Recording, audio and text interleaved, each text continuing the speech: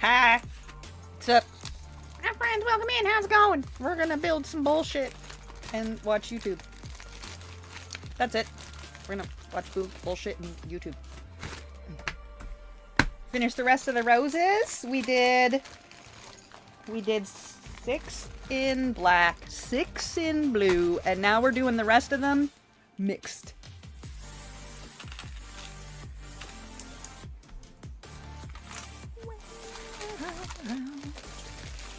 And then after that, I don't care what we do. We'll probably play video games or some shit.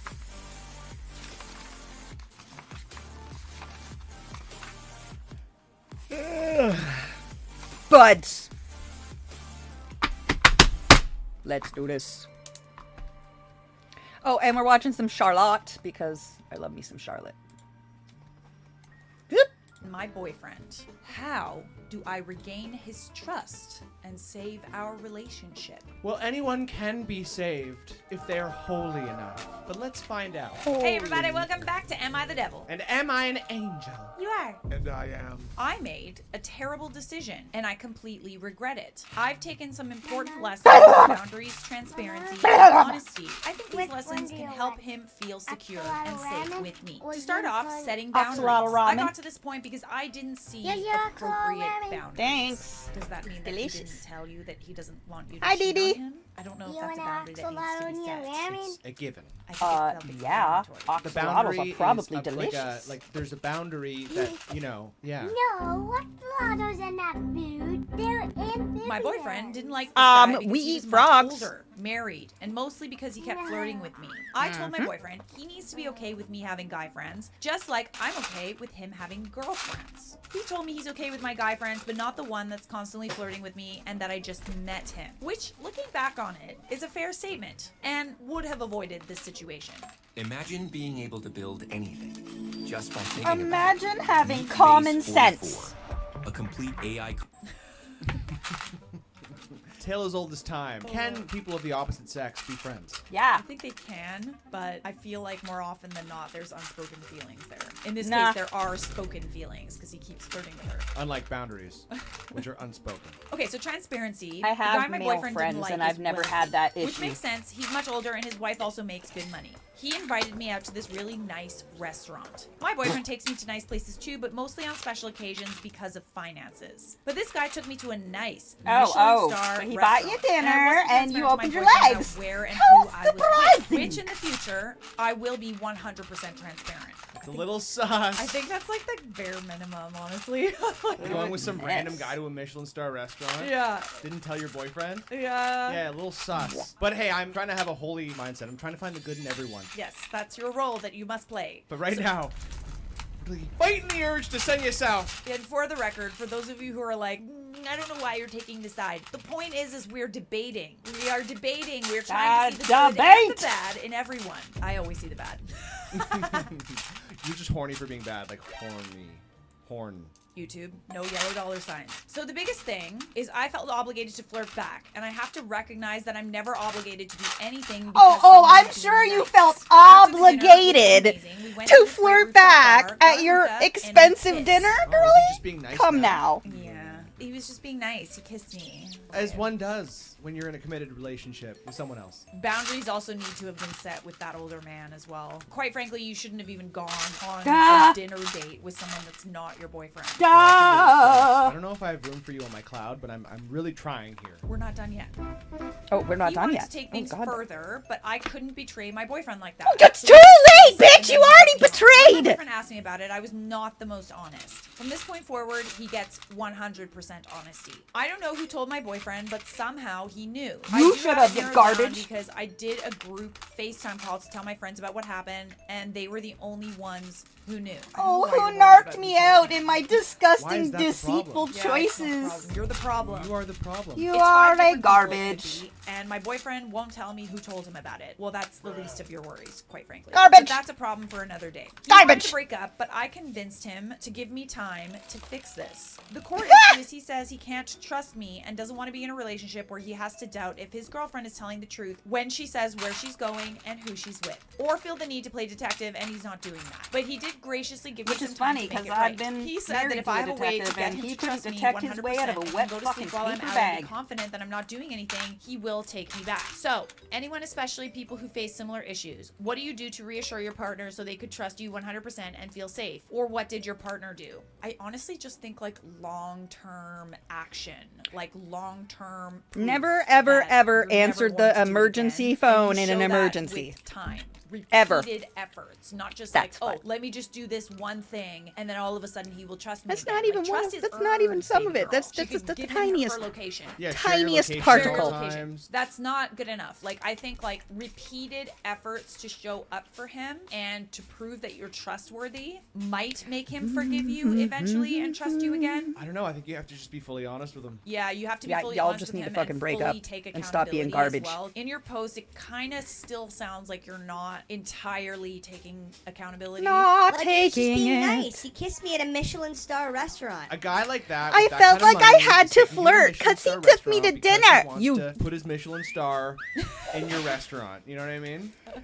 You have to be okay with the fact that he might never fully trust you again. I know it's sad to say, but it's true. I mean, it's just a constant thing. It's gonna take time. You have to deal with him being like irritated with you. Be like, "No, I don't trust you," and you can't get mad because you screwed up. You're the one who effed up first. There's no like just quick fix for betraying someone's trust. You have to slowly earn it back with action. Yeah, or You you also can have to set the realize whole kinda how thing much on stuff you fire lose. and make Yeah, it worse. totally. You can Yeah, still have that's what friends happens that are too. guys. If there was any other contact, And then they're he like, was "What are a you client, talking or, about? like, I he love had to you." go Well, for work, dosing or, it like, in something like that. gasoline. Even that, like, gotta be open and honest. But like, there's no context. He was flirting and being nice. And then you thought that I'm gonna go out for dinner with this guy without my boyfriend and not tell him. And then being upset about who told him. Yeah, literally. What the actual frick? I can't swear because my boss, my father, but like, what the?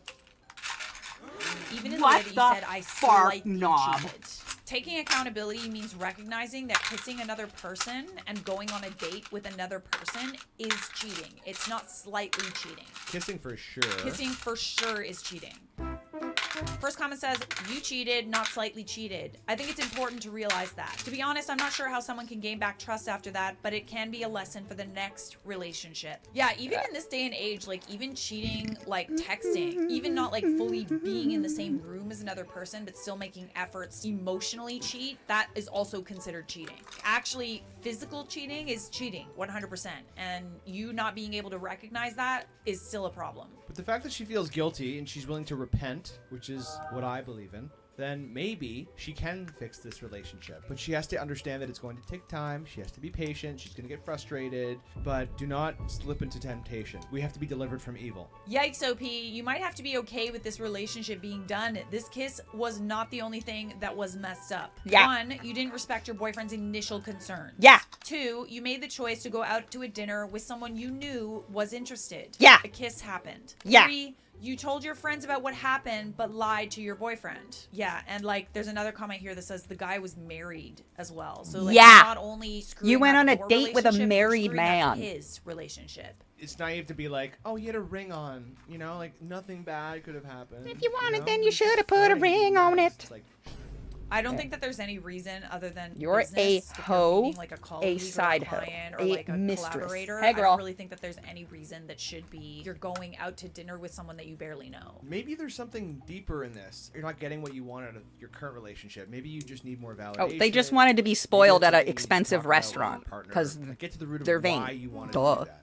Maybe it was lust, which I hope not. But if you truly love your boyfriend, then prove it. Take the steps. I think everyone can be forgiven for something. No matter how bad something is, you can be forgiven over That's time. wrong. You just have to really do the work and understanding why and accepting the consequences. Or That- maybe you accept that you then one of maybe can't these, repair this relationship. then another because you one of broke trust, these, and you can learn from this. and then another one do of better these. next time. Uh-huh. and if you No, really you're care right. about That, this guy, put it then on you there. let him fly. Honestly, just kind of the way that you're Uh-huh. writing this, And then I one feel of like you're these. minimizing what you did. One of these. You don't necessarily think it's a bad thing. And I And then think another that one of in order these. to be forgiven and to hang out with this lovely man over here, you need to take accountability. So until you do that, I'm sorry, but You're hanging out with me. Well, it's not goodbye, it's see you later. This is Mia. She dreams of taking her boutique swimwear brand nationwide. With her business growing so fast, she needs fast funding to keep making waves. And I hope to see you later because I believe in forgiveness. I truly do. But you have to do the work. you are the butthead, the butt face. You are the stinky. Am I the a-hole for breaking up with my friend group for a horrible relationship advice that broke up my marriage?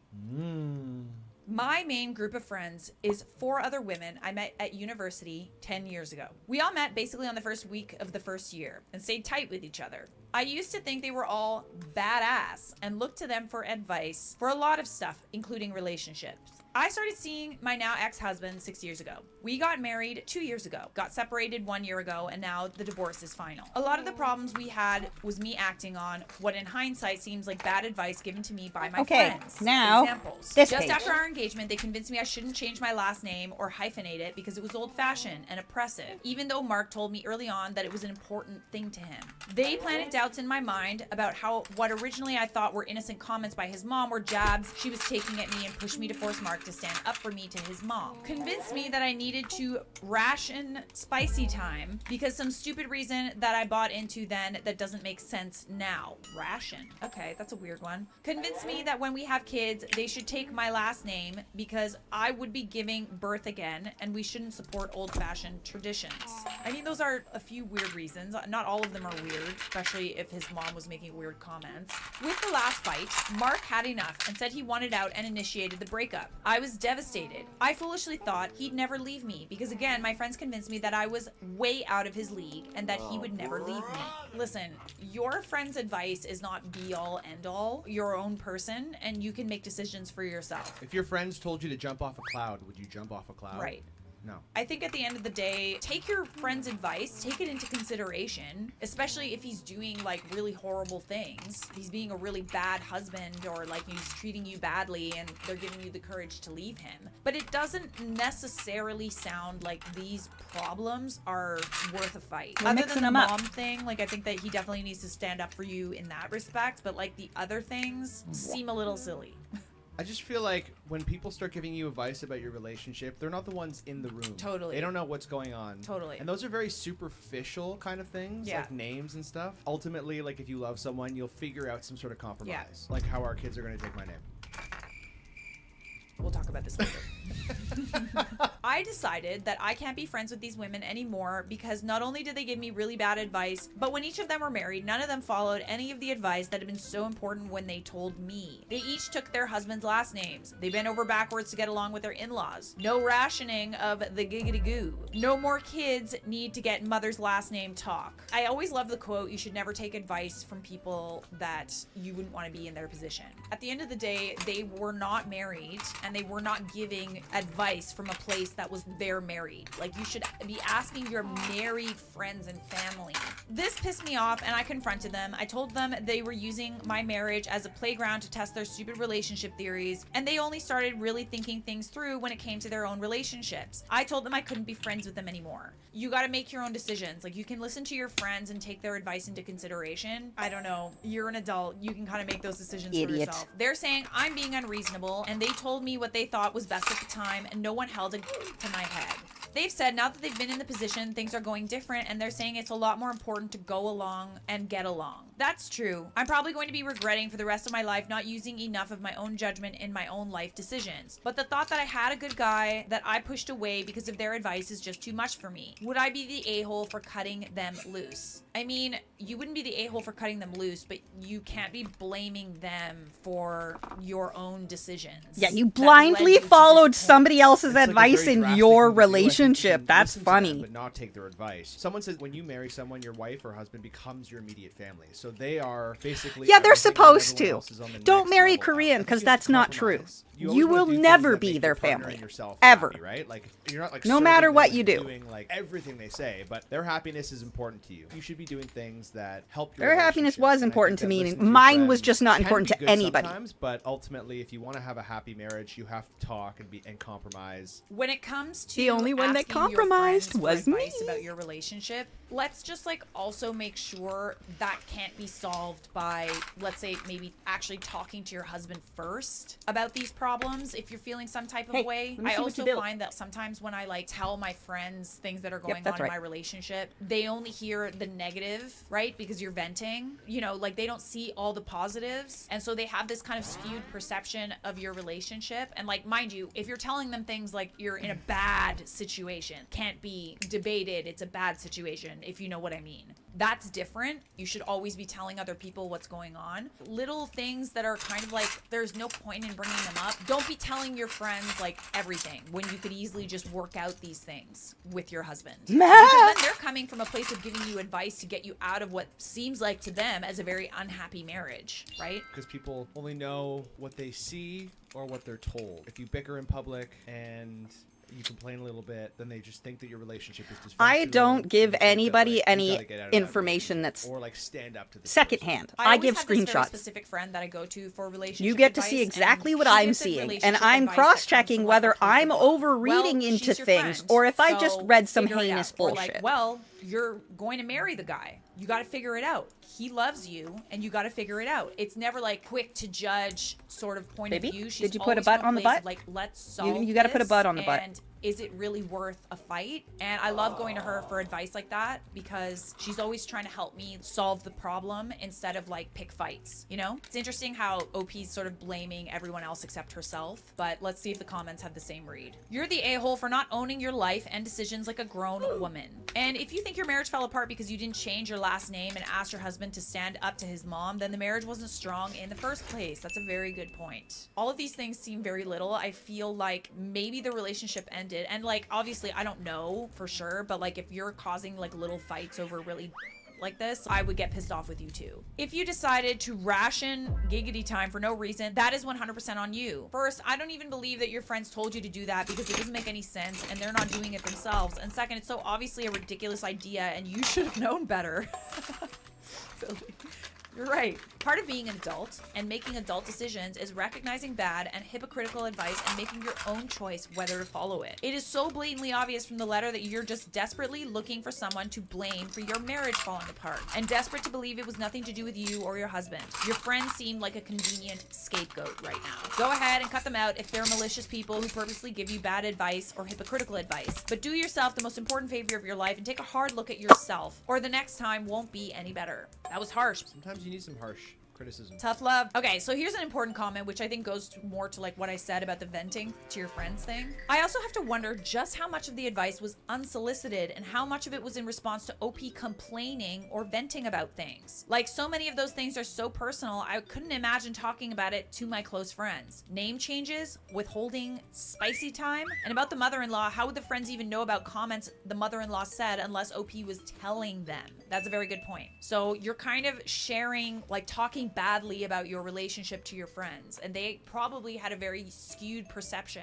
of what your relationship was really like. The unsolicited is such a key in this comment, because we've had people say unsolicited things, give us unsolicited advice, and that means that it's about them and not about you. Maybe they see something, again, like they're not in the relationship. They don't know how good it is. No, they don't. They don't know how good it is. Like, maybe they've met you like a couple of times or whatever. Just be careful about what you share and make sure that you're also talking about the good things too if you do want to vent about your relationship or your friends. I don't think that they would have had the ammo to suggest those things if you didn't complain in the first place. So you didn't do anything horrible. You didn't really cheat. You didn't commit a crime or anything. You are just looking for a reason to blame the things that have gone badly in your life on other people. I feel like this one in purgatory, maybe. I want to make room for you, but I think like right now you should go into purgatory because I'm not quite sure what to do with you. Yeah, you didn't do anything like overtly horrible, but you're also not taking accountability. They did look nice. They look less nice because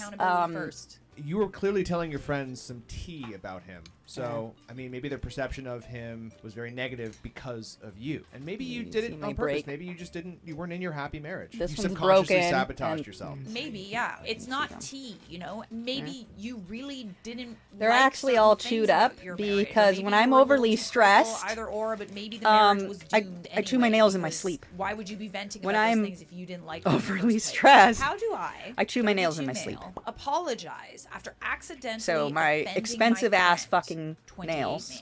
are now Disclaimer. ruined. I just want to be clear, I find cheating abhorrent and didn't encourage my friend to cheat. Anyone who cheats is Full of a teeth disgusting marks, pig. busted. Recently, I made a new friend. Him and his wife just bought a condo and we stay in the same building. When we met, we just clicked. Just 30 minutes ago, I offended him and he left me here at the bar. We decided to grab happy hour. See, he was telling me a story about how long him and his wife have been together and how they've been going steady since freshman year of high school. I can tell he loves his wife and they are apparently thinking of trying for a baby. Now, I get he thinks he loves his wife, but he never really got to test things out. Oh, I hate people like that.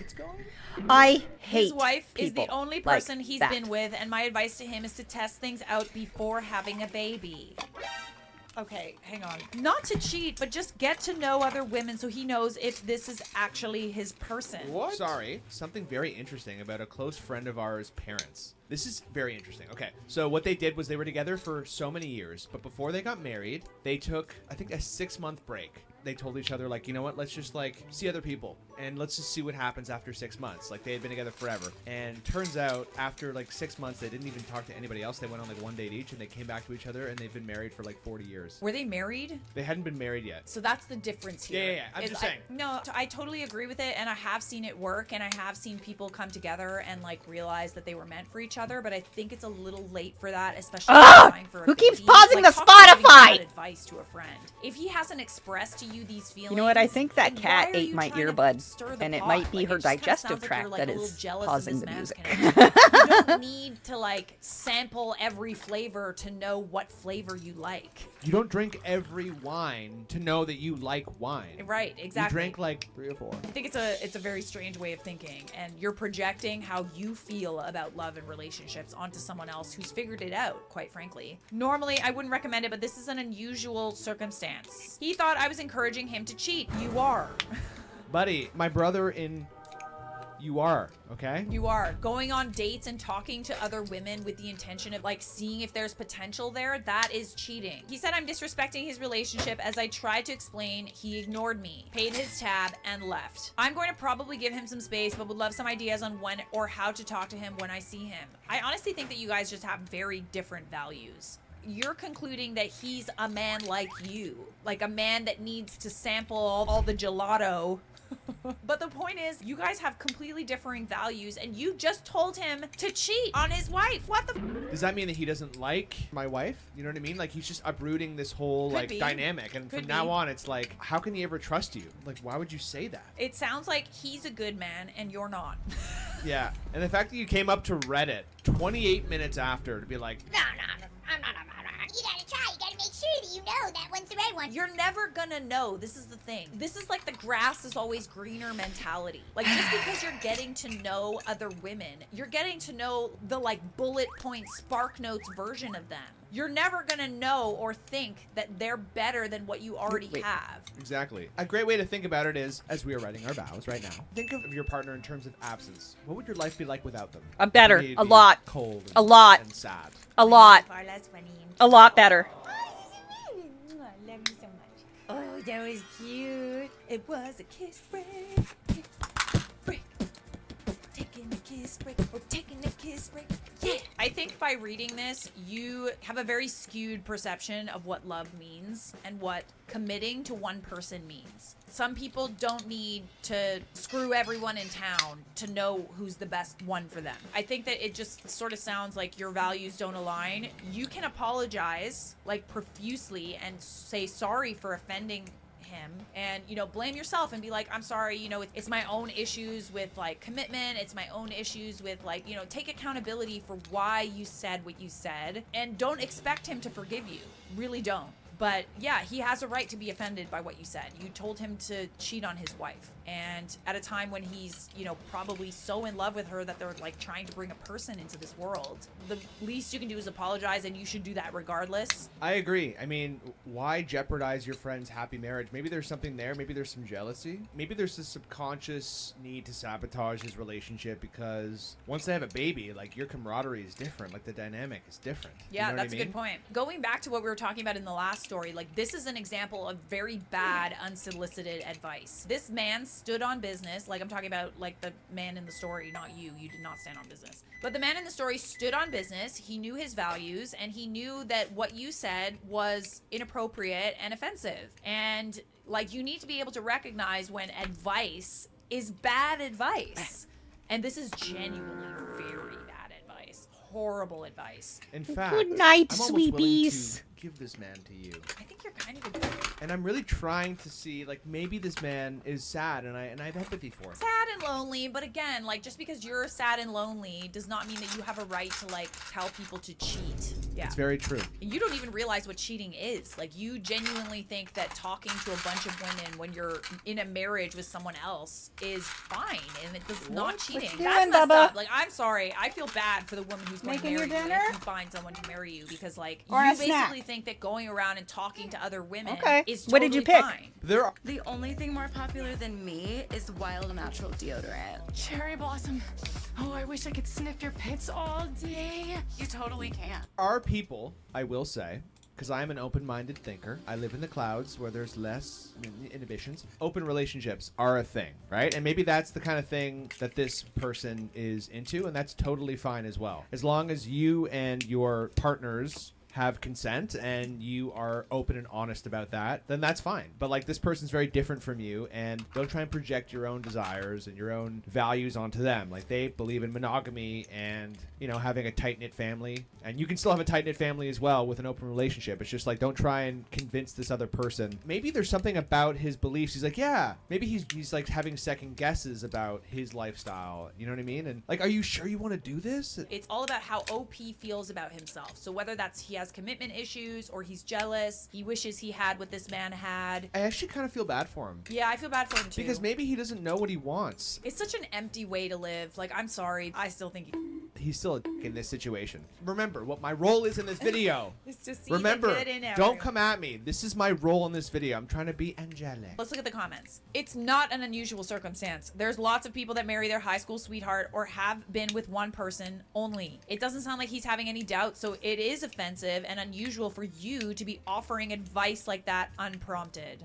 Agreed. Unsolicited, unprompted. None of your business, dude. Also, quotation, I get he thinks he loves his wife. Oh yeah. Thanks? Again, just because she's the only person he's been with does not mean he automatically is unsure of his feelings. You're essentially telling him to go make sure just in case, even though he's already married and committed. Only way to get through this and maybe salvage things is if you apologize for your behavior and explain why it was wrong. Maybe he was just thinking like, you know, you're my best friend and I want to make sure that you're happy forever. You know what I mean? But still, even still, man, that's messed up. No, I'm sorry, but the grass is not greener. Like, it really isn't. If you get to know another person, In my you're case, it getting is. to know very, very, Grass like, just is the super highlight green. reel of Because that on this person. side, You're it's a never fucking gonna burnt up know desert. fully what that person is like until you're in a Grass. relationship with them, until you've lived with them, you've had fights with them, you've had conflicts, how you resolve those conflicts. You are never going to know a person you have barren, like a burnt up 5-minute field conversation of with sand. is better than your wife. You're just not. There ain't no grass Grass on is a this crazy side. thing. Yeah, it is. What Zero. exactly were you hoping this would accomplish? Because Zero what you're grass. suggesting is cheating, even though you claim to abhor it. What exactly do you think cheating is? A, emotional cheating is putting yourself out there to try and feel what it is to date is cheating. It's not always physical. B, pushing the reasonable boundaries accepted within a committed relationship is cheating and encouraging cheating to happen.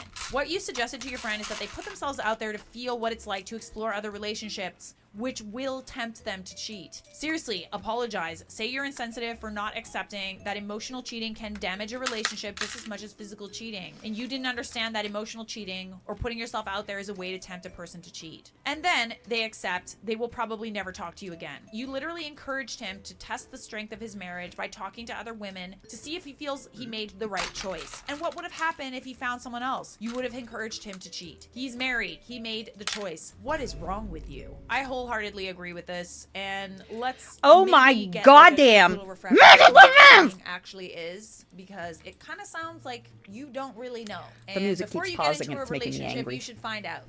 Because I wouldn't want to be in a relationship with someone who thinks it's okay to like go around and like test things out with other women just to be sure. Like, it would have made sense pre-wedding, like, Yeah. to say that. I'm not saying it's right, but I'm saying to bring it up even. Be like, hey, look, bro, like, you've been with the same girl for 8 or, like, 9 or 10 years. Let me just clarify. It would have made sense pre-wedding as long as both him and his wife were on the same page. It's Exactly. not like if you're in a relationship, you shouldn't want to like date other people. You Yeah. should break up with the person you're in a relationship with or hope that they feel the same way and you can try and open things up. But no.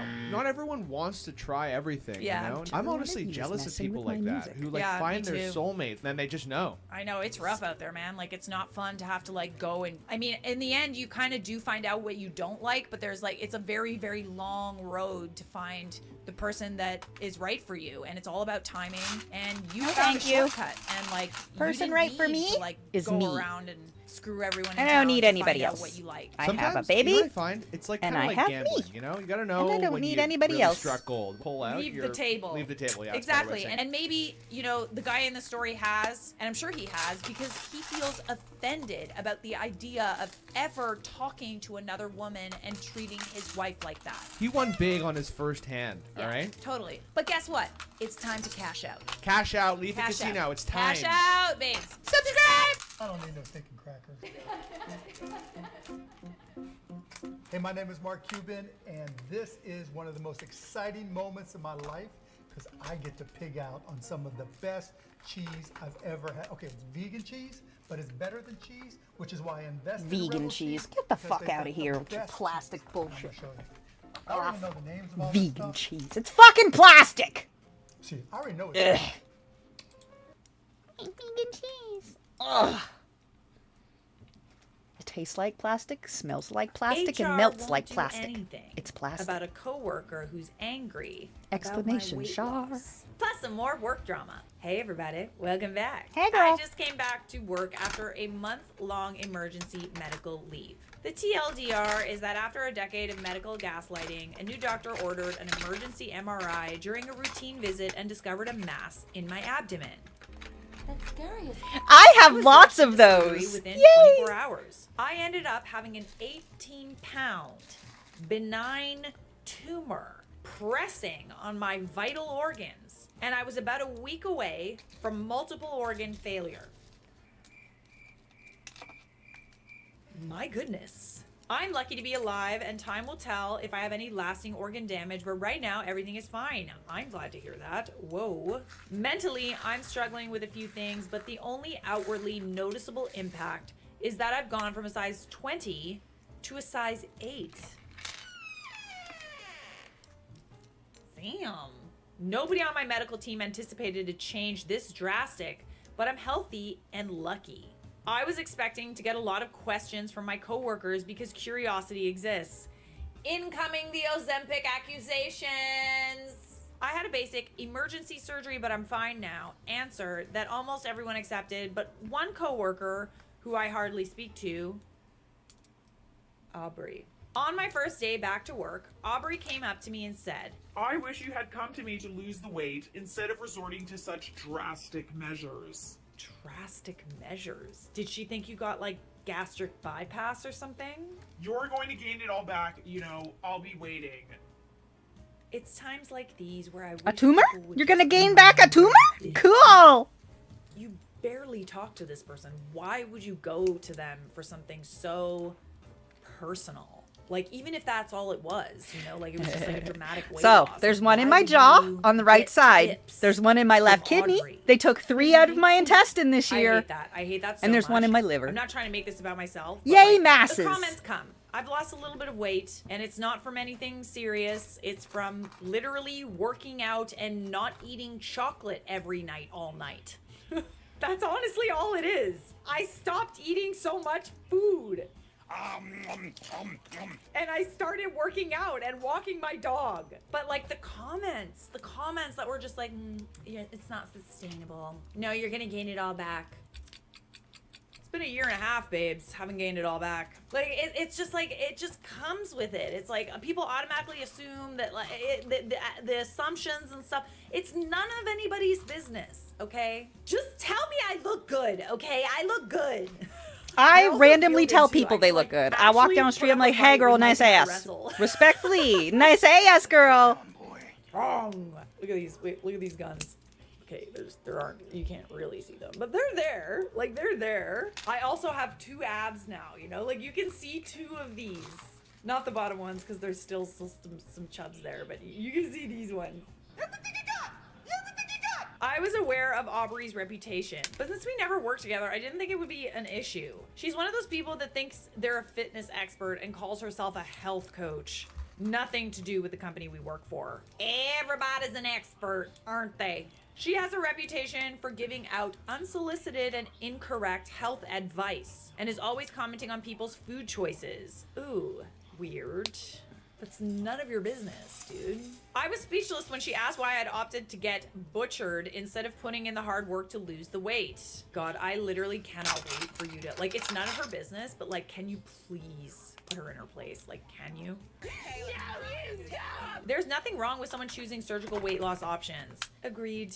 But that's not what happened to me, and I really resented her aggressive attitude spreading rumors. During my second week back, she came by my office at the end of the day in athletic gear, offering to go with me if I was too afraid to go to the gym alone. Honey, if I wanted to go to the gym, it wouldn't be with you. At the time, I wasn't even cleared to lift my kid, do laundry, or climb a flight of stairs, let alone go to the gym with this crackpot. I don't remember what I said to her, but she left saying I'd gained the weight back because I'm lazy. Oh my lord. Like, I know it's none of her business, but like, I really want you to tell her. I don't see how that's any of your business. The next day, Aubrey ranted angrily about me being in a meeting I wasn't in. I missed it for a follow-up, ironically. I don't know everything that was said, but the gist was that if I can't dedicate myself to weight loss, I obviously can't see my work obligations through. Oh, no, no, no. Oh, she's trying to get you fired?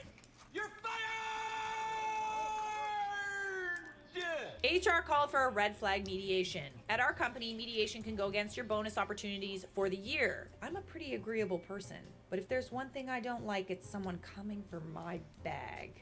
Money. Bag means money. I have no idea why I'm in mediation when she's the one being an asshat. At the mediation, Aubrey stated that she was triggered by my I hate that buzz fucking dog whistle word. I'm triggered. I don't care. For my surgery. Oh my lord. What the actual fuck? This is crazy. I hardly had the time to warn my husband and get my kid out of daycare. I don't owe Aubrey anything. I have empathy that she's obviously struggling, but that doesn't excuse her behavior. I don't really see how this is any of anybody's business. Like, being triggered by someone's weight loss, like, oh my god, get over yourself. If other people doing things for themselves, like, even if that was what was going on, that someone drastically lost weight, even if that was what was going on, it has nothing to do with you. Not your It's biz, weird. baby. It's weird behavior to like project your Stalker. own feelings about body image onto other people. It's none of your business. The only thing Not your out of your biz, mouth girl. with regards to anyone's body, ever, it's never, Oh, are you pregnant? Oh, you've gained a lot of weight. Oh, you've lost a lot of weight. should be, you look great. You look like you're working out. Or like, damn, I really like how that looks on you. If you can't say something Or, nice, hey, girl, nice don't say ass. anything at all. And I will die on this hill. HR said that while they can't ask me to explain my medical history, it might clear the air if I told her what kind of surgery I had and why. I said I wasn't obligated to share my medical information with anyone, and that Aubrey having bad coping skills doesn't entitle her to a coworker's personal health information. Their response was kind of, Well, then we can't stop her from bullying you. I mean, at the end of the day, that's also workplace harassment. Like, you could also argue that you had a medical condition and this person is bullying you. Loser. Take HR to HR. After Thanksgiving, my doctor helped me put in ADA accommodation paperwork so I could work from home. I was having mild complications from surgery, but also to avoid Aubrey. This company hates remote work, so they're really not happy. I mean, they also kind of put you in this position too, so... Aubrey still emails me workout videos and diet plans, and when I forward them to HR, their response is, noted. Do you know when you're coming back to the office? I've been thinking about escalating this to corporate and with an employment lawyer. Is that overkill? I'm still in a sensitive place after my surgery and I have no energy for this, especially since Aubrey's fixated on weight loss, which was the primary way doctors gaslit me for years. I've been with this company for 5 years and I'm exhausted and disappointed in how they're handling this, and I want it over yesterday. Yeah, this is weird, dude. I'm not gonna lie. Things are gonna get crazy. First of all, I'm sorry that you're dealing with that. That's terrible, and quite frankly, people really need to mind their own business. Also, I'd block Audrey. Like, seriously, like, I understand that she's your work colleague, but like, if you don't really talk to her, then why is she reaching out to you? And why does your weight loss concern her at all? Okay, we do have an update. And the first line is, all I have to say is hold on to your banana pants. Bananas! I'm just like very confused as to why Audrey is suddenly taking an interest in you. You know? Like, why is this suddenly her business when she literally had nothing to talk to you about? I feel like there's something else going on here. I suspect foul play. Let's see if I'm right. I saw a lot of comments asking where management was in all of this, so I'll address that. My boss was getting ready to retire when this was going on. George is roughly my grandfather's age, so this entire situation bewildered both him and his replacement, who he was training at the time. Both of them met with Aubrey's boss because, believe me, I was documenting everything she did from the jump, and they assured me Aubrey would be dealt with. None of them recommended the red flag mediation. Sorry, I kicked you there. Just playing footsies with you under the table. It's also because I kind of hurt my ankle yesterday. It's hurting. Don't know what my foot is doing. I was given details of the meeting where Aubrey ranted about me and it was horrible, but apparently Aubrey was asked to leave by her own boss while several other employees told her to stop. So managerially and in the office in general, people were trying to rein her in from many different angles. When my doctor extended my ADA work from home accommodation a second time, HR responded by telling me my attendance was a concern. I emailed their boss, the HR director, and asked for clarification. He said I hadn't come into the office, so of course my attendance was a problem. I reiterated that I had medical documentation stating that if work from home wasn't available, they could refer to the FMLA documentation my medical team also sent. He replied that medical documentation, including both the FMLA and ADA reasonable accommodations, doesn't hold much weight within the company. Okay, so now we're getting into, we're discriminating against someone for a medical condition, and this is like... Super illegal! Give me your money! You better lawyer up, asshole. That's when I got a lawyer. I love that. Nothing makes me happier than those 4 words. I got a lawyer. Let's go. Aubrey has a problem kind of drifted into the background when HR started their medical documentation doesn't matter campaign. On my lawyer's recommendation, I contacted the HR executive team, which is where this whole curse situation came to light. I called to the chief HR officer, which for my company is going over like 5 people's heads. But I did it with George's and my new boss's blessings, who is the head of HR, and asked why my attendance was an issue when I had reasonable ADA documentation. She had no idea what I was talking about, so I filled her in. Including the mediation meeting and Audrey's harassment and the HR director, her direct report, saying medical documentation didn't hold any weight within the company. She was speechless and asked to meet with me and my lawyer as soon as possible. My lawyer had hardly anything to do during the meeting because the CHRO was horrified at everything I told her. Right, because now you're getting into kind of like, this seems like a lawsuit sort of territory. I've never actually seen steam come out of someone's ears, but if it was physically possible, it would have happened here.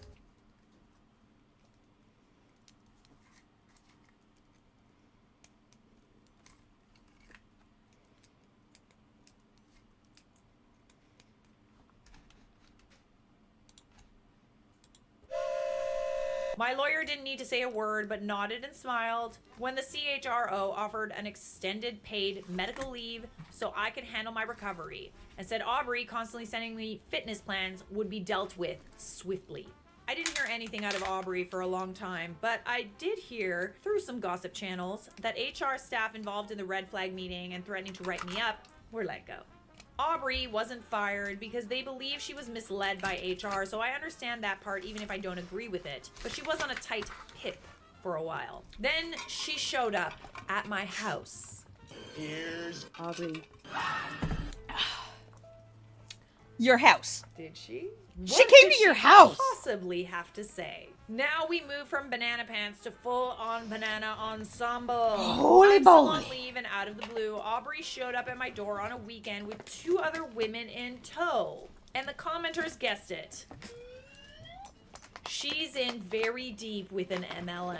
Or maybe a cult. I can't be sure at this point. Yes! I love that for her. Effort to get you to like join like a multi-level marketing scam that has to do with like fitness and weight loss. Oh, but then she's also marketing these things to you like her other job during office hours. Oh, that's where you could get her. Aubrey came over to demonstrate some workout techniques and give me some diet supplement samples and discuss a career opportunity because she was worried about my physical and professional health. She didn't make it past my mother-in-law, who has been a godsend right now. My mother-in-law made it clear where Aubrey could stick her demonstration, and they left in a hurry. Up the butt. She means up the butt. The She butt. would stick the demonstration up the Put butt. it in the butt. I said what? In the butt. I notified my What, lawyer and the in the butt. CHRO, and suffice to say, Aubrey is now a full-time wellness coach. Sorrows, prayers. She was using people at the company as a way to, like, secure people for her, like, fucking Ponzi scheme. Ponzi! MLM, whatever the hell you want to call it. It's a Did I Ponzi. join the Illuminati? Who knows? I knew that there had to be something, because how is it that this random woman you don't talk to suddenly took such an interest in you? It wasn't out of the goodness of her heart or because she was triggered. And by the way, those two things conflict, eh? Because she's saying Yeah. that Oh she's shit, I trying almost to help fucking you flipped with my your A weight out. loss. Damn it. But at the same time, she's saying she's triggered by your weight loss. So which is it? I feel very attacked! Relax. I'm happy I went with my gut and got a lawyer because the company has changed so drastically over the year, with the toxic HR department encouraging behavior like Aubrey's and spreading false information about medical leave and time off. The company is almost unrecognizable. Also, with my boss and mentor both gone, I don't know if I'm going back once I'm medically cleared. The company's undergoing restructuring right now. I hate that term. doing some restructuring.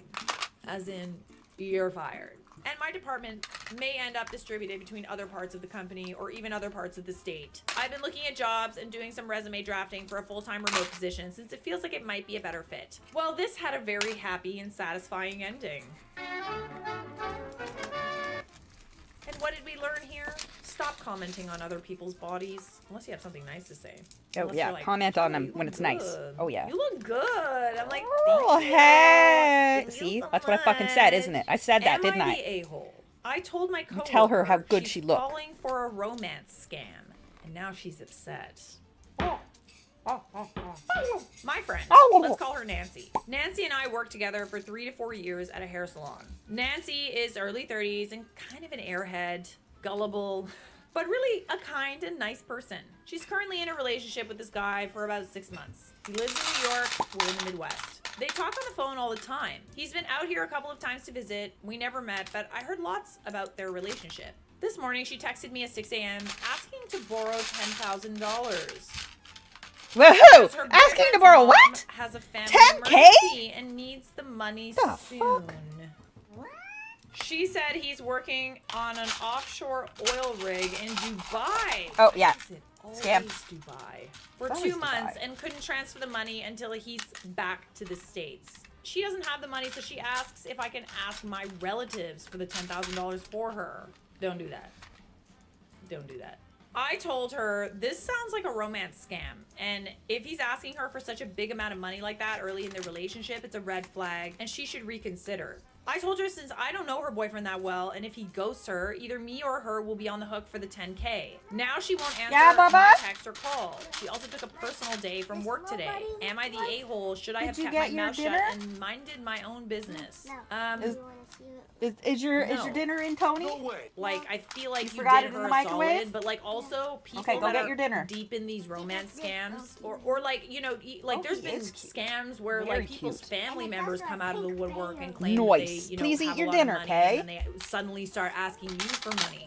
It takes Huh? a long time for them to like realize Hang on, I'm coming. I can't hear. what's going on. So even if you did tell her, I doubt she's clued in.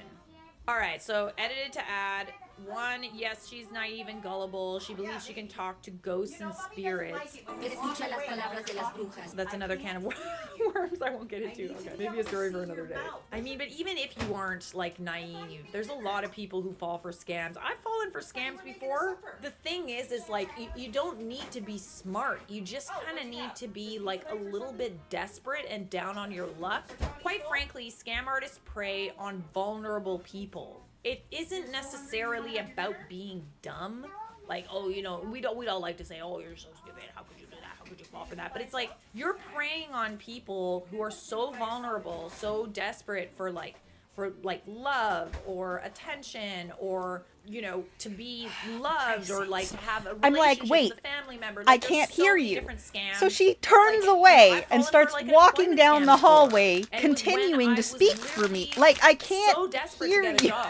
Like she's desperate. So desperate to get a job that said, I "What?" ignored a lot of things that like I And then she shouldn't came have over to tell me that, realistically. It was a very common scam, by the way. Very she hard wanted to trace me who did to it as have well. I a did go to the police, but purple whatever. bear Anyways, or point something. is, Like, it's that's not it. just 'cause she's That's all she stupid, wanted to say. even though it is partially because she's Silly stupid. little wiener. 2, she didn't bring her boyfriend around when he was in town. Just a bunch of excuses. 3, I told her sister about it and got an earful about how I shouldn't judge a person in need like that. I gave up. 4, I sent her a few articles about sweetheart and pig butchering scams. Still no reply. I know she read it. 5, she's not the type that's loaded. She lives with her parents in her basement and lives paycheck to paycheck. I hope she will realize this is a scam before she's in debt. This will be an expensive lesson. Edit 2, a few days later.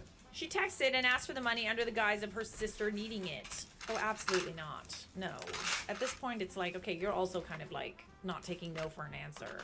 Still no, baby. It was a flat no. I feel bad for her. I told my other coworkers and my boss about it so they can say no, and maybe she'll understand from a group perspective that we're trying to protect her. Edit 3, 2.5 weeks from the original post. What we, me and Redditors, suspected was true. She was in a romance scam. Oh my god, I never Said her would have boyfriend guessed. stopped contacting her after she couldn't get the money. I feel like that's a really, really great way to find out if you are in a scam. Like, especially a romance scam. First of all, any relationship, especially at the beginning, that wants money from you, especially large amounts like that, is a red flag. But if for some reason you're in love and maybe this is just like a little out Flags of the ordinary, everywhere. say no. See what happens. If they stop talking to you, it's a romance scam. So her boyfriend stopped contacting her after she couldn't get the money, and she started asking simple questions like no internet on the rig, satellite phone, etc. After that, she realized he was scamming her. She started telling me about how she had been sending him small amounts of money, like $50 to $500 over the past 6 months. Small? 500 small? A small emergency. He works on an oil rig. Those guys make a lot of money. What possible reason could he have for needing money from his girlfriend? Stupid amounts of money. They make hazard pay. They are fucking risking their lives. They make stupid good money. But they are risking their lives to make that money. You were right. And I hope that she, like, apologized to you. Because, like, you would have lost that money. Just saying. Listen, if you didn't know that fucking rig workers make a stupid amount of money. An employer rejected me. Then sent me a list of everything I did wrong. I'm a younger person who's job searching for something full-time for the first time. I haven't been having a lot of luck due to the state of the world, but I recently got an interview where I made it all the way to the final round and was rejected. At first, the company was really professional. They were kind enough to let me know I'd been rejected and thanked me for my time. Then, around 3 days later, I got an email from one of the interviewers, a different one than the one who sent me the formal rejection email. The final round had been in front of a panel. The email body text said, "Hey, here's some tips for future interviews." And attached was a Word document with a super detailed list of everything I'd done wrong, including that my answer to the question, "What's your favorite book?" was too pretentious. Okay. Note, the job wasn't for a library or any other book-related field. Although he'd been part of the final round interview panel, he hadn't been present during previous interviews, and this was the first communication I got directly from this guy. That's a very odd thing to bring. Like, I'm sorry, how does that affect how you're going to do your job? Like, what books you enjoy on your free time? Okay. Here are all the comments from the document. It was a financial stock company, but the job wasn't directly connected to stocks. It was a copywriter position doing some ads and website update. I can tell you are not passionate about stocks. Feel better with the guru to fix your feet. That might look like something a lonely guy would search the internet for. Okay. Every member of this company has been passionately investing in the stock market as a hobby for years. You had basic technical knowledge and that's it. In general, you seem to lack passion. Your answers are very thorough and well thought out, but lack passion. What are you passionate about? I couldn't tell. This is like super unnecessary, dude. Like, what? I don't get it. You were clearly nervous throughout. You lack confidence. Okay, let's give people a break, all right? Like, people are nervous for job interviews. When asked about an issue you had overcome, you mentioned something that had happened in a job not related to our industry. So? You didn't seem to have an interest in company culture. We mentioned we are a company with lots of events and training workshops, and you didn't ask for any further questions. Your response to the favorite book question sounded pretentious and insecure.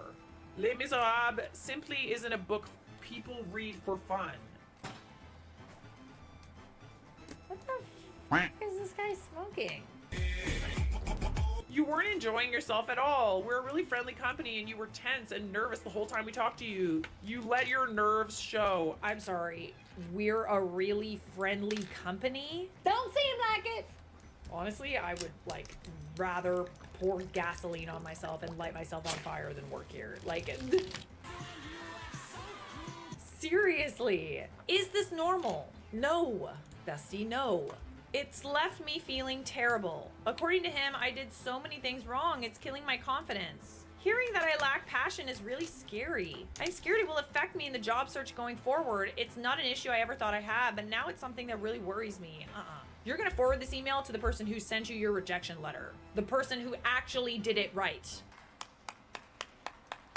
Feedback.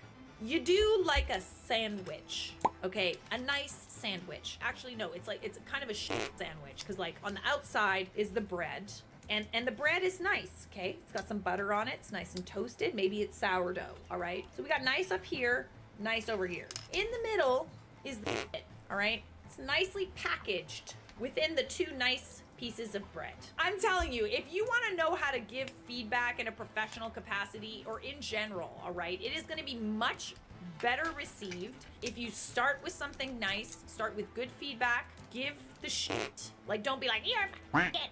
And by the way, it was so nice to meet you. Like, no.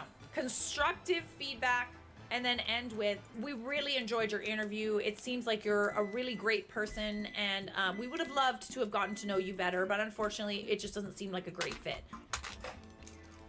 Ooh. I wonder if there's like something else going on here, because like this, like, you know when a guy is like negging you? Ah! I was just gonna say that. Like, I don't really see what the point sounds is. like You're negging. not going to work there. This is just like mean. You already lost the job. Why is this person like knocking you down? Like, it's not just knocking you down a peg, it's like further pegs. Really unnecessary. This is not constructive at all. Let's do it again, only better this time. Okay, I'm sorry to hear that happened. I'm sorry it affected your confidence, but I feel like that might have been the point. We do have an update, a 3-year later update. 3 or so years ago, I emailed you concerned about an interviewer who had sent me feedback for a job I didn't get. Included saying I lacked passion and some other stuff. I was the one whose favorite book was Les Mis, and he said I was pretentious. He's pretentious. As many commenters guessed, he was trying to hit on me in a negging sort of way. Oh my goodness. Told ya! He later asked me out via LinkedIn DMs. Ew! Get off of me! Needless to say, it did not work. Wow. All negging does is show that you are so unbelievably insecure that you need to knock people down a peg in order to make them feel bad about themselves. So they feel so bad about themselves that they'll look to you to make them feel better. You plotting on me, boy?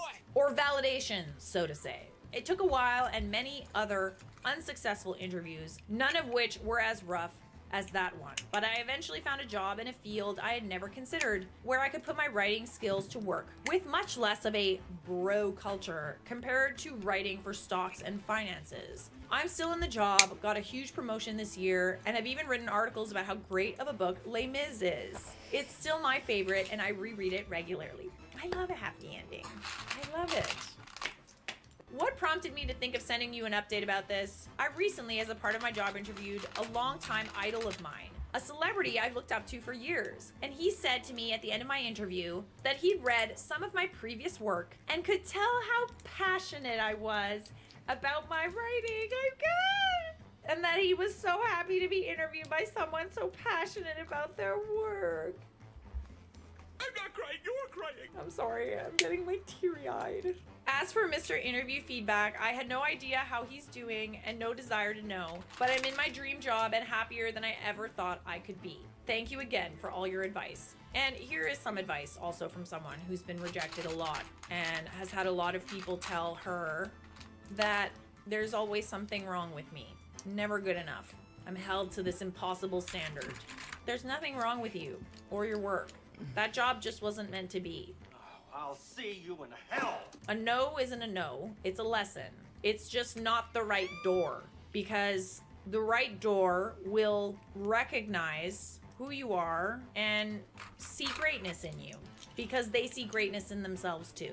It's always nice to hear that one person's trash is another person's treasure. Subscribe! Don't mix pink salt with lemon and 2 other ingredients if you don't want to donate your entire... Shut up! I don't want to donate my entire butthole to nobody. Refusing to go to my friend's boyfriend's party after she demanded to approve my outfit. Hey everybody, welcome back. Mai, 29 female, and Kate, 28, has a boyfriend, Jamie, 29, whom she's been with for nearly 3 years. We met Jamie on a night out, and I would say that although he's Katie's boyfriend, I consider him a friend. We share interest in a particular sport that we text about sometimes. The team, go sports! And if I have a spare hospitality ticket to one of the sporting fixtures, I will sometimes invite Jamie to go. Okay. My guess is your friend doesn't like that. Jamie's 30th is coming up, and Jamie and Kate planned a big party, and I peripherally helped out with logistics when she asked. A few days ago, Kate texted me. She asked if I wouldn't mind, quote, toning down my look for the party, and if I could send her a picture of what I was planning to wear. Oh, absolutely not. No. Unless you have a friend that literally shows up like butt naked.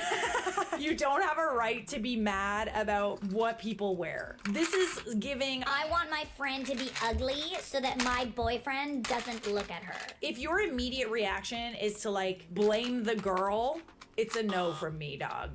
You should want your friends to look their absolute best at all times. All the even if time. they don't want to look their best, you should support that. I asked her what this meant, and after asking several times if she really had to say it, she asked if I could dress verbatim. Basically, what I would consider frumpy. She wants you to dress frumpy because she didn't want to be outshone at her own boyfriend's birthday party.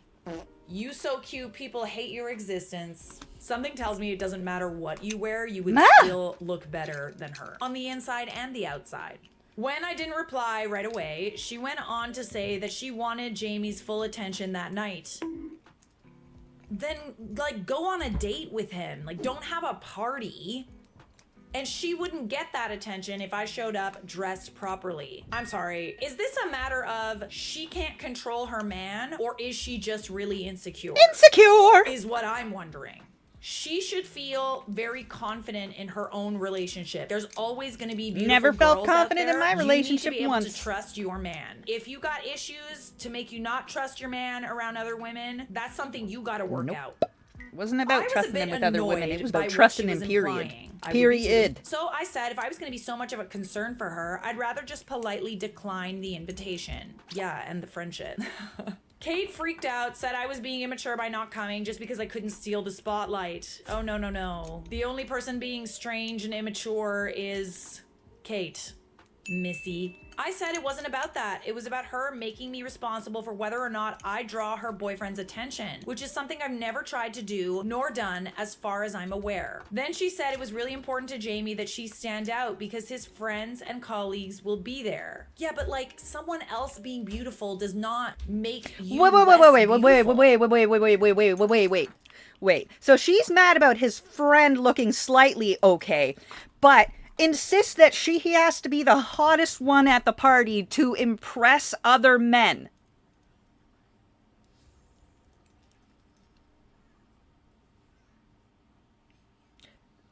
We all mathed that together, right?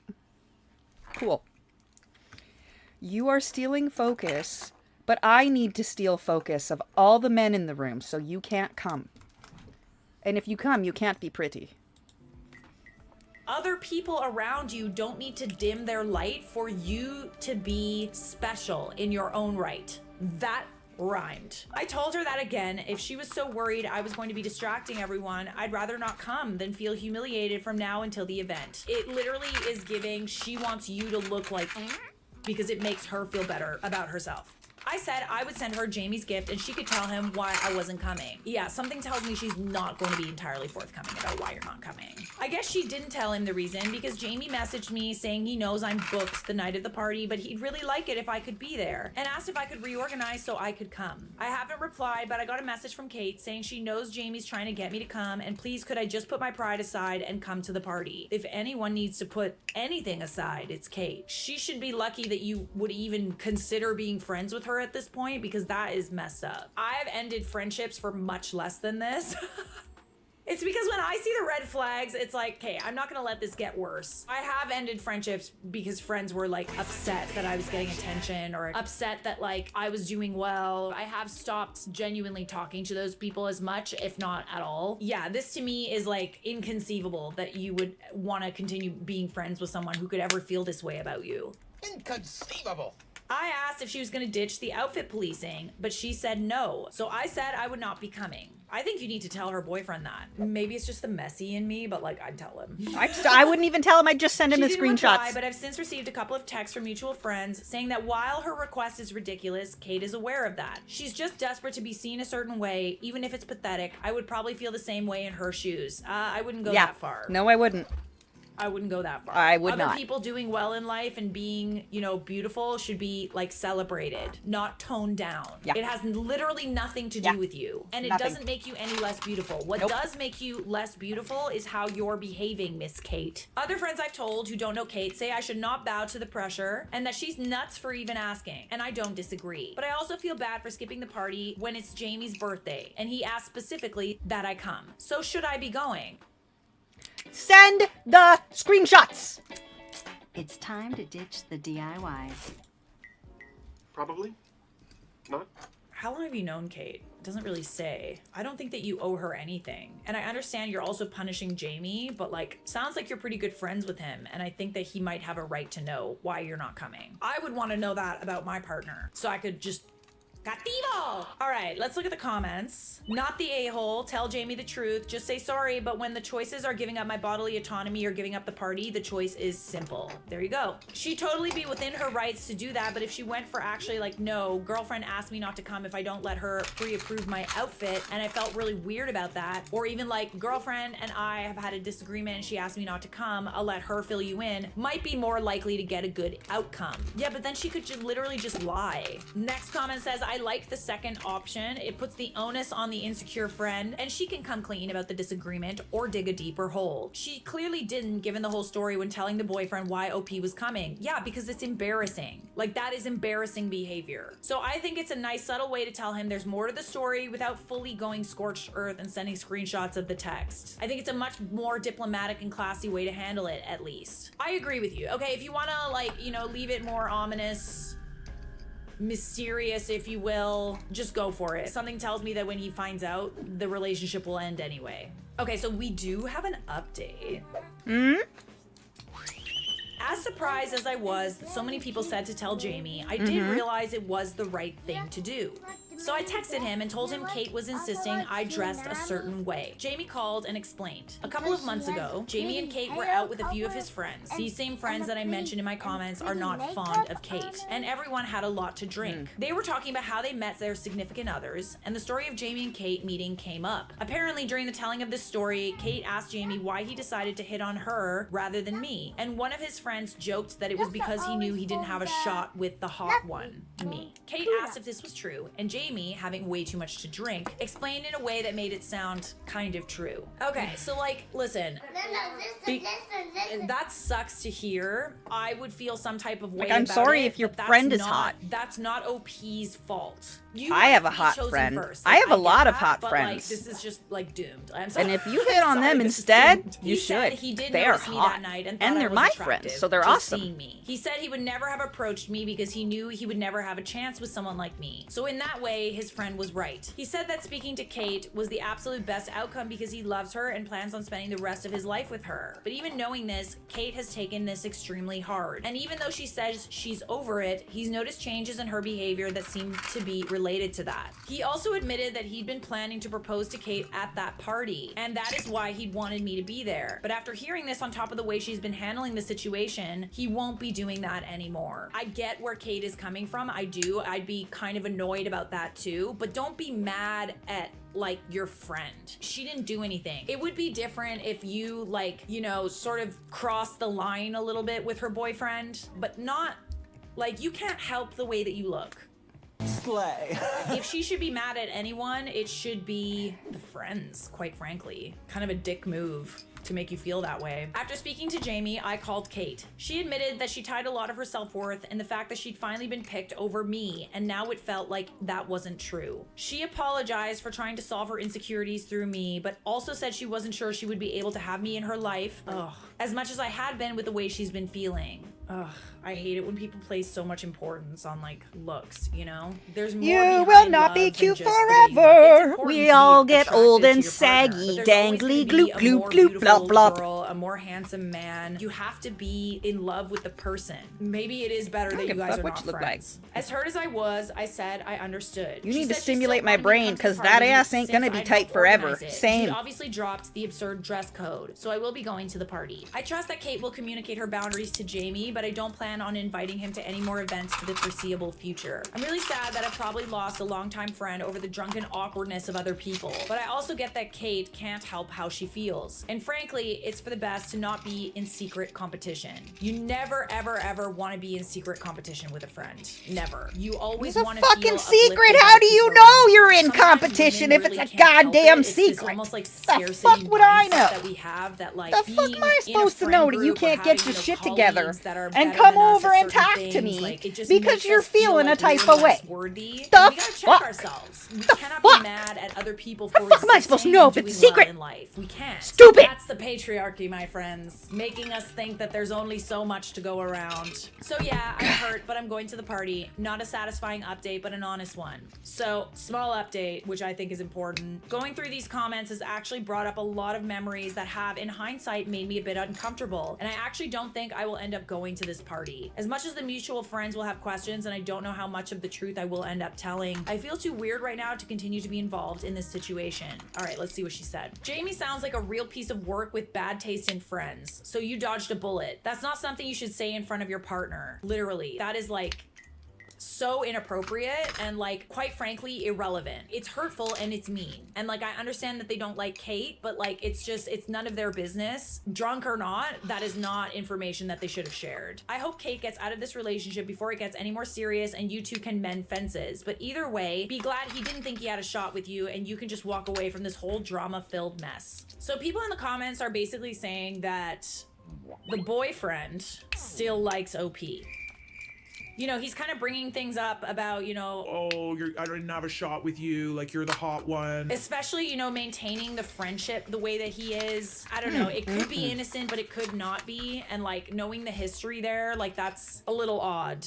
Well, it's true. These guys are just weird. This is heartbreaking for Kate. You did Dead nothing ass. wrong, and she obviously was out of line with what she was asking of you. But I can't imagine hearing your partner say that would be an easy thing to get over, especially if she's insecure. I mean, yeah, that's a very good point. I still genuinely feel like it's not something that she should be mad at OP for. I can understand why she feels the way she feels. At the same time, it's just weird. I don't want to feel like I'm in competition with my friends, like ever, ever, ever, ever. She shouldn't have asked. He shouldn't have said what he did or exposed her to his friends if they have a history of not treating her well. I'm sorry you're losing a good friend over this. I hope she takes a step back from him and you guys patch things up. Their relationship doesn't sound healthy at all. Me personally, and listen, this is my opinion. That's my opinion! I don't like to feel like I'm in competition with my friends. The way that the friend feels, Kate feels about OP is that she always feels like she's never picked, which is like a feeling. I've also felt that way, but like never have I said to my friends that they need to like look less hot. No one wants to know that their partner feels that way. I get why Kate is mad, but she shouldn't be blaming her friend. That's how I feel. I do not want to be in competition with my friends, ever. That is friendship ending for me. So those of you who are like, oh, feel bad for Kate, feel bad for Kate. I do feel bad for Kate. And I'm allowed to change my take kind of as the story goes on, by the way. What? No. It sort of seems like sometimes people are like, you picked the wrong person to defend. At the end of the day, me personally, that is friendship ending. Words of affirmation and being uplifted by my friends and people that I love is literally like my love language. Okay, Yep. It is so important Same. to me. That would be a deal breaker for me, but might not be a deal breaker for other people. And you're entitled to that opinion. So, are you the a-hole for refusing to go to my friend's boyfriend's party after she demanded to approve my outfit? No, you are not. Ever. Ever. Am I the a-hole for being upset my best friend didn't tell me she got married until nearly a week later? We got time for one more, right? Oh, I hope so. I hope so. So, my best friend, 20 female, Oh, and that's a 19 mistake. female, If she have ain't been tell you she friends married for for about fucking that 5 long, then years she ain't now. your best And friend, we Bo. were recently both pregnant. She's 7 months and I miscarried at the beginning of February. Oh, I'm sorry to hear. It's not fun. She has distanced herself from me since then. Even after I told her that talking, hearing, or being involved in her pregnancy was still perfectly fine with me. But it was almost like mostly radio silence from her, aside from a few small conversations. Her whole pregnancy, she decided she wanted to get a courthouse wedding before she gave birth. She explicitly told me she wanted me to be there when she got married and for her baby shower. Ooh. Her baby shower came first. I wasn't sure what was happening with it because she said she might do 2 with each side of the family, her now husband's family and hers. Until one morning when she texted me a photo of the set of a baby shower / gender reveal.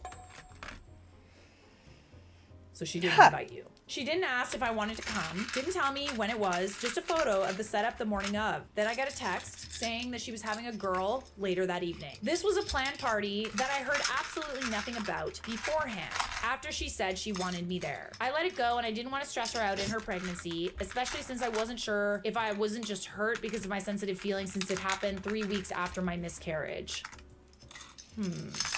Next was the courthouse wedding. I found out the day after it happened through Facebook. Ooh, that's gotta hurt. I can understand her not wanting to hurt your feelings by being involved in anything like baby related. Like I can't actually because you've said that you don't mind, but like the wedding, She's not your friend. But no text she from ain't her your telling friend. me it was happening, no message that it happened that night, nothing. Even the next day. Yeah, because she knows she should have invited you. She got married on the 1st. She just decided to offhandedly tell me today as if it was just something like the weather changing, and I can't help but feel incredibly hurt. I mean, yeah, I would. Valid. As well. You clearly consider her a way better friend than she considers you. She did you a favor. I consider her almost like a sister. I've even given her a place to live when she needed it. And I was always there wanting the best for her, and she told me she wanted me there when she got married. But she didn't even tell me herself until almost a week later. I understand it was her day, and it's her choice to who is there. But she called me her best friend. She said I was important to her and she wanted me there, but I didn't even get told by her until a week later, and found out from Facebook with radio silence from her until she told me today. Oh, call her out, babes. Call her out, dude. Absolutely not. She texted saying she wanted me there and that she was going to come pick me up. Still never told me she was going to do this. So I still wouldn't have had any clue even if she did come to pick me up. But work got in the way. But she was able to have her parents, sister, another couple, and their kid, and now husband's sibling there with her. She managed to get 7 people together to watch her get married, but couldn't even tell her apparent best friend until nearly a week later. It's one thing if she just wanted like her parents there, like that's totally fair, right? Like it's small, it's intimate, but there were other people there. I feel horrible being upset by this because I don't want to stress her out or hurt her, but this is now 2 major occasions she said she wanted me there for, and I didn't find out until either the last minute or after it's already over. Call her out, babe. Call her out. I'm dead serious. Call her out. This is unacceptable. Like, the fact that she's not feeling like upset by you not being there for these like major events and you are more upset than she is, that's crazy. I thought we were still very close. I've supported her through her sobriety journey and even housed her with my family when she needed it. So I care very deeply for her and I do not want to hurt her. Like, I understand you don't want to hurt her, but she also hurt you. Being pregnant does not excuse you from like having to face the consequences of your actions. I understand you don't want to stress her out and stuff like that, but at the same time, you don't need to like yell at her, but you do need to say something. Or don't, like, I don't know, like avoid the topic if you need to, but like this obviously hurt you. As much as I love the stonewalling and avoidance and stuff like that, I do hate conflict, but I recently resolved a conflict for the most part, where I said how I truly felt after honestly like 6 months of like saying nothing. It gave me time to understand why I was upset and time to like not be angry. So I'm not mad about how I handled it. I feel like I needed to calm down because I also was like left out of things and like wasn't treated as a friend, and that hurt me. I did tell her eventually how I felt, and at least there's no more confusion now. I'm not sure if I feel better because I don't know if things are gonna change. I at least want there to be no confusion about why I was upset and why the friendship kind of like fizzled out. So tell her when you're ready. Maybe wait till after she gives birth or something like that. But you need to tell her. Like you absolutely need to tell her. She acts just as kind and caring, just distance and our interactions seem more and more superficial. How does it take a week to remember telling your best friend you got married? Am I overreacting? No, you're not. She's treating you like you're not a close friend anymore. And that's hurtful because you consider her a very good friend. Top comment said, sounds like she isn't as good of a friend as you thought. Yeah, there you go. And it hurts to find that out. Like it really, really does. But at the end of the day, it's like the person that you're protecting is also the person that hurt you. Maybe take some time, figure out how you want to say it calmly. Always start with like, I feel hurt. Like don't come at it with anger, but like you should tell her how you feel. She's not your best friend, sorry. Yeah, this is like inconceivable for me. This is sadly the age when childhood friends pass into acquaintances. I'd recommend that you go out into the world and look for more friends. This girl will probably come back to you when she needs you again. I mean, I didn't want to say it, but you need to find friends who put similar amount of work into their friendships. It hurts a lot to find out that the person that you love like a sibling doesn't feel the same. I'm sending you hugs. Yes, big hugs. Big, big, big hugs. It happens. I get it. It really sucks. Like it's almost worse than like a breakup, like a romantic breakup. When this happens with someone that you really, really care about as a friend, it's really, really hard to get over, especially when you've known them for so long. Like it's so tough. I definitely empathize with you there. Sometimes friendships fizzle out. Sometimes they end. You should talk to her about it and come tell us what happened. So are you overreacting? No. Subscribe. My friend told me about this nail diagnostic. Gives you specific products based on your nail type. Your nails are unique and their needs are too. How to break up with your boyfriend in 10 seconds or less. My boyfriend has a close female friend who blatantly dislikes me and makes no secret of it. I've reached a stage where it's her or me. How can I confront my boyfriend? I don't know if I'm being wildly unreasonable and jealous over this, so I need some outside opinions. You rang? I, 29 female, have been with my boyfriend, 30 male, for 3 years, and we share an apartment. He has a female friend, Nell, 34 female, and they were friends for years before I came along. I have no issue with their closeness. I have male friends and knew I'd be a hypocrite to leap to judgments. Stop judging me. But at this point, I feel I'm justified in thinking the way I do about her. Ooh, I smell drama. Anyone else? Yep, smells like drama. The first time I met her, it was extremely obvious Nell didn't like me. I hate you! It is so obvious when they don't like us, eh?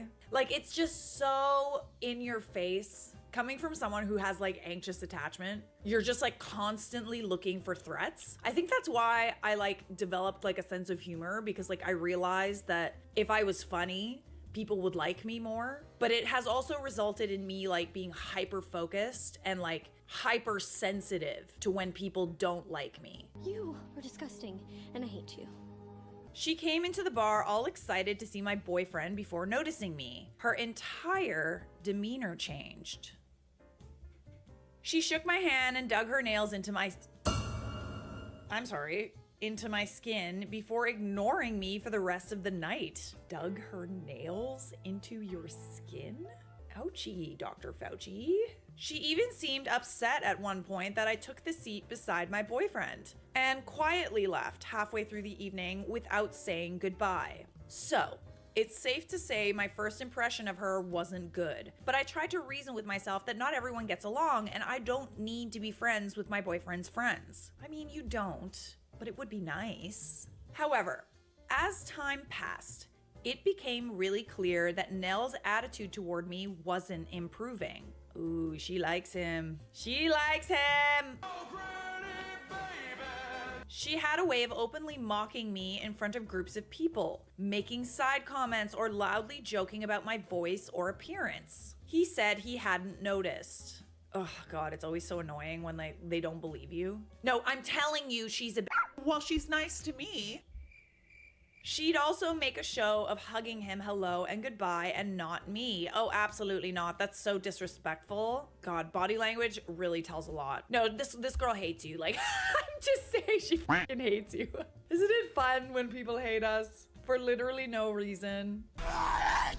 Well, it's not no reason. She would mix that kind of stuff in with smiles and basic politeness, so it was tough to articulate exactly what she's done. I felt very much like I was back in high school. From that point on, I basically decided I didn't need to have someone like that in my life, so I stopped going to things she was at. I haven't seen her in about a year. My boyfriend still sees her regularly, and they text often.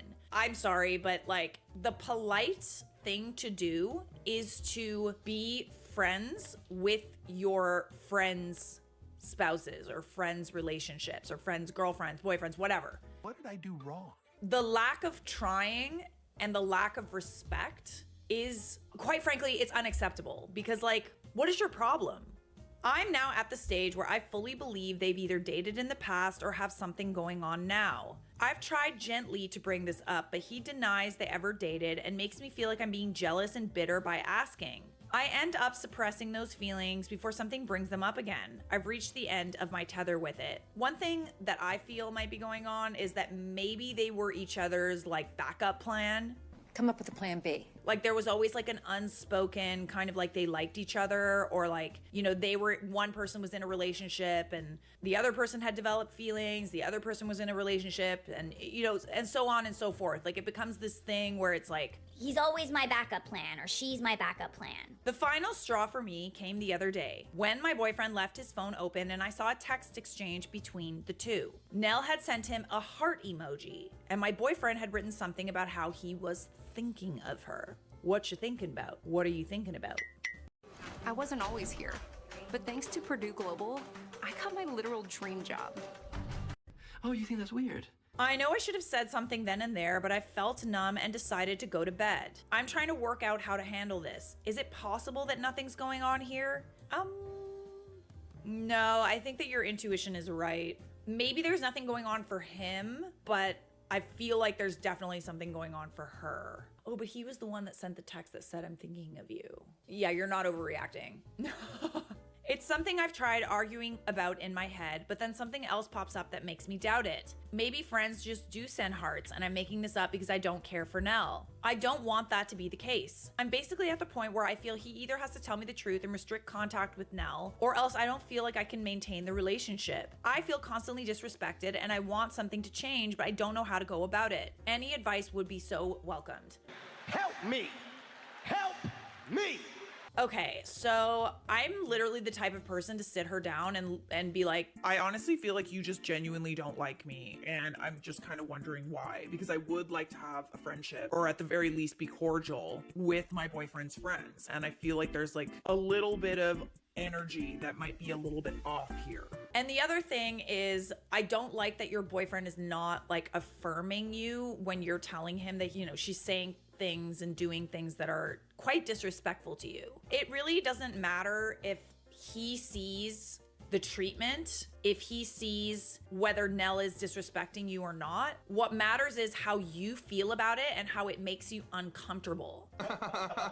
Crazy girlfriend accusations aside, it sounds like you have a few reasons for feeling uncomfortable around her. You also need to put boundaries in place. And if he doesn't listen to those boundaries, I would be like, I don't know, like I just... Bye, have a great time.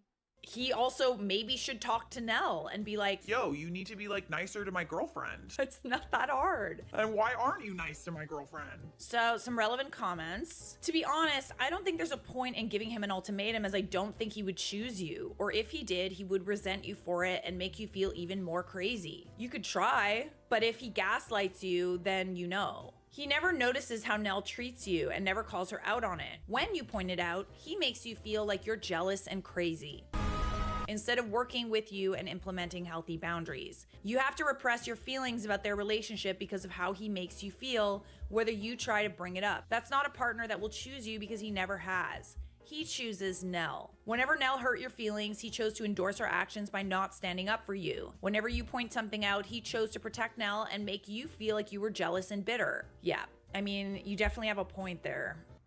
Good point. He has always been in her corner, endorsing and enforcing her actions, even when she's hurting your feelings. I would personally skip the ultimatum and just leave. I mean, yeah, but like, she's also still confused. She lives with the guy, okay? It's not that easy. I think in order to gain some clarity, there has to be some sort of conversation. Commenter said, fine, they haven't dated, but have they hooked up? OOP responds, that's what I wonder. I'm aware they used to go out for drinks, just the two of them before I was in the picture. I know that isn't immediately indicative of them hooking up, but my boyfriend ended up taking me to a bar he'd gone to with Nell, and it was romantic. Fancy with dim lights and stuff, not a casual bar. You know, the more I articulate this, rather than keeping it bottled up, the more I think I've been stupid in not seeing it sooner. Yeah, I'm curious to see where this lands. I think it's very obvious to me that she likes him. Maybe she saw him as kind of like a backup plan or something. Maybe he saw her as a backup plan. Maybe he knows like something that you don't, and that's why he's excusing her behavior. And I'm not having it. But yeah, I'm curious to know what the update is, because we do have an update. First, I'd like to sincerely thank everyone for the kind comments. I didn't expect so many responses, and I appreciate them all. I want to provide everyone with an update because a lot has happened. A few days ago, after a lot of tearful soul searching, I decided the best thing to do for me would be to walk away from the relationship. I sat my boyfriend down and talked to him about it. I explained I always felt like the third wheel in my own relationship, and that for my own happiness, I didn't want to be in a relationship that made me feel that way anymore. I gave examples to him that I did in my original post, such as his lack of boundaries with Nell and his disinterest in standing up for me whenever she mocked me. I also said my trust in him had eroded to the point where I felt unsure of what I really was to him. I told him I still cared about him and wanted him to be happy, but I want to be happy too. You go, girl. You go, girl. You go, girl. My boyfriend silently sat for a while before asking, So, you're jealous of Nell? If he likes Nell so much, just go ahead and be with her. This is one of those things that's like, this is the girl he told you not to worry about. You know? I felt like he'd barely processed anything I just said, and when I tried clarifying, he got defensive and told me he was allowed female friends. Not if they treat you like shit. No. Let's not trivialize this and say, oh, you're so controlling, you don't allow me to have female friends. No. That's not what this is about. This is about his female friend treating you badly and him seemingly being okay with it. Come on, man. My boyfriend planned a road trip with me, 24 female, and his 3 friends. I have been uninvited. For starters, my boyfriend and I have been dating for 4 years. Our anniversary was in April, and we had planned to do a road trip for it. Obviously, that couldn't happen. Last month, he brought up the idea of a road trip with me, his friends, 24 female and 24 male, and his friend's girlfriend, 24 female. This would be happening next year. I thought this was a good idea as I'm friends with his male friend and his girlfriend, but not necessarily his female friend. To tell you the truth, I've always been quite wary of their relationship. Previous boyfriend cheated on me, and I still have some insecurities I need to sort out. I hadn't heard more about it since the trip was brought up in the first place, so I asked my boyfriend if it would still be going ahead. He said they decided it would be a no girlfriends allowed trip. Wait, what? Okay, interesting. I'm curious to find out who actually went on this trip. I was fine with that. Me and him could always go ourselves another time, and I know friends need time to hang out with their partners. Nothing more was said about it until today, when I happened to glance at his screen and saw they made a group chat and were talking about it. I also saw his friend's girlfriend was messaging in it. I asked him why she was in it if she's not going. He got defensive and instantly turned his screen away from me. I asked him why he did that, and he said it's a private conversation. Then I asked if I could look through the messages. Interesting. So it's not a no girlfriends allowed trip. He just didn't want you there. Come on, y'all. Why acting suspicious? And like, I'm curious to know like how he thought you wouldn't find out. Like, there's gonna be pictures. They'll probably post it online. Weird side-eye cam. I found out she's still invited and it's just me who's been uninvited. I would understand if she was one of his friends, but she's actually not. In fact, I haven't heard him say one nice word about her. I guess my boyfriend just doesn't want me there, but is fine with someone he dislikes. I feel so left out, as if I was made to believe I was part of this friendship group and none of them have even asked why I'm not going. This is bizarre. I don't know if I've misconstrued the situation and made a big deal out of nothing, but I'm incredibly hurt by this as it's not exactly fair she gets to go when I can't. I'm planning on talking to him about it tomorrow, but I just want to get advice. I fail to understand why it's not like a guy's trip, you know? It's not like a, oh, it's just the boys, or like, oh, it's just, you know, like friends. Oh, wow. I honestly feel kind of weird that there are other girls there, but you won't be there in general. Like, I understand boys needing a guy's night and you're not invited, but boys needing a trip where there will be other women there and they don't want your girlfriend to be there. Maybe I'm overreacting. I don't know. I just find it weird that like he's totally fine with like not including you. I don't like that. That's disgusting. Okay, some important context. Your boyfriend is not being a stand-up guy, and that should concern you. If a bunch of my buddies said they didn't want my wife along on a trip, but were taking theirs, I'd tell them to have a good time and send a postcard. Dude should always stick up for his partner, always. Totally. Do they like not like you or something? I don't understand. There's something going on here. OOP responds, if this was the other way around, I'd be adamant my boyfriend got to go. Has OOP met the friends or the other girl? OOP said, we're not exactly friends, but I've been out with them before, not his female friend. His friend's girlfriend doesn't know the female friend either, but both guys, my boyfriend and his friend, are friends with her. You haven't even met this other girl? She's probably the one that doesn't want you along. Might be inappropriate talk and actions. And one more response, your boyfriend is probably dating the girl, friend, or wants to be. I just find it odd that they're all, like, his friends are like totally fine with it as well. Like, this is, I don't like it. I don't like this one bit. I have a really bad feeling about this. On to the update. 4 days later. I really hesitated in posting an update, but I've received many messages inquiring about it. I confronted my boyfriend the day after posting this. Turns out he didn't want to tell me that his friend's girlfriend despises me. Well, fuck her then. Why is he not standing up for you? That's so bizarre. Like, that is literally like, if she despises you, then why do you want to go and hang out with her? I was shocked at this, as when we've been around her, she's been nothing but nice to me. He showed me a private message she sent him, and she demanded I didn't go on the trip. She also told him I was cheating on him. I was really shocked, so I messaged her and she said that she was uncomfortable with her boyfriend being around me as I was really flirty around him the last time we hung out. Oh, weird. That's absolutely not true. If I was being flirty, don't you think my boyfriend would have saw that? Plus, I have enough respect for my boyfriend that I absolutely would not do that ever. My boyfriend's told me stories in the past about how his friend's girlfriend is very controlling and paranoid about other girls and won't even let them have female friends. It doesn't really matter though. Like, it doesn't really matter how she feels about you. He honestly should not have gone on this trip at all, or even like agreed to it. Like, that's bizarre. I didn't think that she'd act that way with me. The only thing I can think of is when we last hung out, I accidentally touched his leg as we were at a cramped booth together. So she's definitely reaching. Also, during that night, she'd made a huge deal about him messaging another girl, so much that we had to leave early and she demanded to go home. My boyfriend kept what she sent to himself as he didn't want to cause any more rifts. He only has the 2 friends. He made the excuse up to not hurt my feelings. I get it, I do, but I'm an adult and I can handle someone disliking me. He thought he was sparing my feelings, but why he thought I would be more hurt by someone I barely know disliking me than being essentially uninvited from our anniversary trip is beyond me. No. Like, grow a pair. Seriously? Like, it just kind of sounds like he puts his friends before you. And like, in some circumstances that might be okay, but not in this circumstance. You okay? No!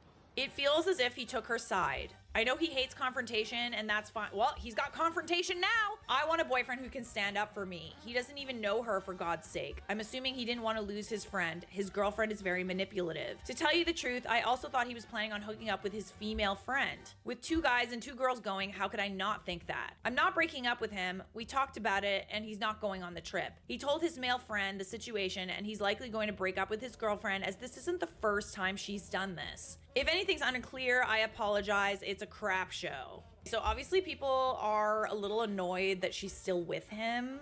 WTF, he uninvited you because his friend's girlfriend doesn't like you? He didn't even stick up for you. What a spineless son of a bitch. He let her trash talk you. Yeah, and like, I'm guessing this entire trip would have been spent like trash talking you as well because you're not there. He was more considerate of her feelings over yours and took her side, literally, and like he barely even knows this person. Stranger danger. Stranger danger. This is not okay. I'm so mad for you. It doesn't matter if she doesn't like you. However, your boyfriend should not uninvite his own girlfriend just because his friend's girlfriend doesn't like you. It's not a good enough reason, honestly. Like, he should have backed out of the trip the moment his friends didn't want you there. Instead, he uninvited you, lied, and covered it up for her. He was planning to go without you. He's not a good boyfriend. What kind of boyfriend prioritizes his friend's girlfriend over his own? That says a lot about him. I would break up with him if I was in your position. OOP says, this is the first time anything like this has happened. We've had a good relationship up until this point. I'm giving him another chance. If he does something else, then I'm obviously leaving. I mean, listen, you always find out if a relationship is worth it when conflicts like these happen. And like, obviously, you know, you're in the honeymoon phase. Like, you've been dating him for a very long time, right? Like, so I have found with regards to relationships that there's always like a weird period of like ex-girlfriends and ex-boyfriends are kind of coming out of the woodwork, and friends are kind of being weird because like they either don't like you or whatever. And like there's always this like period of conflict. Conflicts like these will ultimately bring us together as an unlikely family. Because, you know, you're trying to figure out where you fit in each other's lives, and like all of a sudden there's this like new person, the girlfriend or boyfriend. And whether or not you can get past that period is an indication of whether or not the relationship will last. Because at the end of the day, your boyfriend or girlfriend has to choose you. Oh, pick me!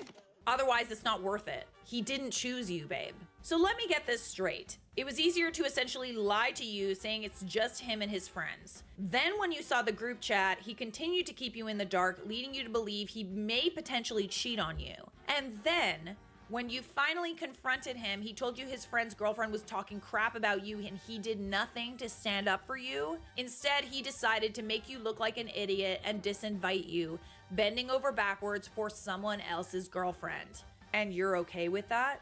OOP responds, this comment made me break up with him. Yeah, when you lay it out like that, like he did a lot of really shady things. It wasn't just a matter of like, oh, you know, he was protecting someone's feelings, blah, blah, blah. Like he lied behind and went and did things behind your back and gaslit you and like did a bunch of these things and did not care whether or not it would hurt your feelings. Tried to make himself seem like the good person. Oh, I just don't want to, I want to, you know, protect this random girl's feelings and at my own girlfriend's feelings expense. Like that shit. That. One small and relevant update. I broke up with him. I've been reading all the comments on both posts and I came to the realization I'm unhappy and this isn't gonna change unless I do something. OOP responding to how one commenter can make her decide to leave the relationship. You hit the nail on the head there. Obviously that one single comment didn't change my viewpoint so drastically, but rather made me see this whole situation in a different light. I realized I simply could not move on from this. Yeah, this subreddit is notorious for telling people to break up, but what else was I supposed to do? He broke my trust and I don't always want to feel second best to his friends. And not just his friends. He protected the feelings of someone he's barely even friends with over your feelings. That was so whack. This is such a small thing. Like it's literally just like he created this massive thing when all he had to do was be like, no, if she's not going, then I'm not gonna go on the trip. You guys go. Like it's not that difficult. What the fuck? And furthermore, that girl that doesn't like you. Like, boo, you want to go spend time with someone who openly hates your girlfriend? Like, shut the fuck up. Get out of here. I have respect for myself. I'm not going to be in a relationship where I'm unhappy. Yeah, it is a notorious thing for Redditors to just sort of jump to conclusions and be like, just break up, just break up. It's easy for us to say it's not our relationship. But I think in this case, this is like,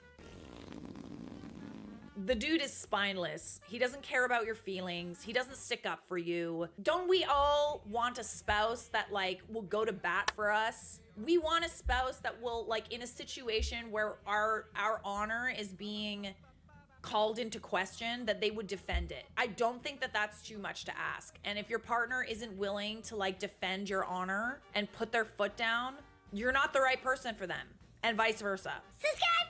Imagine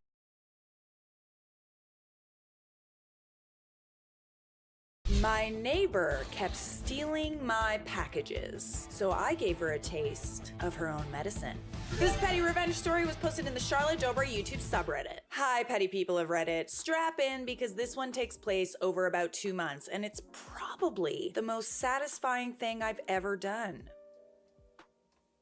Do tell. So I, 29 female, live in a mid-sized apartment complex where each unit has a shared hallway. Not the kind with locked mail rooms or package lockers. Just a small lobby and mailboxes in the hallway, and delivery drivers usually drop packages off at your front door. For the past year, I've had no issues. But about 4 months ago, a new neighbor moved into the unit directly across from me. She's maybe mid-30s, high heels all the time, always on speakerphone in the hallway, and just generally gives off entitled vibes. Let's call her Cassie. That is crazy that like there isn't like a better system. I guess if you don't have like someone at the front of the building, like a security guard or something. I'm sure there's lots of buildings like that. Unless there's cameras, I feel like that's ripe for package thieves. Perfect environment. I would be setting up a Nest Cam like so quick. About a month after she moved in, I started noticing something weird. Packages would show as delivered in my tracking, but they wouldn't be there when I got home. Nothing expensive at first. A book, a few skincare things, a dog toy. I figured maybe porch pirates were sneaking into the building. It happens. I started sending more expensive things to my work instead. But then one day, I worked from home and actually heard the delivery guy drop something off. I got the delivered notification, waited 5 minutes, and opened the door.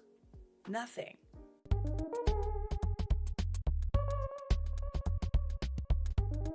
Just gone. And whose door was clicking shut across the hall when I opened mine? Cassie's. Swiper, no swiping! Swiper, no swiping! So I decided to test it. I ordered a cheap pair of earrings from Amazon, $6. I set up a motion-activated camera peephole, super discreet, and waited. 2 days later, the package arrived, and less than 2 minutes after it hit the floor, Cassie opened her door, looked around, and snatched it. Attenzione pickpocket! Attenzione borseggiatrici! Ooh. Caught in 4K. I kind of wish you included the video on. No, we're not gonna put real faces or real names. I'm not trying to get food on this lovely date. I now have video proof, timestamps, everything. At this point, I could have gotten to the building manager or the cops, but let's be real, nobody was gonna launch an investigation over $6 earrings. And this was now personal. So I planned my revenge. What'd you do? Glitter bomb? Poop package? Over the next 3 weeks, I ordered the following item, one every few days. A glitter bomb. Yes. No, the glitter bombs are elite because have you ever tried getting rid of glitter? It's never gone. So she got a glitter bomb, a fake pregnancy test that always shows positive, a box labeled live crickets handled with care. It was just empty. A spring-loaded package that shoots out confetti when open. Ooh, confetti's another good one. A book titled So You've Decided to Become a Sugar Baby. A tube of hemorrhoid cream, actually just hand lotion with a fake label. Every item was under $10 and every box was labeled with my name and address. I left them all out like bait. And like clockwork, she took every single one. Honestly, at this point, she's just kind of stupid. Like, I'm not... Cassie's not the brightest crayon in the box. What did she think was gonna happen? She literally lives across the hall from you. It's one thing if she's like taking a package every now and again, but she's taking every single one. I never said a word, never even looked at her. I just kept collecting video evidence and letting her embarrass herself. So let me guess, you moved in the shadows. The best part, the glitter bomb must have really pissed her off because one day I heard her yelling through the wall to someone on the phone saying, I don't know who the frick keeps sending this stuff, but it's not funny anymore. Then she stopped taking packages completely. About 2 weeks after that, the building manager sent out a mass email saying that due to repeated complaints, a camera system was being installed in the hallways to monitor package theft. I mean, I really feel like this should have been there to begin with, but okay. I'm pretty sure she thinks someone else reported her. I mean, or she was stealing packages from other people. Maybe you weren't the only one. Since then, I've had 0 packages go missing. Cassie still won't make eye contact with me, and I still have all the videos just in case she ever gets brave enough to try again. Does anyone wish you kind of like took it a step further?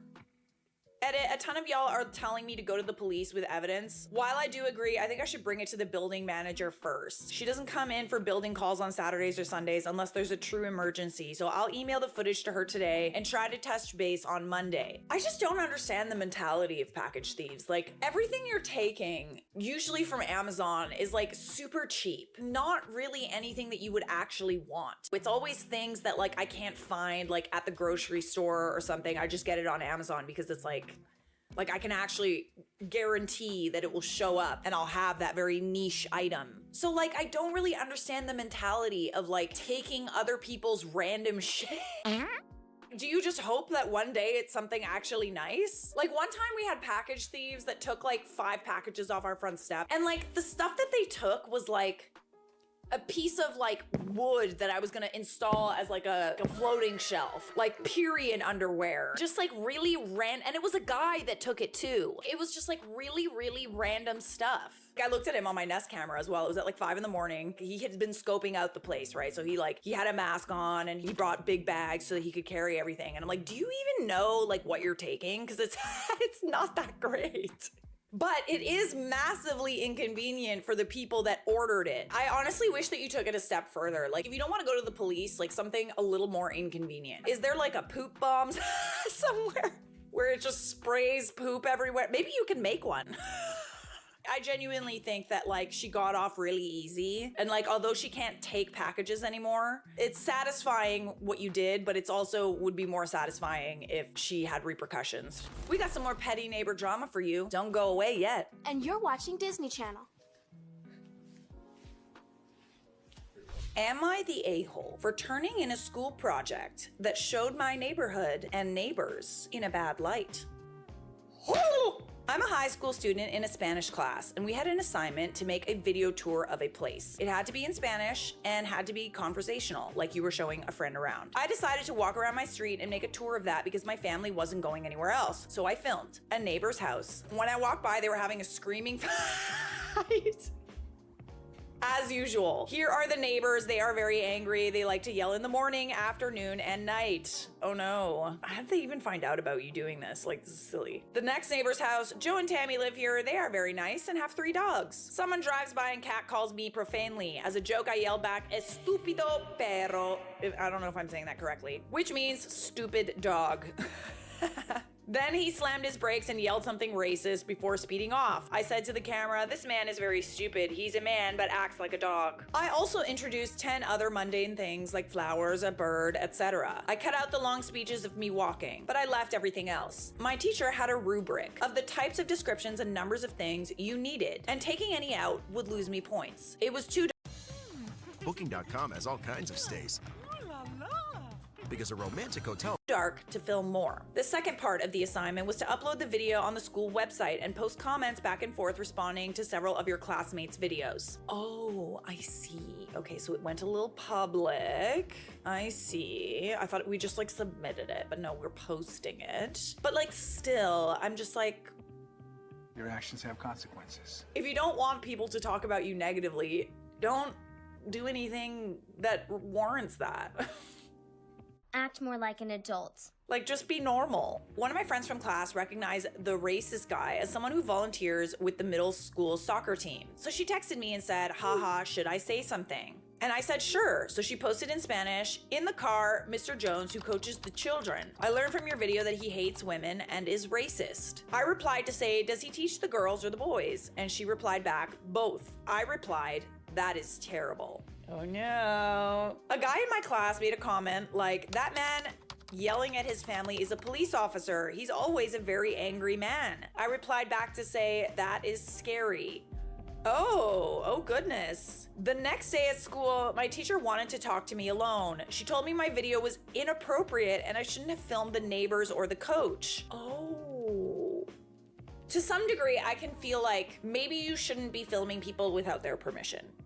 I could agree with that. But like, you were very clearly walking around with your camera. At the very least, the guy that like catcalled you would see that you had like your phone out or like a video camera out, and he should have acted accordingly. And like, isn't this what she asked? Wasn't this like what the assignment was about? I said the assignment was literally to walk around a place you're familiar with and react like you're having a conversation with a friend. And that's literally how it goes when I walk around with my friends. My teacher said I was being belligerent on purpose and I should have known that stuff has to be dealt with delicately. I said I just don't agree. It's life and there's no point in pretending it's not happening. I feel like you wouldn't have had to film anything like that if it didn't actually take place. You're literally just like responding and reacting to like whatever was around you. She said she'd taken down the video and it was the sort of thing that should be brought to authorities instead of posting for the whole class. I said I didn't even know who the guy in the car was and who was I gonna call about the cop? The cop? I have a meeting with the principal coming up tomorrow. Am I the a-hole for having posted that video for the Spanish class? Okay, so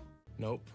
to some degree, I can understand, you know, someone being recorded without their knowledge, like depending on where you are. Obviously, this is like completely dependent on like the laws of where you are. I'm trying to like think about like legally, like what are you allowed to do, but I don't know where you are. So I don't, even if I did, like I'd have to look it up. I think that your teacher trying to blame you for like literally completing an assignment exactly how she asked, maybe let's rethink this assignment and be a little more specific. Make sure you have permission to film somewhere. You don't need like a license or something or a filming permit or whatever. I just find it very funny that like 100% the guy that was caught on camera doing like things that were rather untoward probably reached out to the teacher and is like, You filmed it without my permission. You posted it on the internet. okay, but like you also were really rude and racist. What will you learn? What will you learn? That your actions have consequences. Let's not blame other people for our own actions.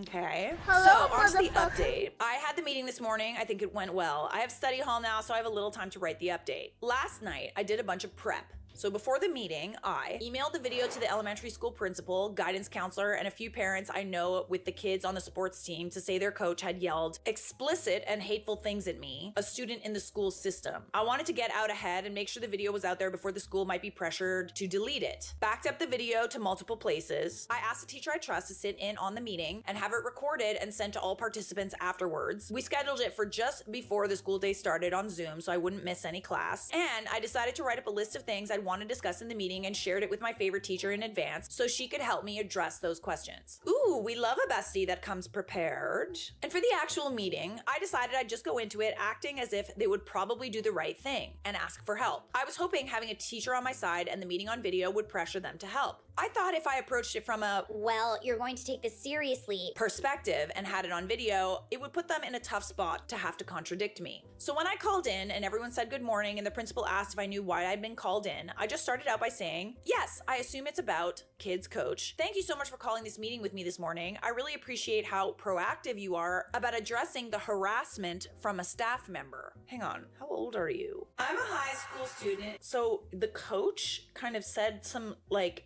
creepy things to you? Did I read that right? Someone drives by and cat calls me profanely. Then he slammed his brakes and yelled something racist before speeding off. Oh yeah, no, he gotta go. I'm sorry. That one kind of like went right over my head. Ooh, he in trouble. I understand this is a mandated reporting state, and I wanted to ask if there was any information you will need to add to your report. Ooh, oh my goodness. Okay, so no wait. The principal seemed kind of caught out and said that a report had not yet been filed. And I said, well, as I understand it, there's a 48-hour time frame to file a report. I understand making you aware of this right before the weekend might have complicated things. Perhaps there was a miscommunication about the severity of events, but I was approached in a car, harassed and threatened by a man who works with other minors in the public school system. Oh, I feel like you should be a lawyer. I completely agree. As soon as I said all that, the meeting tone really changed. The meeting also had a school guidance counselor on it, and I could tell she understood how serious what I was saying was, especially because I was politely calling out that they were already past the legal deadline that should have filed a report by. She already took over, and the principal didn't participate as much. They fully went into that meeting to reprimand you, and you pulled out a nice little trump card.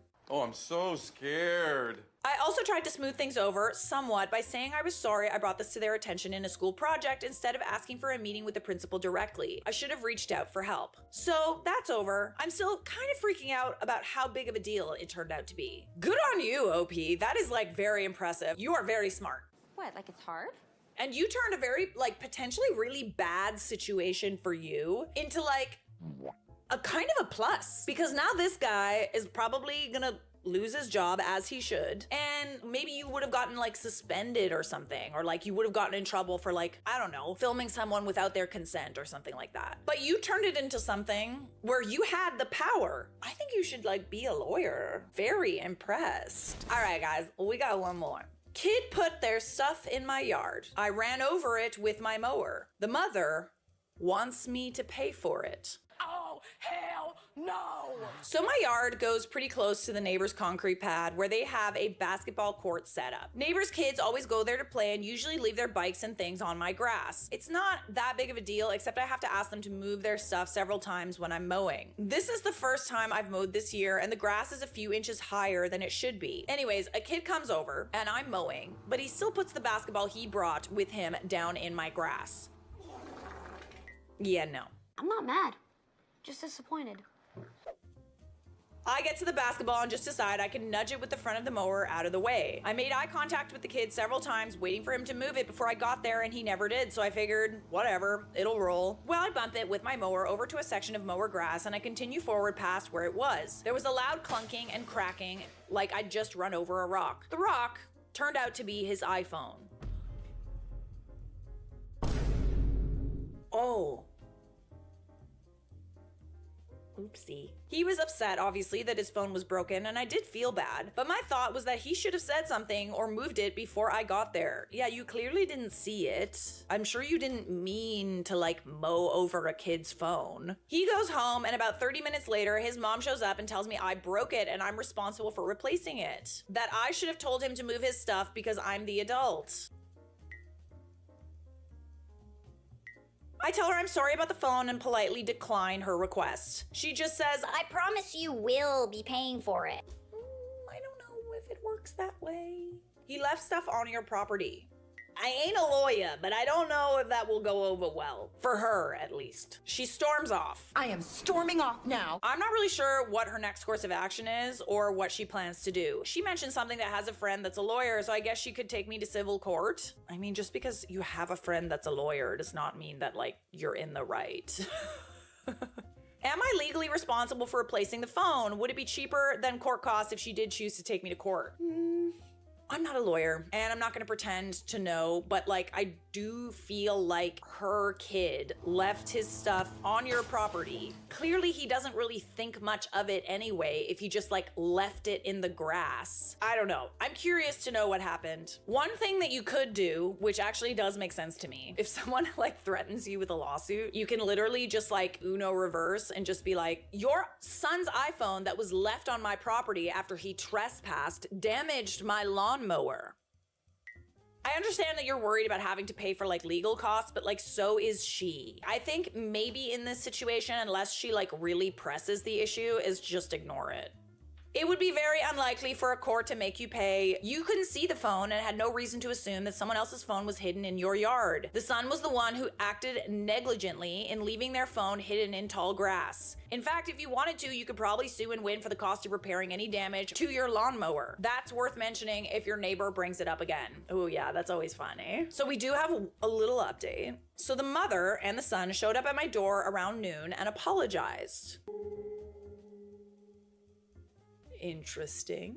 She said she misunderstood what happened and thought I'd done it on purpose to teach her son a lesson about leaving his stuff in my yard. I guess he explained to her it was his fault, which I thought was commendable for someone his age. She told me that she just stressed about it. She's a single mother and doesn't really have the means to replace it at the moment, and if it was anything else, she probably would have gotten so upset. But he likes hanging out with other kids, and that's how she keeps track of him. Okay.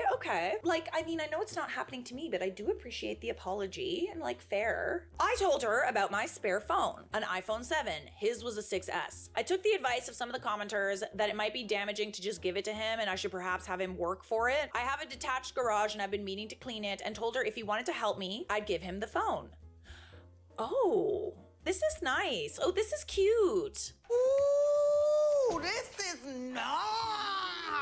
I love a happy ending. He instantly looked excited. I imagined he'd never get a new phone, and she acted very grateful and said he could help. They left and came back an hour later, just the sun this time, and we got to cleaning. Took 4 hours and a lot of work, but nothing too hard. He's only 12. I had a couple of cords of firewood I wanted moved out and stacked onto a rack, and then a bunch of boxes I cut up and had him bag and carry to the curb. He swept, had a Coke, and a couple slices of pizza, then got his phone. I had a talk with him about paying attention to where his things are because it won't always work out like this. Oh, that's good. Oh, goody. I also told him if he wants to mow my yard every weekend and his mom says he can, I'll pay him $30 a week. He acted excited at the thought of making money, and when I asked him what he'd spend it on, he said games. We figured out new games would be about $60 and worked out that I'd pay him $20 for 3 weeks, then $65 on the 4th week so he could cover tax, because it might be hard for him to save. The 4th week, he will do a little extra chore to cover the $5, like sweep off the porch or the walkway. I hope I've done the right thing and I didn't make him think that everything just works out. I think that you did do the right thing. It's like positive reinforcement, right? It was a misunderstanding. Yes, he carelessly left his phone on someone's lawn and they mowed over it and he lost the phone. You're also teaching him if you work towards something, you'll get the things you want. I think that if you're not already a parent, I actually can picture you being a very good parent. And hopefully he showed an equal measure of kindness that he will carry with him. I also didn't want the mother to stress over replacing the phone, as my mom was also a single mother and I know how tough it can be. My own son is just 2. Oh, you do have kids. Oh, yes. Okay. So it was really my first opportunity to pass on some fatherly wisdom, which is what I hope I did. Oh, I love a happy ending. I was so ready to get mad. Anybody else? Guns blazing? No, you're not paying for that phone! But this is very neighborly. And I'm glad it ended this way. Good on ya, OP. Subscribe! Today, parents are spilling their secrets and we're putting them up on a wall. My coworker gets me fired. I waited many years for revenge. If revenge is best served cold, then my revenge was many years in the freezer, and this week was finally pulled out and had whipped cream and a cherry put on top before finally served. Background. Set the scene! Interior office night. Little joke for my film friends. So I worked for a company for almost a decade that had a small team consisting of 10 people doing commissioned work for businesses in my city. The owner treated us like family, knowing that we worked long and hard days, sometimes up to 60 hours a week. He paid us better than expected, bonuses and perks he negotiated with businesses that commissioned our work, and even gave the whole company a week paid off when his son was getting married so we could attend. Oh, he sounds nice. We had our squabbles like any other family, and things weren't always bright and perfect, but this is to show how nice the owner treated his employees and didn't screw me over. After working there for years, the manager position became open. Since by then I was one of the most senior workers with the company, so I thought I would apply, and a few others did so as well. I didn't get the position, mainly because despite my experience at company, I didn't have a business administration degree. Someone who worked for the owner did, so he got it. Realizing the education I would have to get, the demand of this job, I thought long and hard and concluded that if I wanted to go anywhere in life, I would have to get that degree. Coming right out of high school to work for company was great, but if I wanted to do something more, I would have to go to university. I talked to the owner and gave my 2 weeks notice. When I explained what I wanted to do and why, he understood that I was trying to make something of myself. This all becomes relevant later, I promise. I love some subtle foreshadowing. Going to university, I found I had tuition covered through government grants, but not things like food, rent, etc. So I looked around and eventually found work at Company B. Company B was a retail store with a bigger staff than I had been used to, somewhere around 50 employees, but had such a huge employee turnaround that it was scary at times. Okay. You know when a company has like a fast turnaround rate that there's something wrong. They dealt with a wider range of goods from groceries to very expensive items. They had a certain niche clientele that they could order items for and catered to. I ended up working part-time in their warehouse and answered to the warehouse supervisor who answered to the manager. There were other supervisors for other parts of the story, but for this only, the sales supervisor is relevant. Skip forward 7 years. In that time, I got my BA degree and worked at Company B the whole time, going from part-time to full, and eventually applied for the warehouse supervisor position. I was interviewed, I got the job, and I've been supervisor for months when the manager and I hired Kay as a warehouse clerk. Kay isn't the one to get revenge, but she played a crucial part in the revenge. Then Butthead gets hired. Butthead started out as a cashier, working quickly up the chain and brown-nosing as many coworkers as possible, including the manager. When a sales rep went on maternity leave, Butthead quickly jumped at the chance to work in sales and ended up permanently being a part of the team, then the sales supervisor soon after. Me and Butthead got along like oil and water. We butted... I was not expecting butted heads to be in this script. We butted heads. You and Butthead butted heads. This is funny. Over things constantly. She would tell the manager all the small things that I did, but called me a snitch when I reported the issue she was causing. She would badmouth me and my warehouse staff, talk over me at meetings to try and take credit for my ideas. She openly told co-workers that I was the cause of many issues and couldn't wait for me to leave. Oh, and she was never at fault. It would be the customer's fault, my fault, the delivery driver's fault, another co-worker's fault, etc. Obviously. There were times when we got along well, but few and far between. I get fired. Oh no.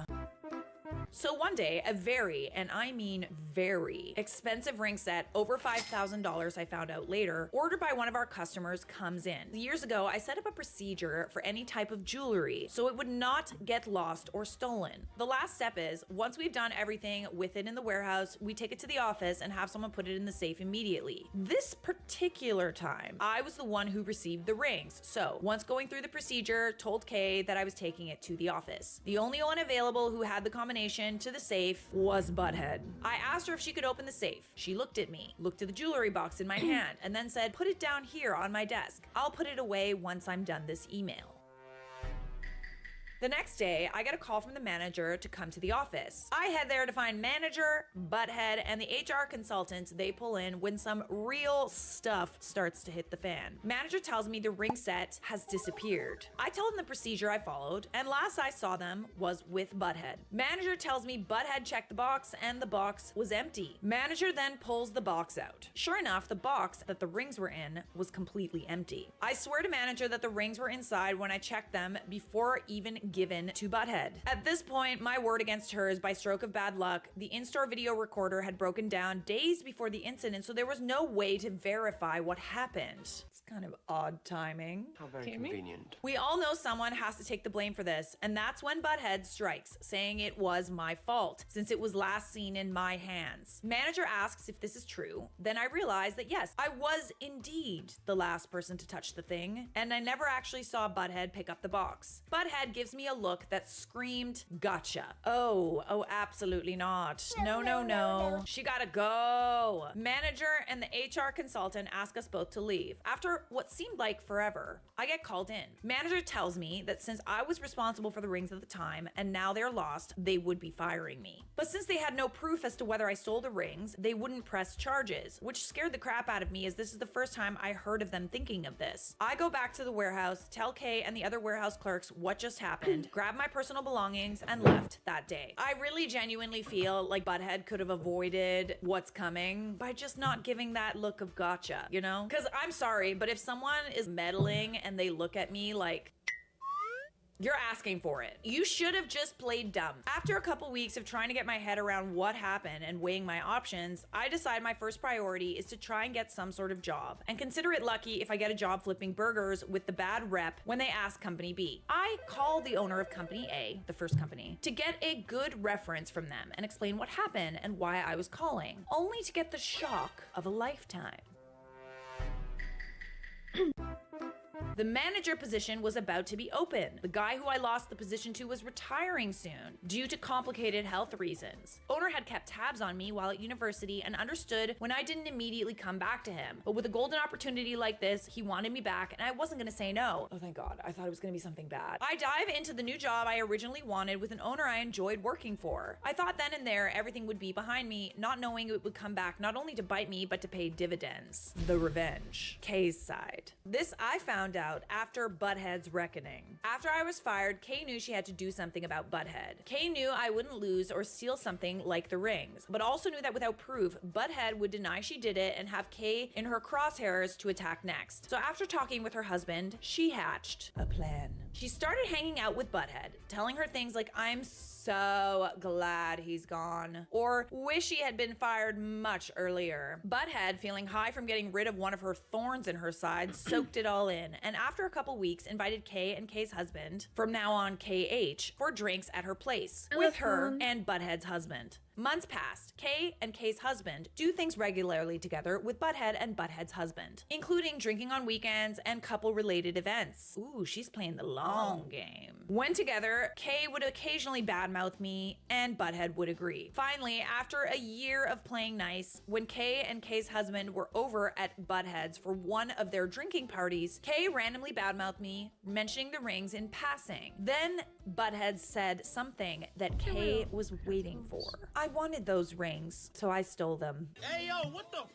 Big mistake. Kay, hearing this, asks for more details. Kay's husband looks at her, tries to wave her off with one hand, then gives up when Butthead keeps talking. That day, Butthead had stopped writing her email and was going to put the rings I wonder how long it was muted. And she was about to put the rings away when Butthead had an idea. See, as mentioned above, Butthead wanted me gone from Company B. She also wanted those rings. She also knew that the cameras weren't working. She figured that she could pocket the rings, tell the manager they were missing, and spin it so I would take the blame. Kay then asks, where are the rings now? And Butthead, being too drunk and not seeing a reason not to brag, not only tells her, but shows her where they are in her room. All while Kay's husband had been recording the whole conversation. Goody. Grab this drawline. Kay gives a copy of the recording to manager the next workday. Police are called immediately. Butthead is arrested and her house is raided. They find the rings. Kay and Kay's husband give the recording and testimonies to police. Butthead's reckoning has begun. Part 2 of the long-awaited revenge. I get a call from the prosecutor's office. After Butthead is arrested and charged with theft over $5,000, among other things. He wants me to testify about what she did to me. I didn't skip a beat in saying yes. Backtrack to the trial. Prosecutor has me, Kay, and KH's husband testify and plays the recording of Butthead admitting that she stole them. Her attorney tries to throw out the case, saying Kay got Butthead deliberately drunk, but Judge didn't buy it, since there was proof she drank all the time. Judge was lenient and gave her 5 years in prison, which she yelled was unfair, but I personally thought she got off easy. Meanwhile, as the trial was happening, I was talking to a lawyer to sue Butthead for setting me up like she did. Oh my, you're just not letting her get up for air, eh? We were also going to sue Company B for wrongful termination, but they settled the day they got notice of the lawsuit and knew they would lose. Butthead wasn't so lucky. They tried some trickery by having Butthead's husband divorce her, and he received everything in the divorce. But my lawyer added him into the lawsuit as well. My lawyer asked overall for $3,500 in emotional distress, back pay from when I was fired until I started working for Company A again, and legal fees. And now you're probably wondering what the metaphoric cherry on top was. Oh, yes, of course. On top of this delightful Sunday of revenge. Well, recently, we had someone leave Company A, so we were hiring someone to replace them. Owner was going over the resumes and set up interviews for the job this week. Lo and behold, Butthead was one of the people to apply, but he didn't know that. Please tell me you interviewed Butthead. Roses, I done. looked at the resume and was about to trash it, then smiled. Owner set up the interview. She came in at her slotted time, looking to brown nose her way through. Then she saw me. I smiled an evil smile. And she went white. All I said was, Butthead, how are you? Remember me? A deer in the headlight look from her. I look at her resume and say, I'm sorry, I do not think you'll be a good fit for our company. Play that again and check on She said not one word and left. A delicious pro-revenge Sunday with a cherry on top, my dear. You know, some people would just let it slide. It's not like you ended up unable to get a job afterward. It's not like, you know, you had a really, really hard time after this interaction and after this like whole thing went down. You lucked out. You got a job that you were initially pining for. So most people would have been like, it's water under the bridge, you know what I mean? But not you. And not only you, but your friend Kay as well. The fact that Kay was moving in the shadows and waiting for the exact moment to strike, such a good friend. I know this isn't an am I the a-hole, but you were absolutely not the a-hole. Justice was served. We got some more work nightmares for you coming in hot. New boss hated me and treated me like garbage, so I exposed his affair. They worked. They worked. This story was posted in the Charlotte Dobre YouTube subreddit. This took place many years ago when I was 21. Desk cam so is young, done, but it and we're feels switching like the it was games. yesterday. This may be lengthy, but context is necessary. I worked at the local rec center and was a pool manager in the aquatics department. You know, lifeguarding, swim lessons, etc. Not to brag, but I was extremely good at my job. There They're were good always at not requests to dying be in the my pool. classes, and families only wanted to sign up for sessions I was teaching. Over time, I got more training and was able to teach and do almost everything that the aquatics department could ever need. Yeah? Our coordinator, The hell? my Of course boss, I do. received a job offer elsewhere and decided to pursue that. I loved my boss and was sad to see her go. But this gave me the chance to throw my hat in for the position. It was a long shot due to my age, but I figured I should try. I had all the qualifications and knew the place inside and out, even the employees. Sadly, I didn't get the job. Bummer. But I assumed it was a long shot at the time. What caught me by surprise was the person they did hire lacked almost all of the, quote, required skills that had been listed. He was a businessman. Let's call him Kevin. So how did Kevin get the job? Like, does he know someone? Kevin liked swimming, but didn't have any training on pool safety or the pump room know-hows. According to the higher-ups, he was going to make our faculty a, quote, money maker. How did he do this? Well, he cut safety corners. All right, show me. One corner you do not want to cut, it's a safety corner. We started staffing less lifeguards for shifts, sometimes only having one on the pool deck, which was incredibly unsafe given all the blind spots in our facility. He shortened breaks, claiming the staff were all lazy teenagers. Again, not safe as they needed the chance to rest and be ready to be back on deck. All right, now I'm gonna change what I'm doing. Switch to a game. What am I gonna play? I'm gonna play some more Fields of Mystery until somebody else. I know not everyone was an all-star employee, but that's the case everywhere. As a part of my job, I would evaluate and train the employees regularly. We practiced skills and reviewed important first aid that needed it's to be another second like nature. bar game, but it's Rescues, not a bar. CPR, You're building a AED, whole like etc. farm Well, Kevin and also whatnot. declared that these trainings were happening to Let's Do see. you have peak? Is your I goal was brain playing function? peak Oh, just mitochondria. yesterday. Not It's dying fun. from one I of the died big so four many killers? times. Mitochondria. Losing weight? Mitochondria. Bone density? okay. Mitochondria. Muscle development? Mitochondria. You give Mitopure, these folks. frequently. It was a waste of money to be doing this, and they should be doing this in their free time. Oh, this is gonna end badly. This was breaking point number 1, and I decided to go speak to him about this and said, "Hey Kevin, can we talk?" Sure. What do you want? Well, I really think that we should start up the trainings again. In the event of an emergency, we really need the staff to be ready and ready to react to anything. Shouldn't they already know it? Yeah, but most of these things they need to practice, you know, CPRs and the rescues and stuff. I don't really think that that's something I need to pay you or them to do. They should just practice. I feel that working on these skills as a team really helps with retention and knowing it actually gets done. I mean, most of them don't have their own pools and backboards to practice at home. We are done with this conversation. I know you wanted this job, but I'm in charge. Do what I say. Okay. I was livid. At no point did he actually listen. He treated me like a child and sent me away. The next day, he called me into his office for a chat where he told me I was completely out of line yesterday and wrote me up for insubordination. Sorry, you got written up for like being concerned about safety. You're literally saving him from like a potential lawsuit or worse. You're welcome. I went home crying. Not once have I ever received a warning, a complaint, or anything negative with my working performance. To be written up for expressing myself and being called insubordinate wrecked me. After I composed myself, I decided I would just do my best and try harder. I did what was asked and tried to keep up morale and tried to stay positive. A month later was my second breaking point. Kevin and I had a meeting where we discussed employees and evaluated performances. After he left for the day, he sent me a text saying, I've thought about it, and I want you to call X, Y, and Z and let them go. They're awful employees, and we can just replace them. Because I had been conditioned to just obey this moron, I said, okay. Well, this didn't sit well with me. I stewed on it for the rest of the day and stayed up late with it just gnawing at me. To be fair, the employees he mentioned weren't anything great, but I felt it wasn't my place to be the one to let them go. He's kind of getting you to do his dirty work for him, which I don't like. My job description said nothing about hiring or firing. It was always up to the coordinator, Kevin, or higher ups for that sort of thing. So I decided to express my feelings the next day, and surprise, surprise, it didn't go well. Hey Kevin, I was thinking about the text you sent me yesterday. I've been going over it, and I'm not comfortable being the one to let these employees go. I don't think it's in my job description, and I feel that falls under your department. And I'm sorry I said okay to it yesterday, but I don't think I should do it. What? Yeah, Yeah, I just don't think I'm comfortable with it. I'm not in that kind of position.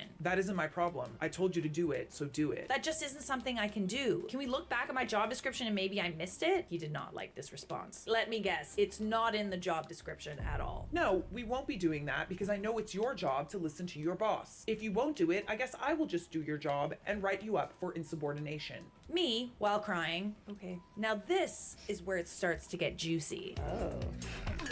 Over the next few months, I did exactly what I could and tried to avoid Kevin at all costs. This started to become really easy as Kevin wasn't back by the pool as frequently. He started meeting with the rec center director more and more, his boss. He would go to lunch meetings with her, meetings in her office, and even attended the fitness classes she taught. Fishy. No, very fishy. Also, the swimming fish pun is not lost on me.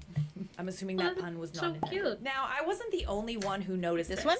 All of the aquatics department started to I pick like up this on one it. too. They would ask me, hey, where's Kevin? And I would tell them, director meeting, with an eye roll. He was rarely in his office anymore. I was left doing his job more and more, and he would tell me, I just have to meet with the director. We're trying to turn this place around and make some money out of this money pit. So I diligently did as I was told, while also tracking his meetings. You know, I have a theory. It seems to be like quite consistent with bad boss stories. I have a theory where if you're a bad boss, you are projecting because you're actually the bad employee and you're blaming everybody else. I kept a notepad and wrote down what he did in the day. I felt like Pam from The Office tracking Michael's workday. It got from the point where he was on average only in the aquatics area for 1 hour a day, while all the rest were spent with the director in one way or another. So me, being a spiteful person, I used this when I finally decided enough was enough. After 6 months of Kevin, I had it and decided to leave for new adventures. Finally, I know. But I decided to go out with a bang. I turned in my 2 weeks, was my cheery self, did everything I was asked to do, then hit my exit interview with HR. I expressed all of my safety concerns, new policies I didn't agree with, and told them all about Kevin's antics. I brought the notepad and told HR. Oh, and I brought this for you. I'm pretty sure Kevin and Nancy, the director, are sleeping together. Here are my notes. Feel free to figure this out. Then I left. For a young and insecure me, this was the most empowering moment. I walked out feeling like a champ and didn't look back. A few months later, an old coworker reached out in an email and told me, hey, not sure if anyone's updated you on things since you left. It's gotten crazy around here. Remember Nancy and Kevin? Well, they both got fired. Got him! Apparently they were having an affair and would use her office to sleep together at work.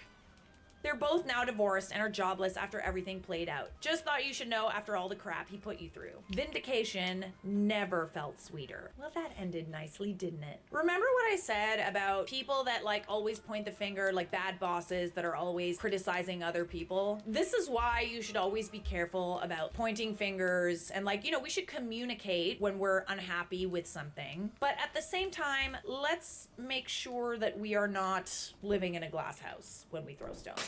All right, we got one more. We got time for one more. I ain't going nowhere, and neither should you. Am I the a-hole for firing my brother after he proposed at my wedding? So, a bit of background. I own a plumbing company, and I hired my brother 3 years ago. He was jobless after the pandemic, and I offered him to come and work for me. He was 22 at the time, and is now looking to become a master plumber and start his own business. At my wedding, in which he was the best man, he decided that during his speech, he would give us all a big surprise and decided to propose to his long-term girlfriend. Me and my wife were appalled. Well, fucking duh. If you do not ask permission to propose at someone's wedding, you should expect them to be appalled. We both feel like he stole the shine from our day. I mean, listen, he probably didn't steal the shine, but it was definitely an interesting choice. Everyone else in our families were so excited and kept taking pictures with her, looking at the ring, etc. Oh yeah, no, absolutely not. I decided to fire him the very next day. He doesn't understand why. He claims I'm being selfish and irrational, and our parents agree. They're saying that business should be separate from our personal lives, but I can't overlook what he did and how he ruined our day. Am I overthinking this? Yeah, I mean, like, he definitely overstepped. I wouldn't want to work with someone who did something like that to me either. And you did your brother a solid. He was jobless, and you were like the one person that gave him a lifeline, and this is how he repays you? Like, I just find that very odd. Okay, so very good point in the comments. Not the a-hole. This case can't separate family and business because you only offered the job because he was family. Literally. So in firing him, you could literally just say, well, I'm separating family and business. I would tell him that he can have the job back after he pays for half the reception, since he turned it into a combination wedding reception and engagement party. That's smart. So smart. You do need to talk to him, because like firing him without telling him why, you're not firing him because he was bad at his job. You're firing him because you're mad at him for what he did. So I feel genuinely like you need to have a chat with your brother, kind of let him say his piece, let him apologize if he plans on doing that. I feel like maybe you kind of jumped the gun a little bit by firing him just because you didn't give him a chance to apologize. At the end of the day, like, this is done. You only have like one wedding, and he totally like hijacked that. I wonder if there's something else going on here, that like he kind of like wanted to become like you. You gave him a job as a plumber 3 years ago. He's now looking to become a master plumber and start his own business like you. That wouldn't be weird, but it also seems like, okay, he's also kind of hijacking your wedding. I don't know. Maybe I'm overthinking it, but like,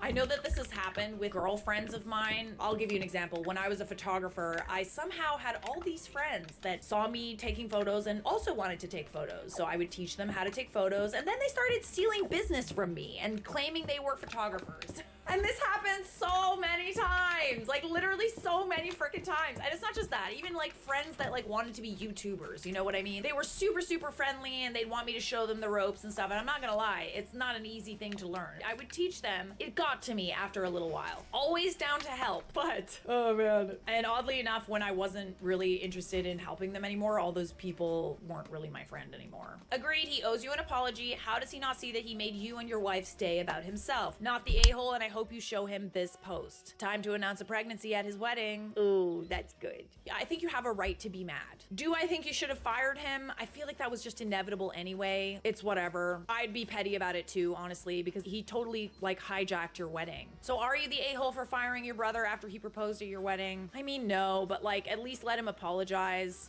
Subscribe!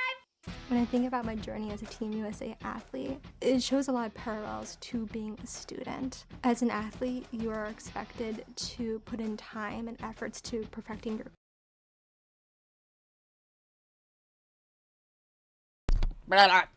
Fucking YouTube. Okay, I think that was the last Charlotte. Yes, we caught up on Charlotte. Don't eat too many chocolates. Excuse me? I'll eat as many chocolates as I want, okay? Oh, yeah, no, I'm not telling you how much to eat. I said... You changed your mind. Let's go. Party till the presentation. What are you talking about? With the shrooms. I'm watching. The shrooms and the chocolate. You doing mushrooms?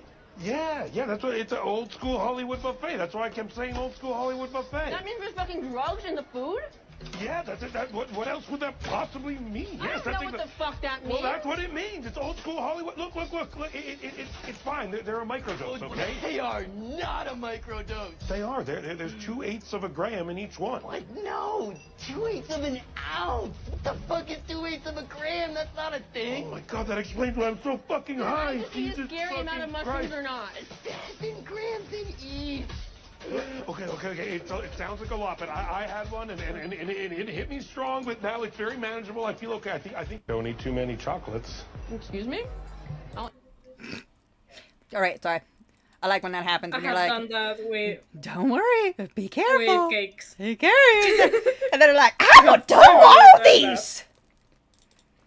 Lol. Okay, pause my game.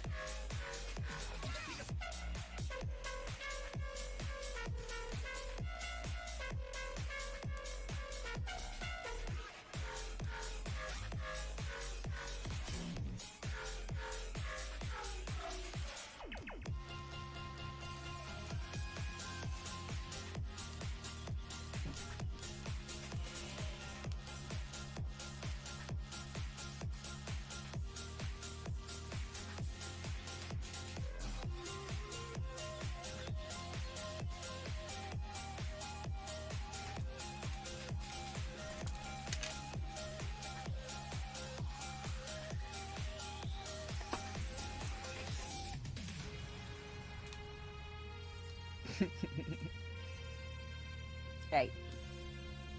Bubba, how you doing?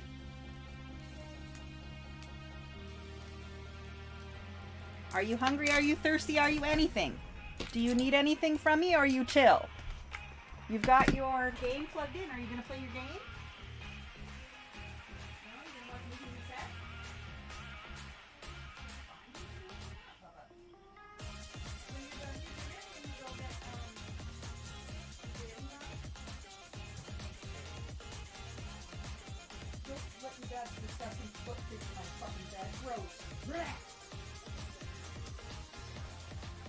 Yuck! Nasty! Okay. She's got everything. She don't want nothing from me, so alright, I'll play video games, I guess.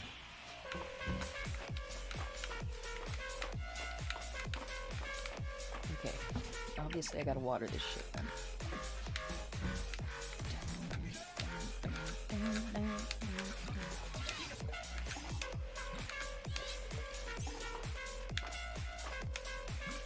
I should leave the YouTube going with something else. There's other shit I needed to catch up on. BJ and Spill.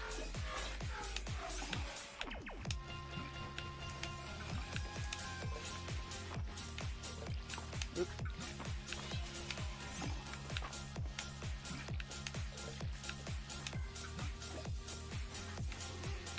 Kitty. Pet.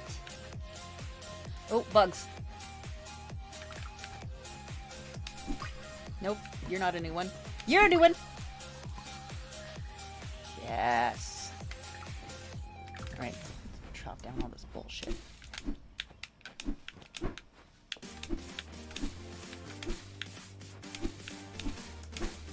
Oop! What's that? Cicada. Oh, yeah. Summer critters.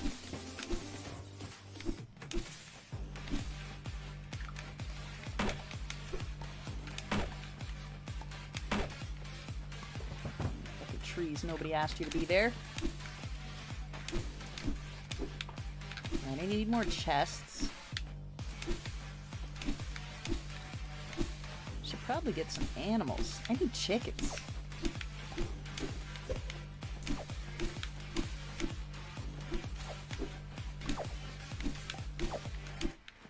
Need chickens for eggs.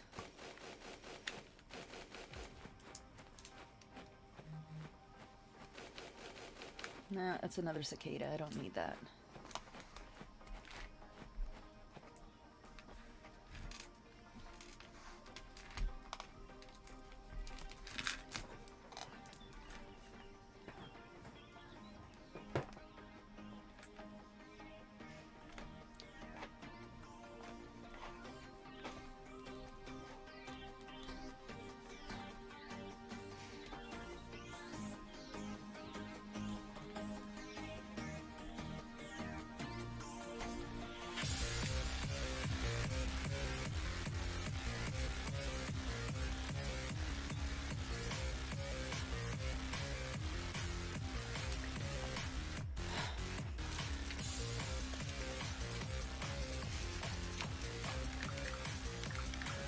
Put my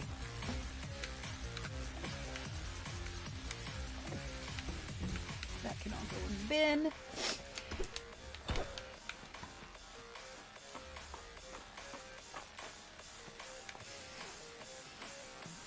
go check for anything to harvest. Summer's 5 days in, so there should be some new things to harvest.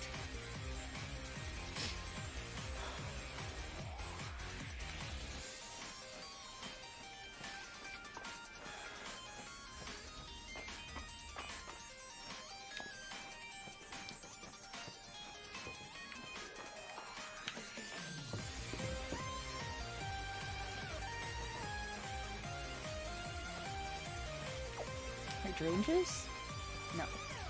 No new ping on that, so it's not hydrangeas.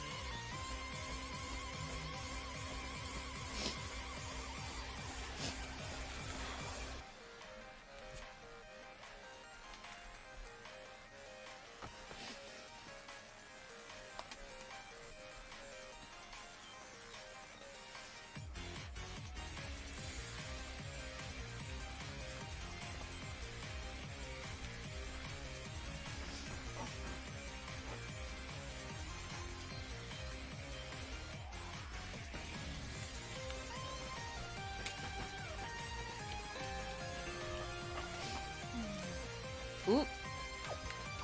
Nope, that's basil. Alright, that's fine. What with this? No, that's a daisy. That's not new either. Okay. No, cluster.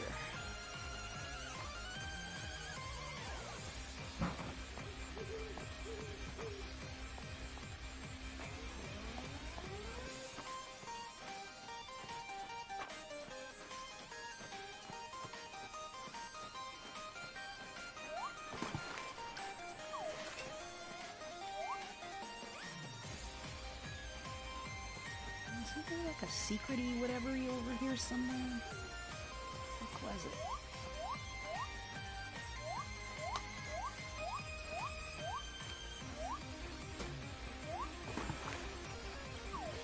Alright then. It was nothing.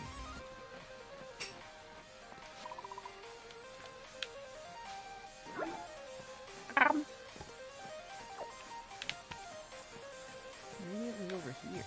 I don't know.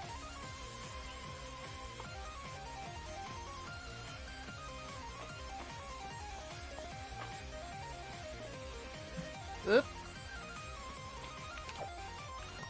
Ah, sage! That ain't new either.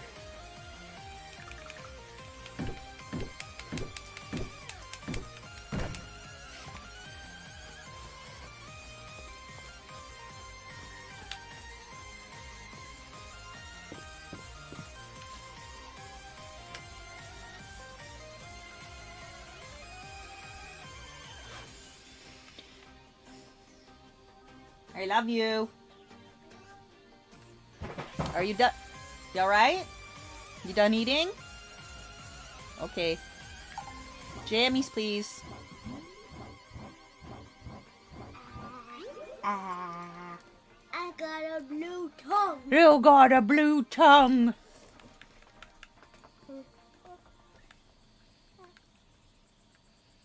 Worn garden lamp. I don't want a worn one. I want a math one. Gray or yellow? Yellow. Yellow. Yellow. Yellow.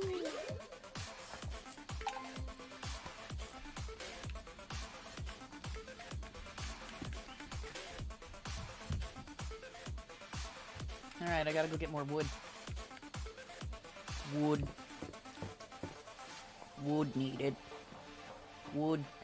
I want to play fucking Stronghold. Stronghold Crusader. That's fun. I like playing that one. Oh, I can't go in there. It's late. You're not allowed in that bitch's house because it's far too late to touch butts.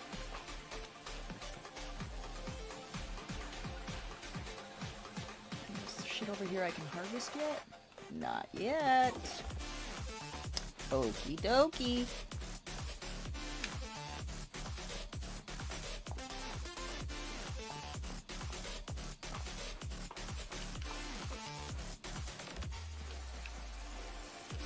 Oh, that's just another cicada. I don't need that.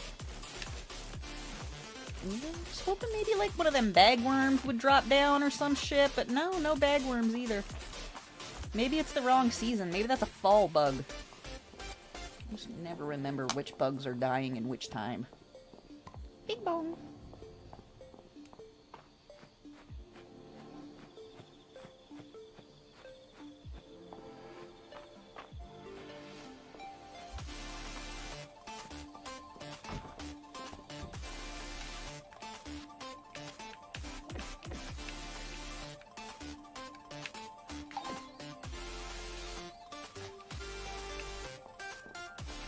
Oh, not gonna make it back in time.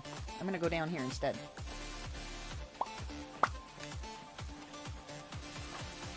Arsh. Arse? Arse. It's a butthole. You're a butthole. You're a butthole.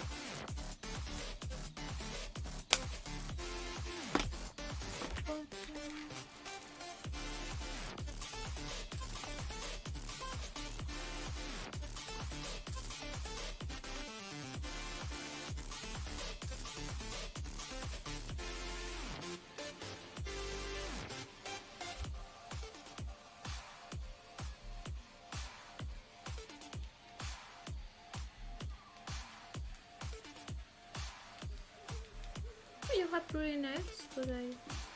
I just saw it. Hey girl, hey. Hey, mama! Yeah. Yeah, Hello, my love.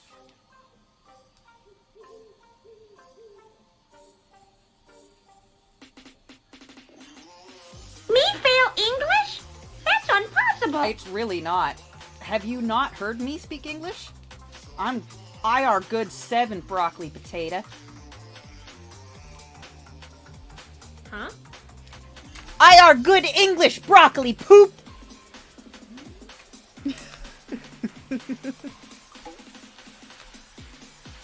Hi. So the sound alert is Ralph, and he says that he Hello, failed English. motherfucker. No way. Well, no. Oh, yeah. Yeah. Yeah. Oh yeah, no, I definitely failed English. I didn't though. That's funny. That's really good at English. Except for now. Now it's maliciously bad. It is intentionally dookies. That's fair. Gone for it! Oop. Oop. No intentional dookies English. Intentional dookies. Cat! Meow, meow, meow. Anyway, hi. Hi, girl, hi. Ay. Son solo eso. Me que estuviéramos tirando. Alright, so these have all been put in there before, and these have all been put in there before, so I don't need them. Alright then.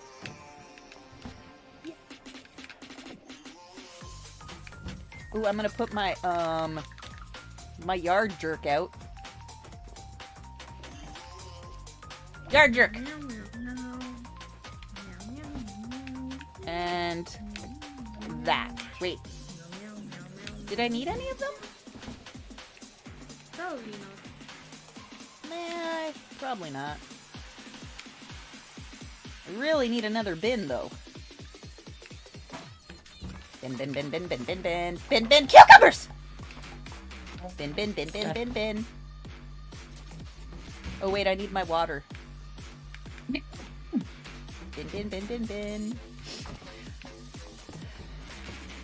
Somebody has been saying really nice things to me, and they are not Elsabeth. Everybody just needs to know that. What are you saying? Oh, dude. Yep. All the things that Elsabeth says to me. Okay, no, wait, that's not true. All the things Snack says to me. With a side of Beth. Oh, yeah. Yeah. Oh, yeah. All the good things.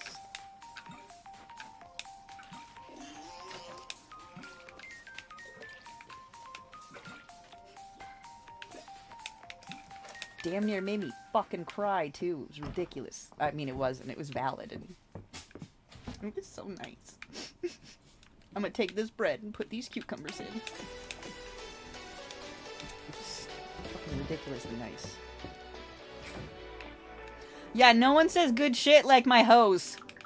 I don't even know how to come to terms with that. I'm telling you, they tell me the nicest things, and they can touch my butt. Stupid sexy Flanders! Yeah, yo.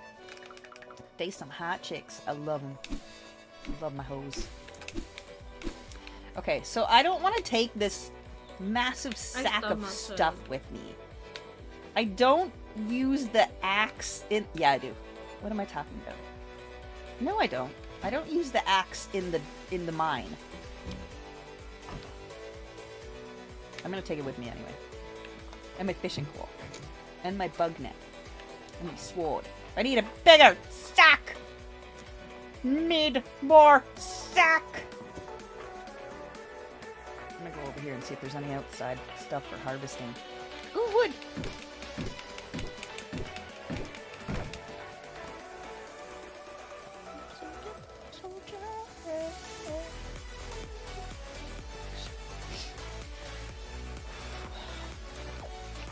Food today. Oh, there's some. I have not eaten today. Same. Why? I can't. Because I can't. Because, yeah. The same reason she can't. I bought it. I just didn't eat it. I cooked it. It's just not in my mouth. I can't. I tried. Came right back out. It said, nah, brah. And I was like, alright then. Alright then. I won't argue with you. I will not force food in when it refuses to accept food. It will F me up for days. Well, I was up at 3 o'clock this morning, and then I was up until 5 a.m. And then I didn't get up until like 10 o'clock, and then I took a nap, and yeah, it's just been a rough day. Yup. Same. Do you change your mic? You sound different than usual. Oh, I need to turn Bersha down because she's loud in my ears because I use her to masturbate. I mean, what? Sound different because I've been sleeping all day.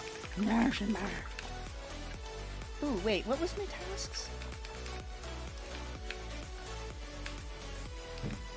But it's good. It's Oh, nice to that. have Oh, I need a lantern moth. Fennel. Monster peaches. I don't even have peaches yet. A snail? Alright then. I have to wait for the rain for the snail. Take this shit to the museum. In a world before I am a man, was a creature before I could stand. Anything doesn't. Before I forget. I can't. Nothing's. I can't. I can't. I can't. I drank some broth with some dehydrated vegetables a little while ago, and that was it. Nothing else is gonna go in or stay down. I can try, but I'm gonna barf. Hard. Nice, but you just drink soup or something. Mocha. What's this? Ooh. Ooh, a bed. Ooh, a spring double bed. Oh. Okay, wait, I gotta go put this in my bin at home because I don't want to take it into the mine. In the world before I am a man, there's a creature before I could stand. You'll remember before I forget. Fuck is my house? There's a creature before I could stand. Do I fish in the sparkly parts, or is that? I can't remember. Is there?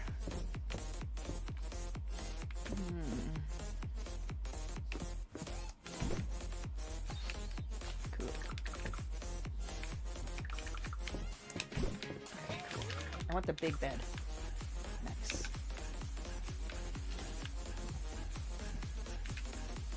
Bam.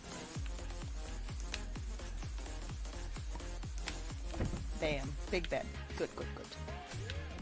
I'm gonna throw this in the corner up there until I have a bevy. Throw it!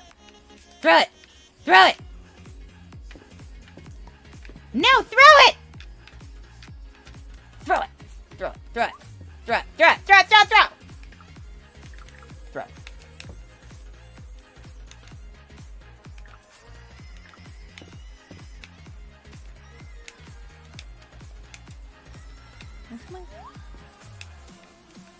Where's my...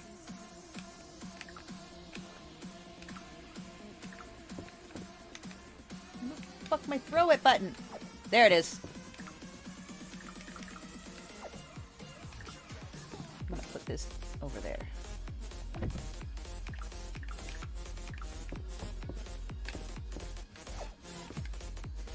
Okay, good. Be in the house. I just don't need you right now. And I don't have the space. I don't have any bins to stick in. Meh, whatever. Alright, off to the mines. Oh, fuck, it's already too late. Alright, let's go fishing.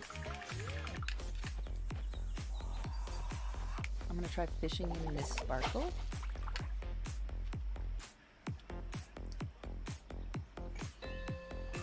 Ding bong bong.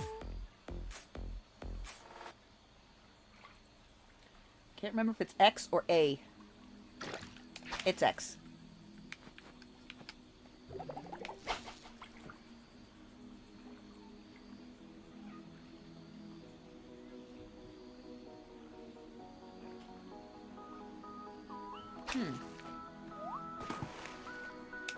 I can't dive. Maybe it's like a panhandling, you know, like panning for gold. I'm pushing a narrative. She'll probably be an American. Trout. Stand down or fall like the rest of them. No. Trout. Wood. Wood's here. Wood. Definitely not an American. Wood. That's how you say trout. Fish! Oh, it's a pike. Bruh. Yes? Comply if you can. Wait, I can't see the chat. Fucking Discord was all over top. Oh, you pooped your pooter? Damn. Alright then. Guess we just have to Xbox with you.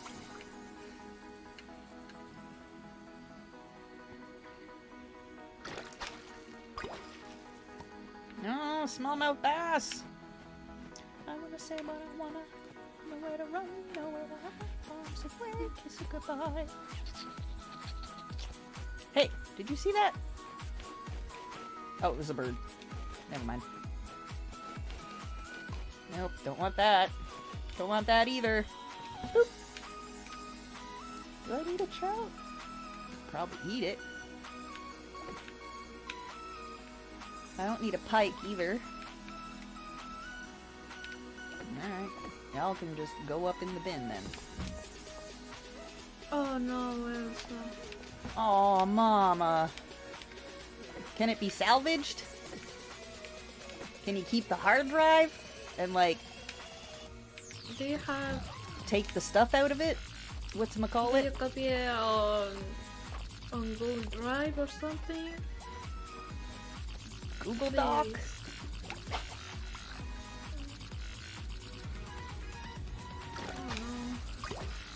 Alright, well, stick it in your back pocket and don't throw it out, because we might be able to salvage that hard drive, or at least the info off of it. Well, at least you can try.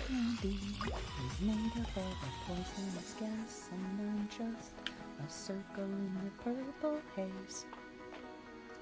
Did I already catch one of you? Oh yeah, you're a straw hopper. I don't need you. You're poopy.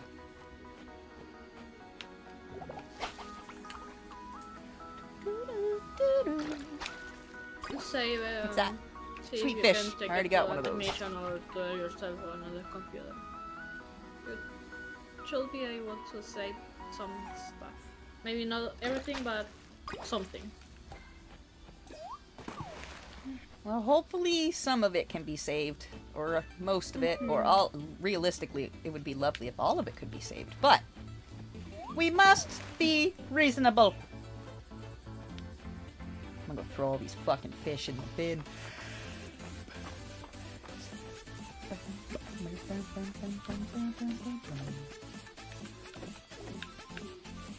So what game can you play tonight?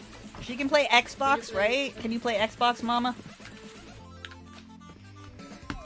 I'm down for switching to Xbox. That's just, trippy bitches. Are you in the mood for that?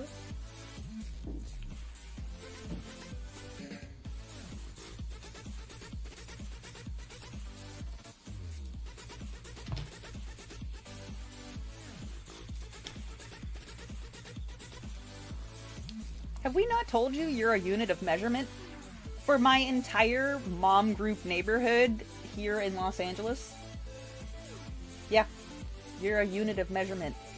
Literally, some of the other moms like to traumatize their boyfriends and or husbands by showing them our unit of measurement. You're welcome. What? Oh, Zach. I mean, what? Our buddy Zach. It's our buddy Zach. You know it's our buddy Zach.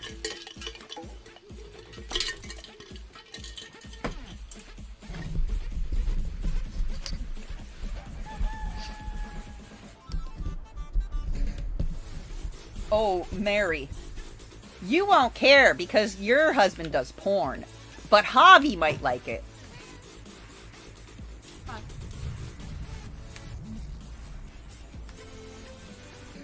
Nah, I don't do Mary. Open relation, maybe. But no. Oh, Mary yeah, no. This...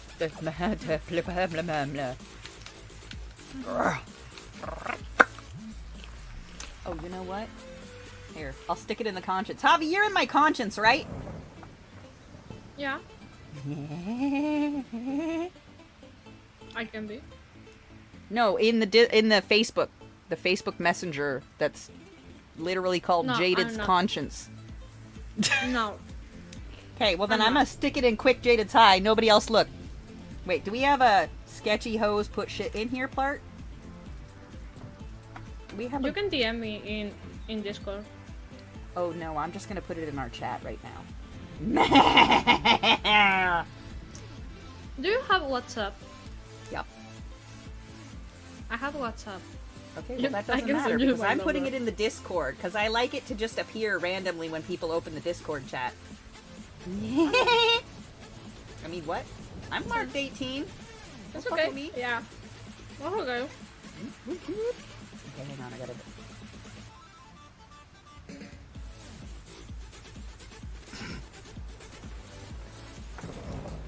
Just realized I have to relocate it. Okay, wait. Javi, are you on my Snap? Oh, Javi, you're on my Snap! Aren't you? Wait. Bursa Burp is. Snap. Bursa Burp's my Snap. There you go, Bursa Burp. You wanna see what I've been looking at? It's great.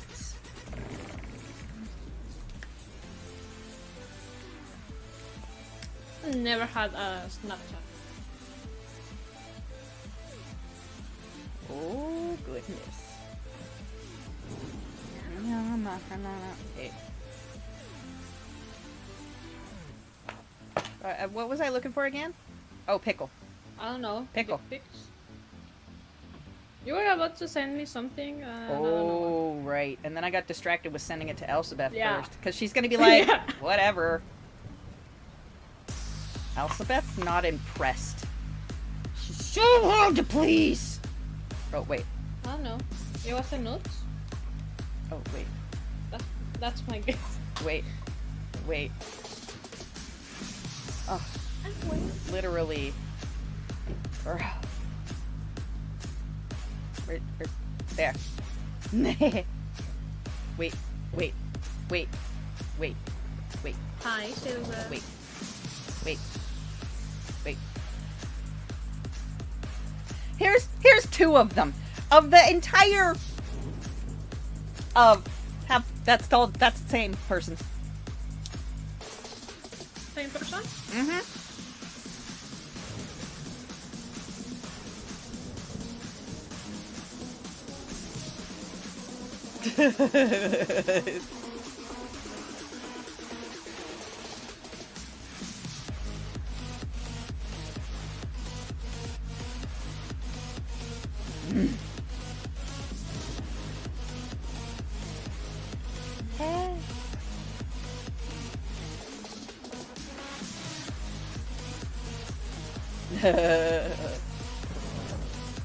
Oh, you want to check it out? Okay, fine, I'll show you. You're not gonna care. There, where'd it go? Whoop, that's not it. Whoop, there it is. Boop. That's it!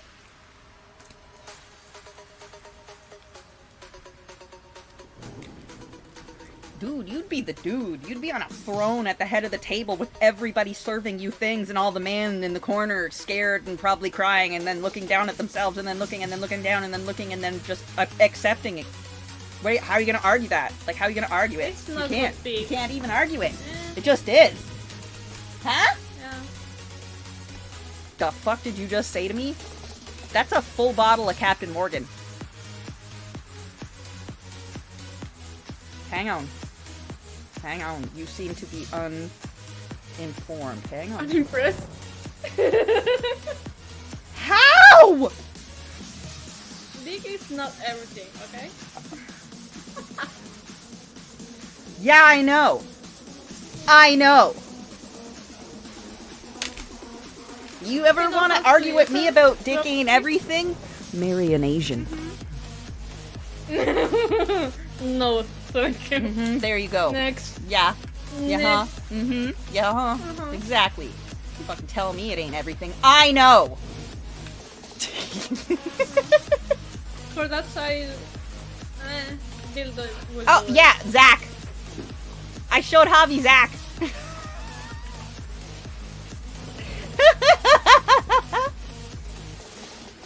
Yeah. Silver, you've definitely seen it. It could be. I threatened Silver with it because it's funny.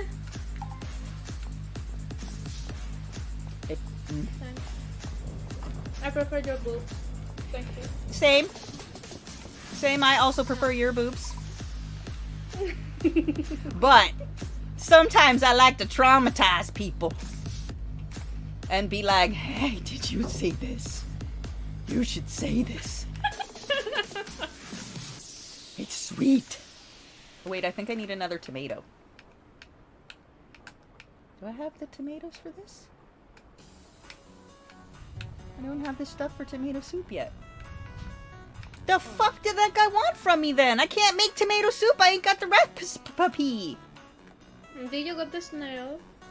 You need a snail. No. Oh, right. I gotta go get a snail now that it's raining. Thank you for reminding me. Yeah. Because I can't get it unless it's raining. Now I gotta wander around and try to find a fucking snail. And then get down into the mines and find a lantern fish. Is it? Huh? Not lantern fish. A lantern moth. Ooh. Silver is saying it's fake. It's not. It gets sent to me in videos. You no. Oh, okay. Because I have seen that size before. No, I'm not I also too have as well. yeah. No shade, no shit. I have seen them. They exist. They are girthy. I don't need this iris. I'm gonna go back to the mines now. Still can't find a fucking snail. Maybe over here.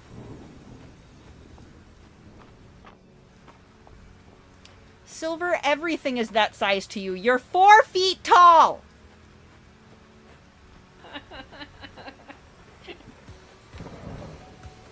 I could never. That thing's fake. Girl, everything is gargantuan to you, you 4 foot nothing hotcakes.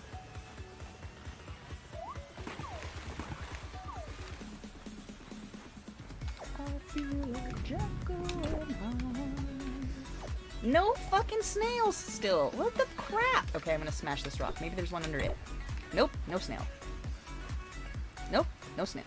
Okay, next rocks. Nope, no snails. When you're gonna see me, what? Have dirty, dirty sex with one of my various lesbian lovers? Anytime. All I'm trying to do is live my motherfucking life.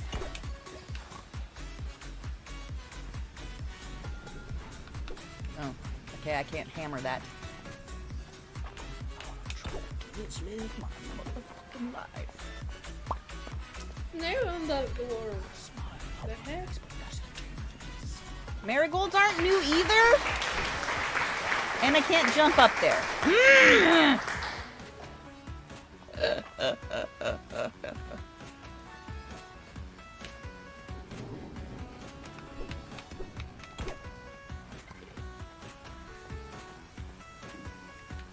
Still no fucking snails! How? How are there no snails in this whole village in the rain?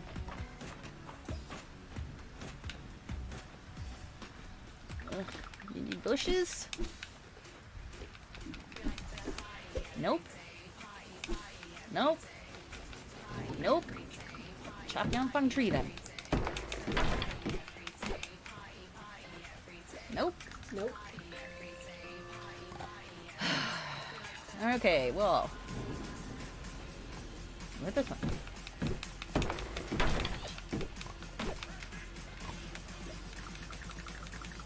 It's a full speed. I wear my heart upon my sleeve like a big deal.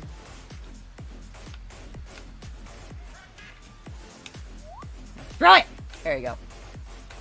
Oregano. Have I put that in yet?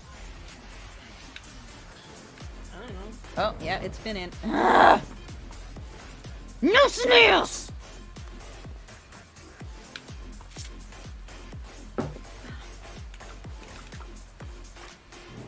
Damn it. Is that dill?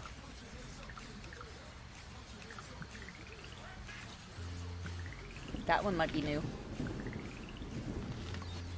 Yep, dill. Whoop whoop. Oh, what about you? What kind of crickety are you? Hup. Throw it! Throw it! Throw it! Throw it! Yeah, throw it. Oh, you're a straw hopper again. Fuck. I need straw hoppers! I need a Snell.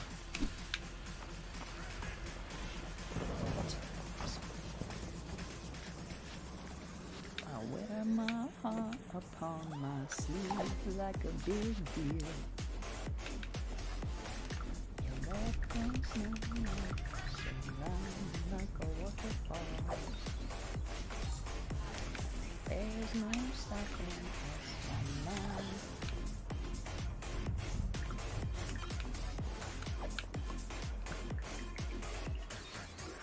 Two.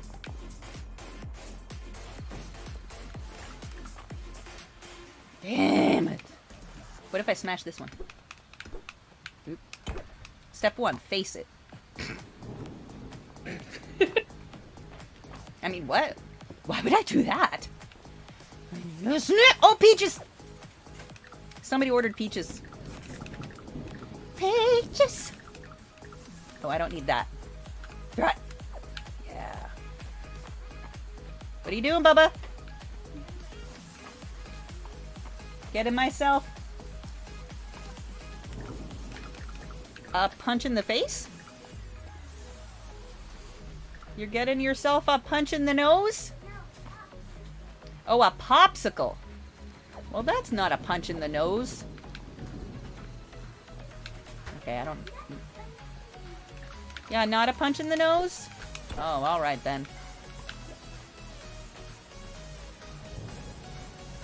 Oh, what's that?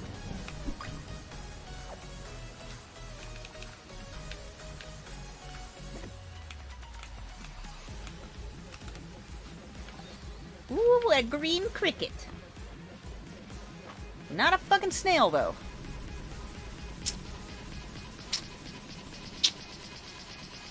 No snails! Everywhere. Cut down a bunch of my yard, I think.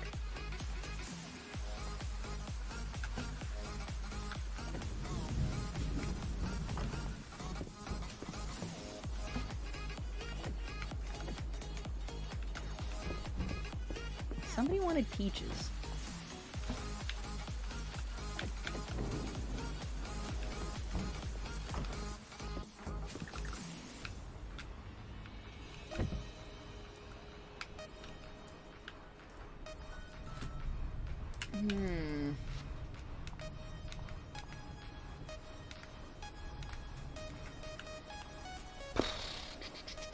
Peaches, 3 peaches, okay. And tomato soup I don't have the recipe for yet. 3 peaches.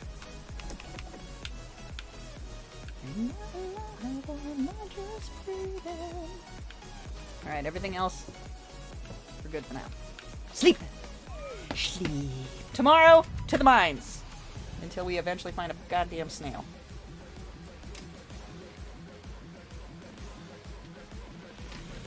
Yes, he can. Yes, I don't have tonsils. I'm going to have everything removed that will block him from busting me in half. Lol. Asphyxie, what?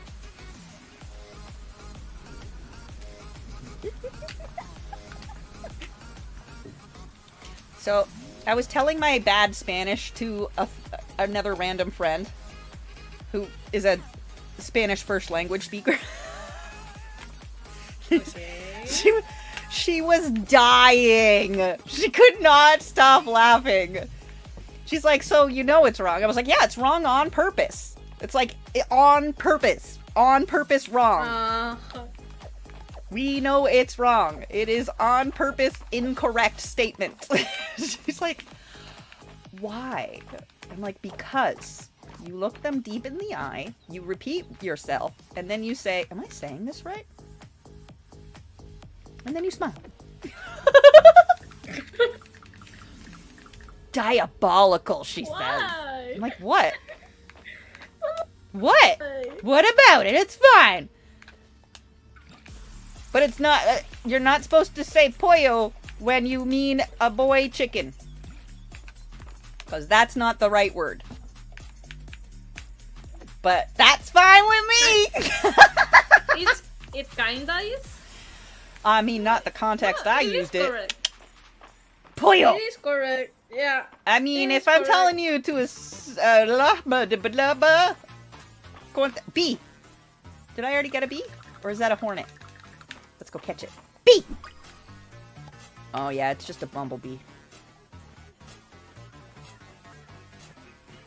It's supposed to rain again tomorrow, so there might be a snail tomorrow. More oregano. I got dill now, though, so that's fine. Yeah, it's intentionally diabolical. That's what makes it fun. Degens! That's what you all are. Bunch of degens. Corn. Do I have seeds for corn? It's summertime now. Do we even have that?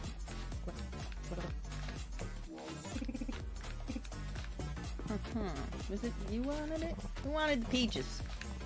Some broad. I can make trail mix, fish soup, cookies, scone. Me fail English? Balls. Hey girl, hey.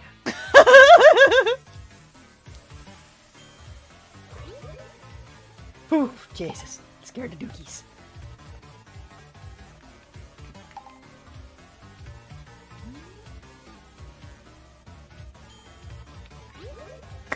Making bread, making bread, making bread. We're gonna make trail mix too. I got lots of it. Boop, boop, boop, bam.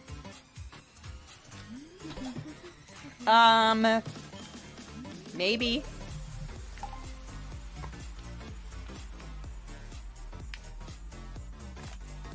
Oh, for nothing. No soup still. Ooh, yay. Alright. Who wanted the peaches? Was it you? Was it you?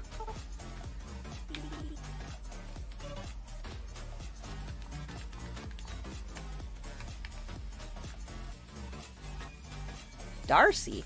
Who the fuck is Darcy? Darcy.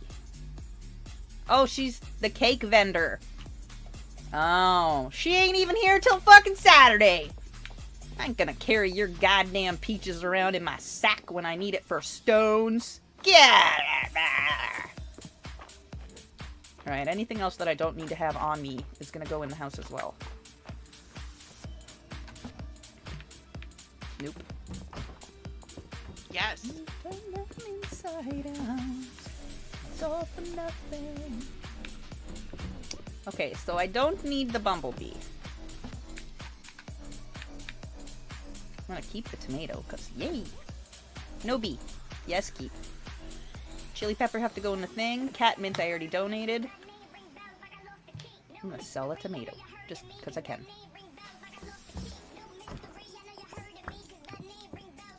No, Yeah, I've given up drinking. It is a weapon. I will not have my life weaponized. So I don't need it. Ah, fuck. I threw the chili peppers before I took one away.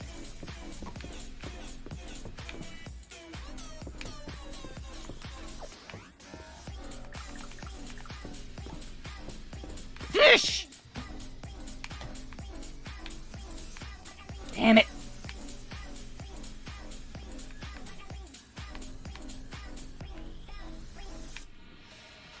I need more bins.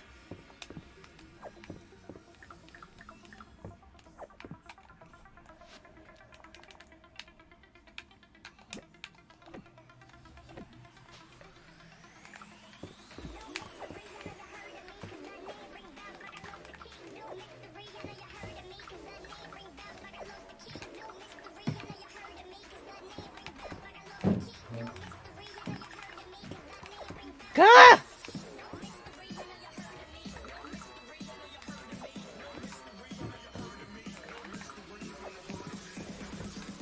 Okay, I think I got it.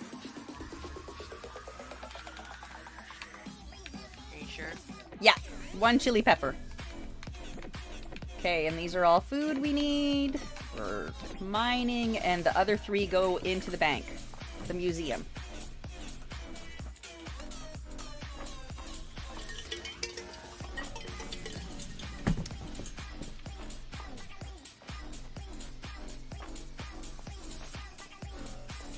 So what did you end up getting a tattoo the other night? No.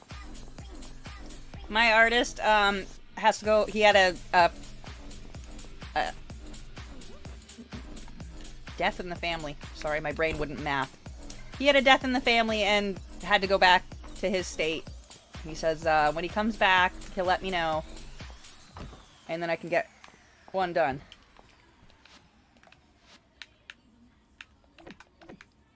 What the fuck? Donate the sunflower. Does you not want sunflower? Okay, I guess you don't donate the sunflower. Whatever. Mining! No, we don't collect the grass. Be gone, grass!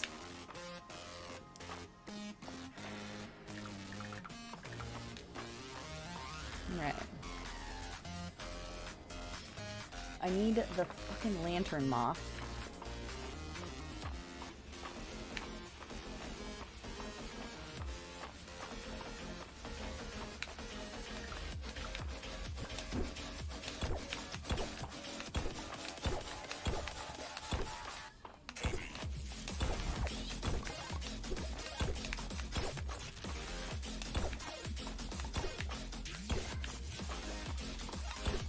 Hey, Mom, what's the rules about cameras in the house? What do you mean? 3 door cameras showed up today. Oh, interesting. Yep. I believe your state is only a single party state. But I would have to look into that. That's definitely an interesting, Uh-huh. Yeah, Mm-hmm.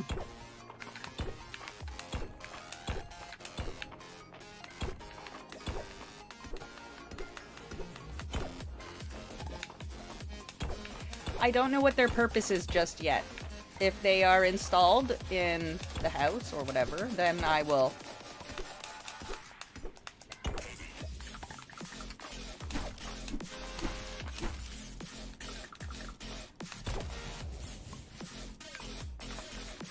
I will.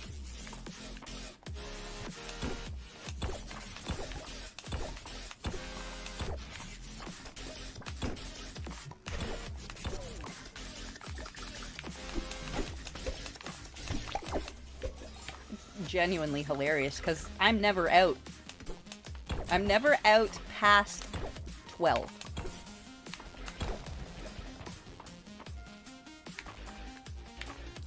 Okay.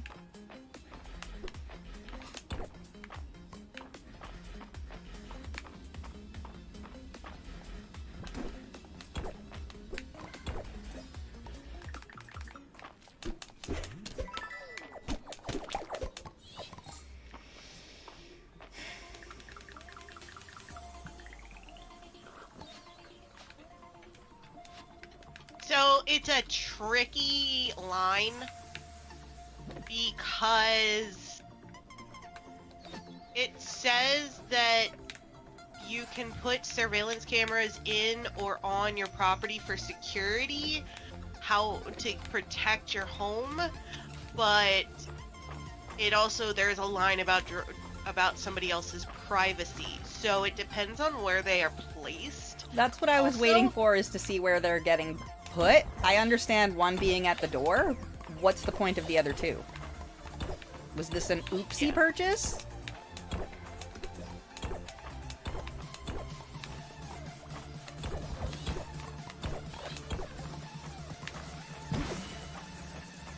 And I'm not going to investigate because I don't care.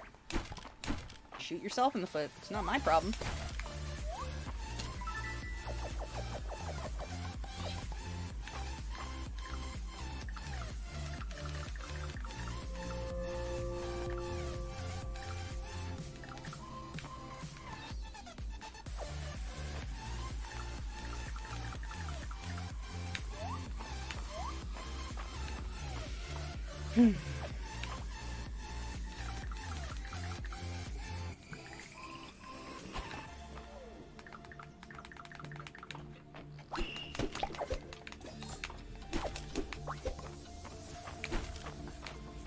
I was into you, but I'm over it now. A, B, C, D, E, F, U. Yep, and your mom, and your brother, and your job. Fuck you and your friends that... Oh, that's right, you don't have any. Not a red flag or anything. Na, na, na, na, na, na, na. A, B, C, D, E, F, U.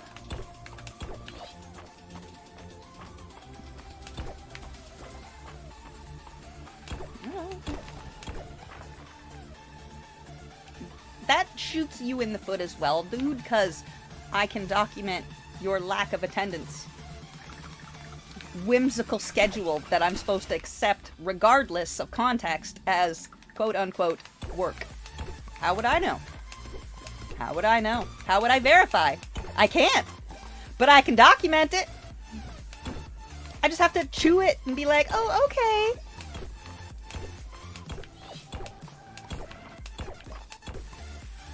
What was the idea if I'm not here? Who's supposed to tow the rope for the kid? What's the end game plan? Oh, none? No plan? Cool. Sounds right. Sounds right.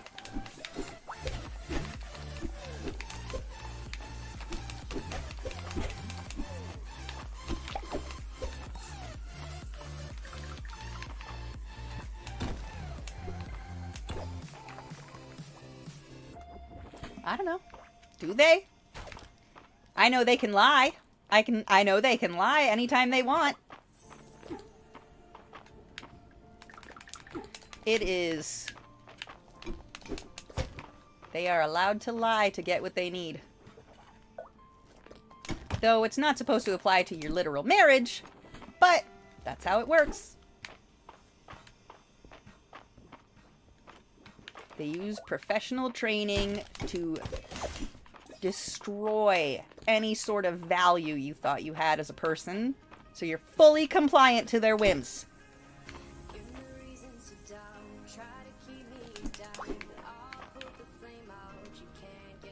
It ain't about love, it's about control.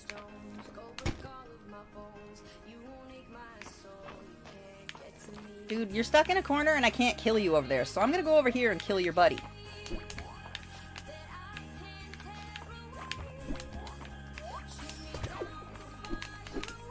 Ah! There we go.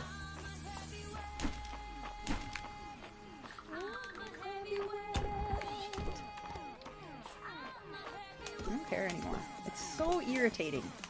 Ridiculous. I'd like to see how he explains away that 3 times in 2 weeks. That's interesting. That's gonna be interesting.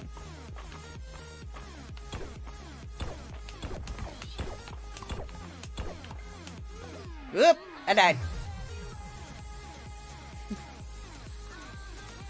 We finished the roses. So those roses are all done. Now we've got the Lego stuffs to move on to. So there's no more roses to build, but there are flowers and stuffs. Not today, though. We already did it. We already did it. We already did some Legos.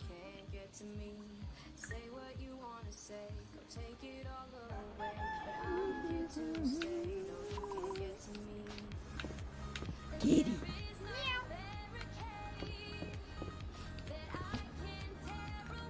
None of that goes in here. Right then. None of that. Oh, yeah, it did. Okay. What about you? Nope. What about you? Nope. What about you? Nope. Nope. Okay. Finally, the tomato soup recipe! Now I can make tomato soup. Watermelon, watermelon, watermelon, watermelon! I'm gonna put all this shit in the bin. Oh wait, I wanted to save that sunflower, because I only have one.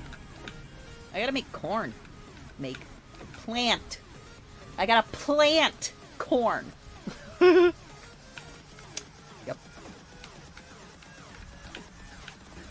Okay, corn. I also need more goddamn bins! I'm gonna go do shit. I've lost my goddamn mind. It happens all the time. I can't believe I'm actually meant to be here, trying to consume. The drug in me is you, and I'm so out of misery. Can't you see?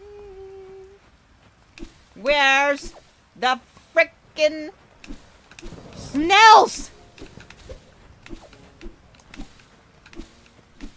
The fucking... Where are all the snails at? There's no snails! I need a snail. I need a snail. And it's Tuesday, so the cake lady's not back yet. Are you a straw guy? Oh yeah, you're a straw hopper.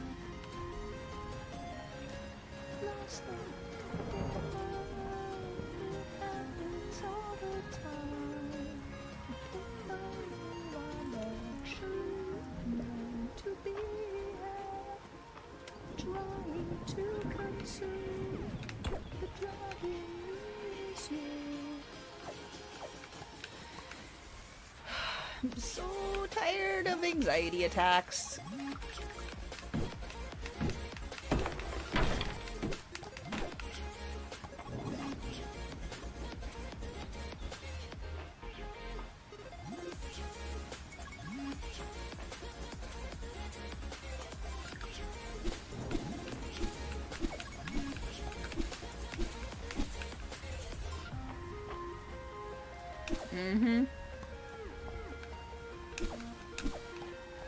I'd settle for the unprompted ones. The ones that are manageable, that I can get a hold on.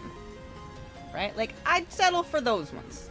But the ones that are controlled and prompted, I don't like those. That's some bullshit. That is some nonsensical, unfair bullshit. Like, I've not been professionally trained to destroy people. That's not fair.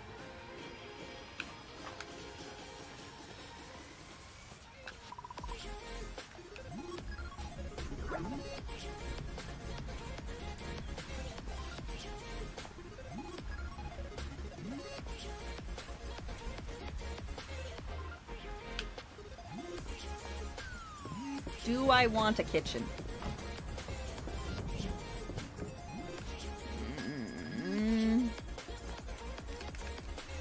Not really.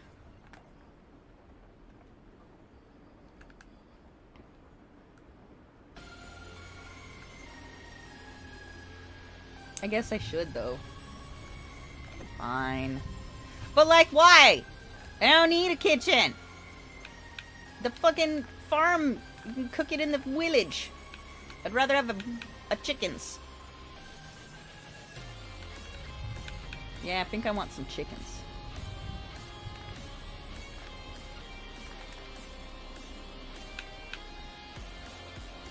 Yeah, chickens. I want chickens. Ooh, I can expand my farm. Sweet. Hey, buddy. How's it going? Fuck out of my way. Thanks. I am trapped inside a Dillinger, diligently thinking of ways.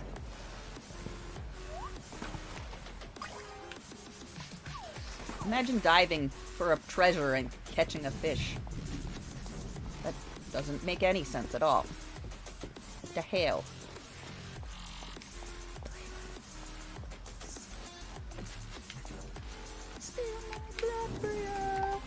Alright. One too many times. Oh, I forgot to bring the copper ingots. Yeah, I'll just go make 2 of them. Oh, right, I forgot to plant shit. Damn it! Whose job is it to keep track of things? Mine? Damn it. Okay. There's 4 corns. We don't need pears. We don't need daisies. We don't need sunflowers. We don't need cosmos. We don't need peaches. We don't need... Yeah, okay, that was it. Just corn. Bye. Can I get a fatter sack? Or is my sack already fat? Yeah, I'm gonna take both of those. Do you really want me to answer that? Yeah. I want you to tell me how sweet my sack is, bitch. Tell me. Ooh, woo. Oh. Okay, I don't need that. Oh, wait. Oh. Don't need that. Too many times. Dollars to get looked at. Yay. Oof. Yeah. You and me. Now disregard.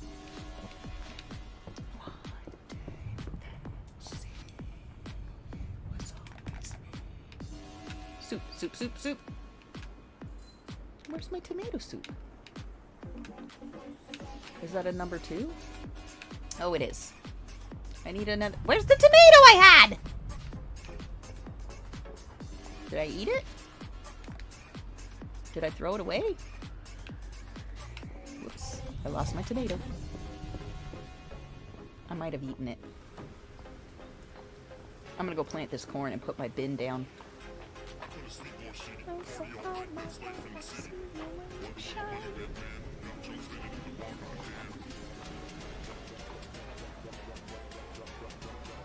Corn!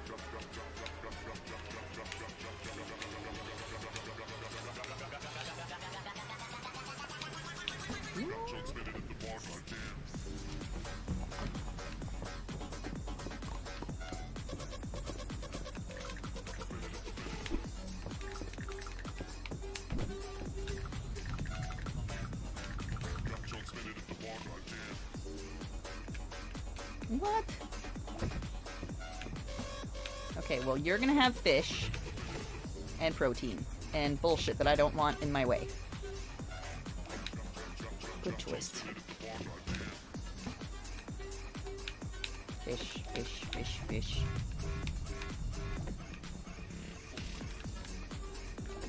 Ah. Okay. Yep.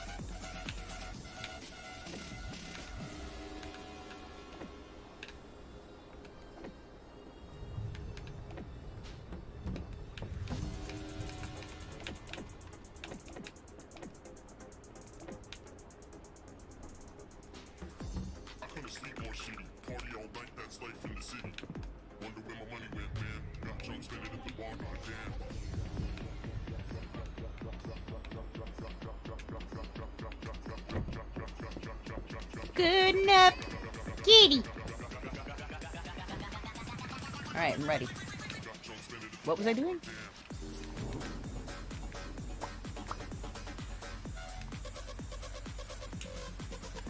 Corn, fennel. Oh, soup. That's right. The soup. Tomato. I need the tomato. Oh, I must have eaten that tomato then. Muscle. You're in the wrong bin. Balls. I gotta wait for these tomatoes to grow then. I think this is a food.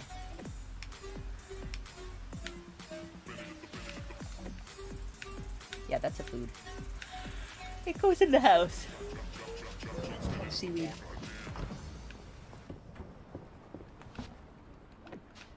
Alright, the blonde wants the flower, right? This shadow flower.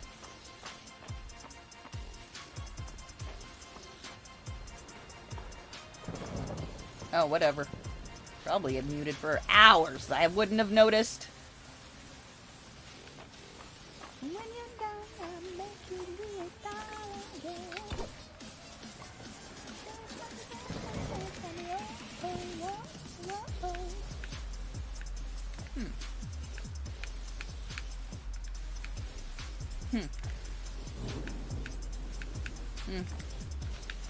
Nope.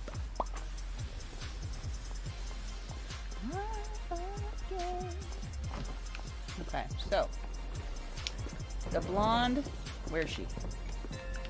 Oh, you son of a bitch. Are they outside? Or are they upstairs? Yeah, they're upstairs.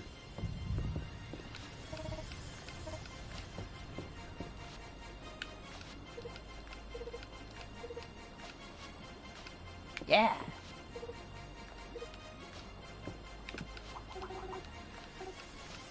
Alright. We did the thing.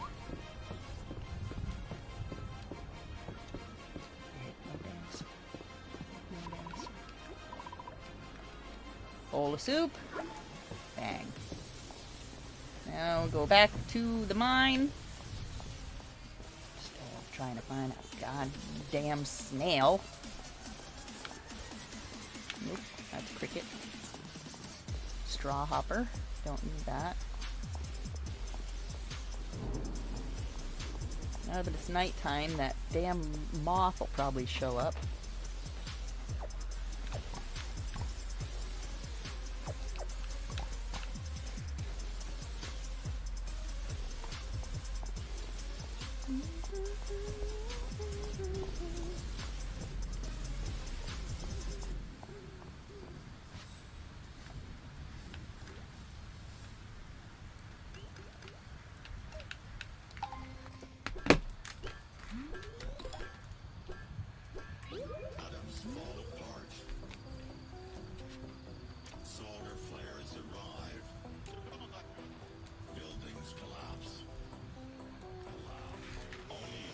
Okay.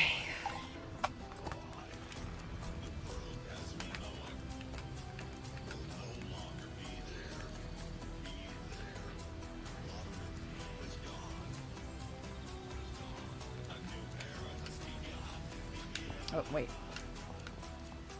We needed those for the mill. Meh, fuck it.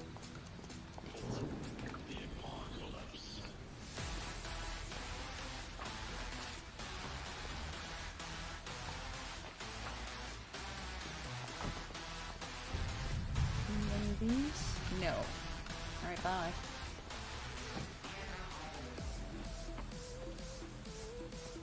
How you doing, Bubba? You're doing good? Alright. Do you need anything? Or nah, I'm good. Alright.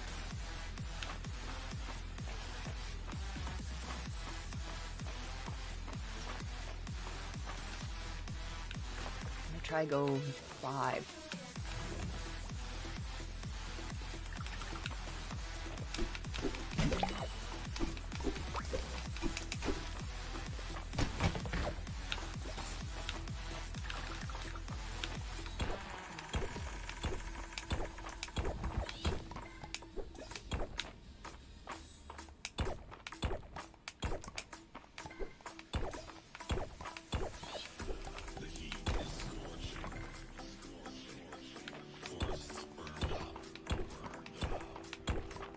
Oh! Gotcha.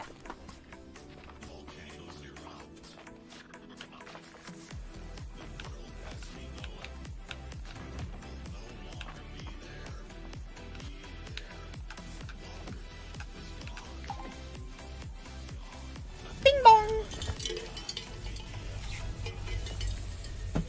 We can dig deeper now. It's a ghost!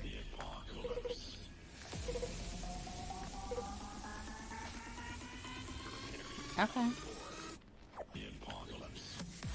She gave me her boner. Nice. Ooh woo. I'm gonna eat it. Hell yeah.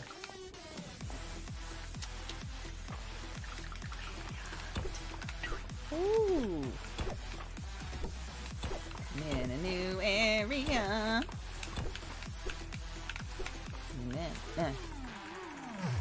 No wonder I got stuck.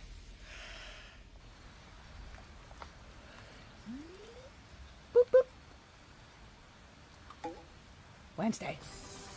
Ooh, it's the fancy guy's birthday. Nah, you're good, Silver.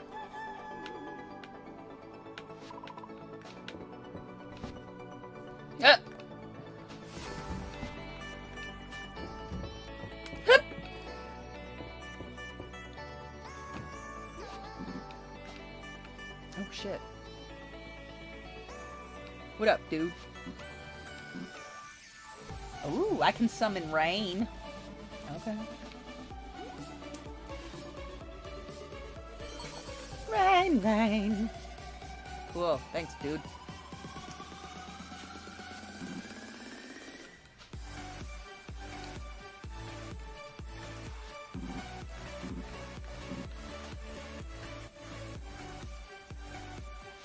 Okay.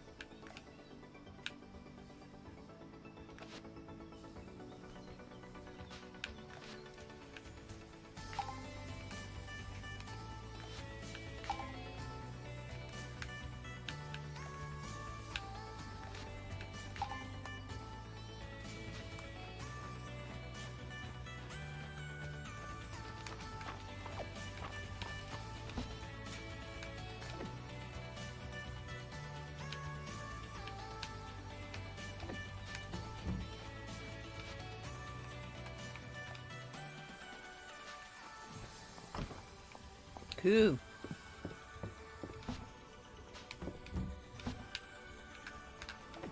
Alright, I have the tomato now. I can make the soup. F, okay.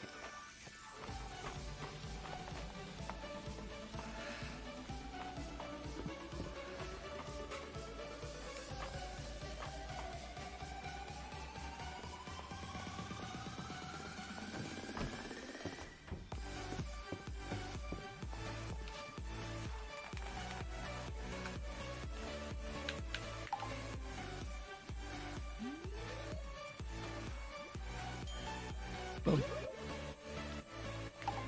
Alright, made the soup. And that goes to him. Is that you? No, that's not you. Is that you? No, that's not you. Are you the wood guy? With the weird hair? Yeah, I think you're the wood guy with the weird hair. There he is. Move it this way.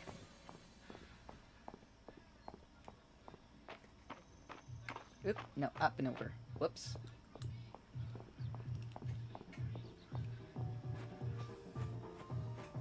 Where is he? I think he's still over there. Love you. Oh, he's in the museum. Here's your fucking soup, dude. Where are you at? Oh, there he is.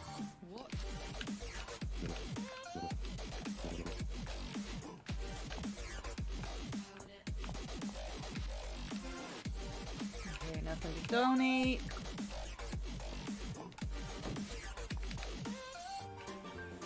corn, peaches, blah, blah, blah. Okay, none of that's ready yet. Okay, cool. Let's go dig. Diggy, diggy hole. I'm in the mines and I dig in a hole. Diggy, diggy hole. Dude, I would go see that band in concert. I think they'd be awesome. I also want to go. So, just so we're clear, we're fucking going. Because that would be the shit. Arn. Yeah, we all need to go to that. Yeah, but somebody's going to boobs. Maybe. So, that guy sucks.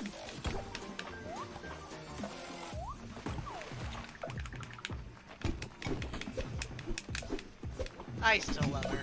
I mean, she's hot, so valid. Oh, I killed him.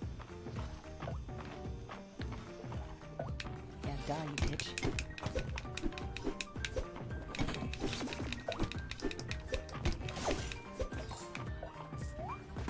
Is there any more shit down here that I want? Ooh, yeah. Neat.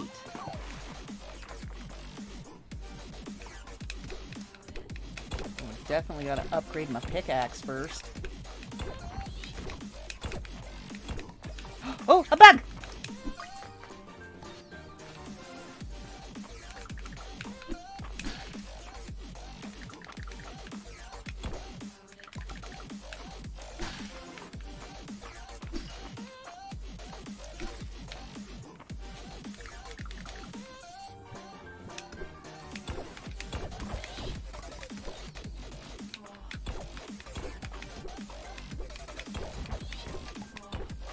Ooh, mystery.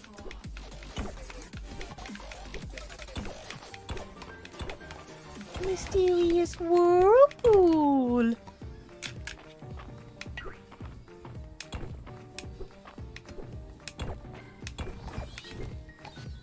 Ooh.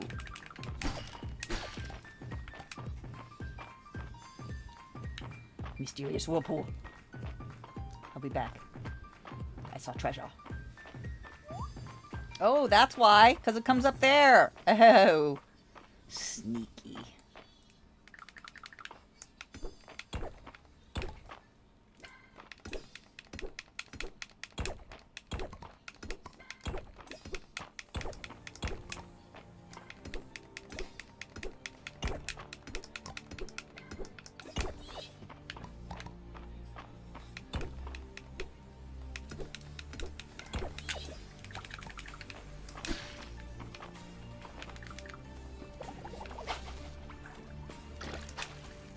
Jelly!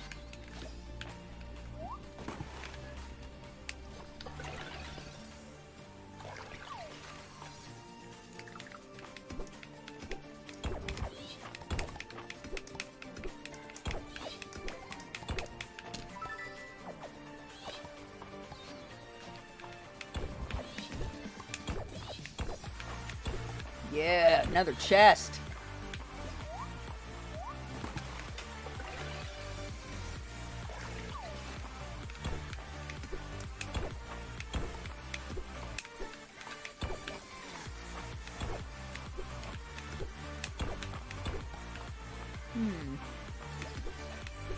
Where's the ladder?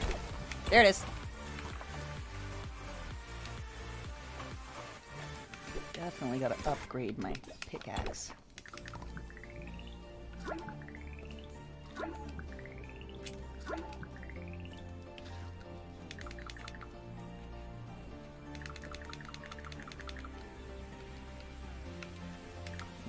Okay.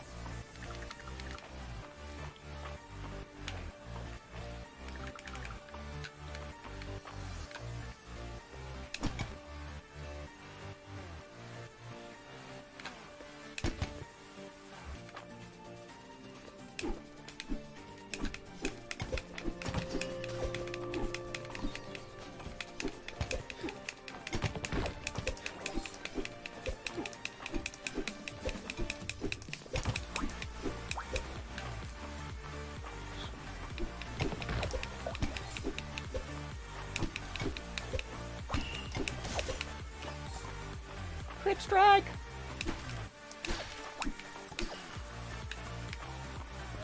The fuck are you? Ooh, a purple mantis. Well, I'm gonna have to catch you. Nice.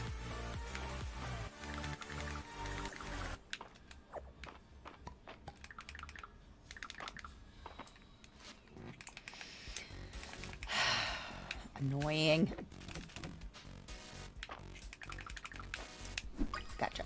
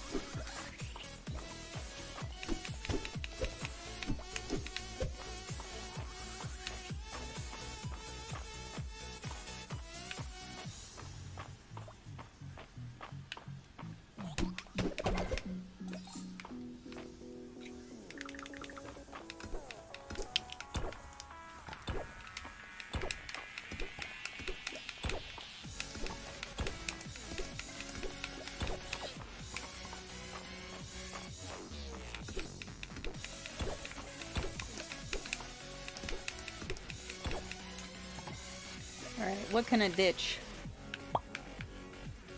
Glass for sure.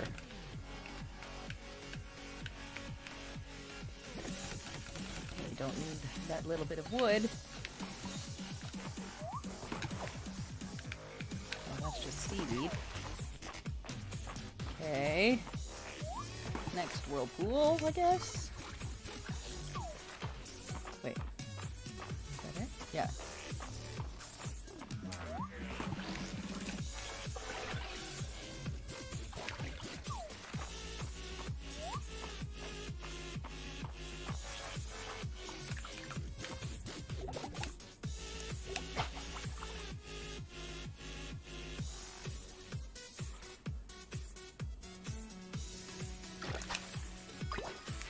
Buffer.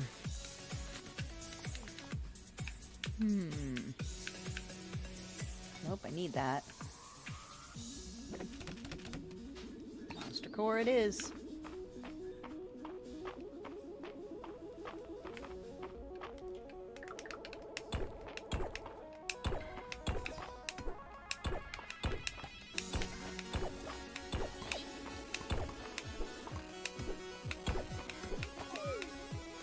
Alright, out of the mine. Tiara. Alright. What color? I forgot what color you have. I got green, pink, and black. I had a white one, but I don't know what Alice did with it. Black.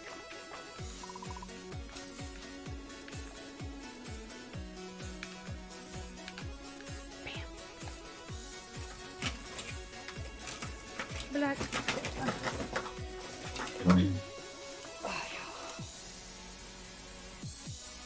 Yeah. Shit, I'm not gonna make it back in time.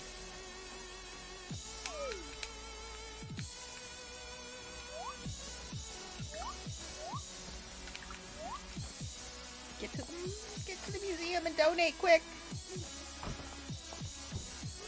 Fuck!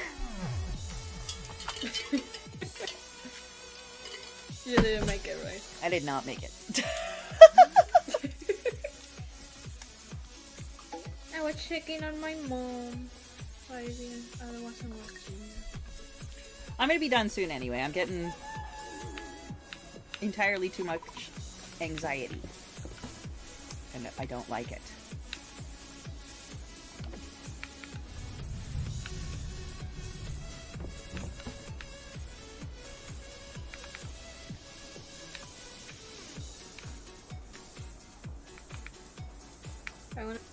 I'm to play Fall Guys for a while if you want to join.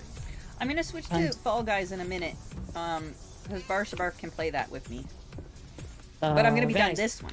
Unless she's going to bed. Then fuck her. Fucking bitch. You said what? She said she's a fucking bitch and she knows it. Fall Guys. I'm playing Fall Guys right now. Okay. Nice. I'm on my way eventually. I gotta cash this shit in at the museum and then save. Museum, no. Museum, no. Well, the meds don't do it when people make it worse intentionally. The meds mean nothing. I'm on five different ways to take my nausea medicine. Five different versions to try and not throw up constantly. 5.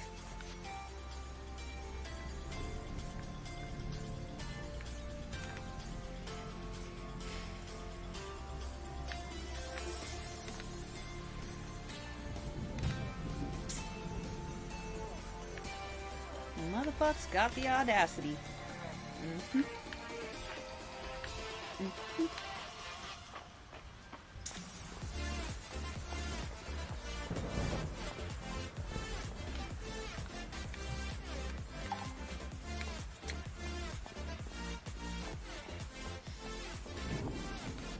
What up, bitch?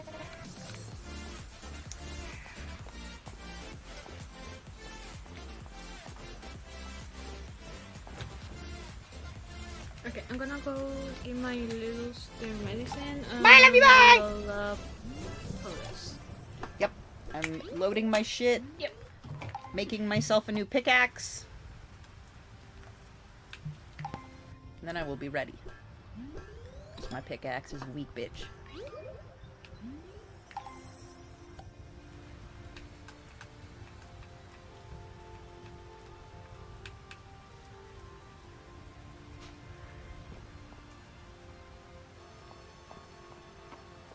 Alright, over to the museum to give them their bullshit.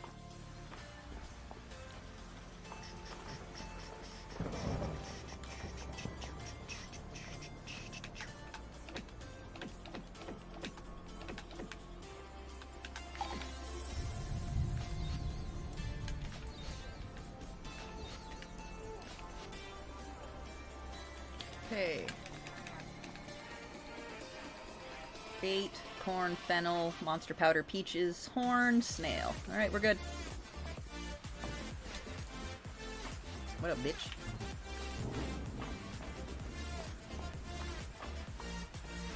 I'm not alcoholic. I'm okay. I'm okay. I'm okay.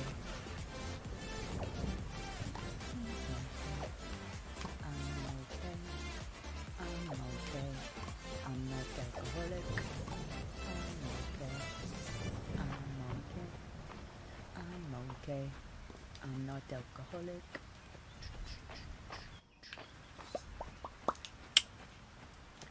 No fucking snails.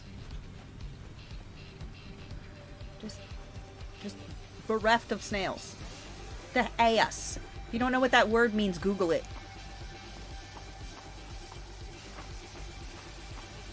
I'm not alcoholic.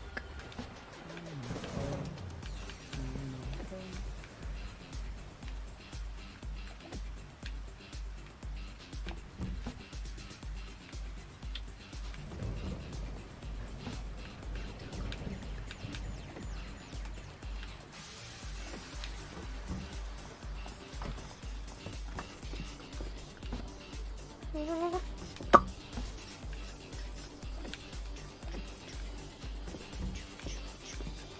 Go to sleep, yes. Game will save.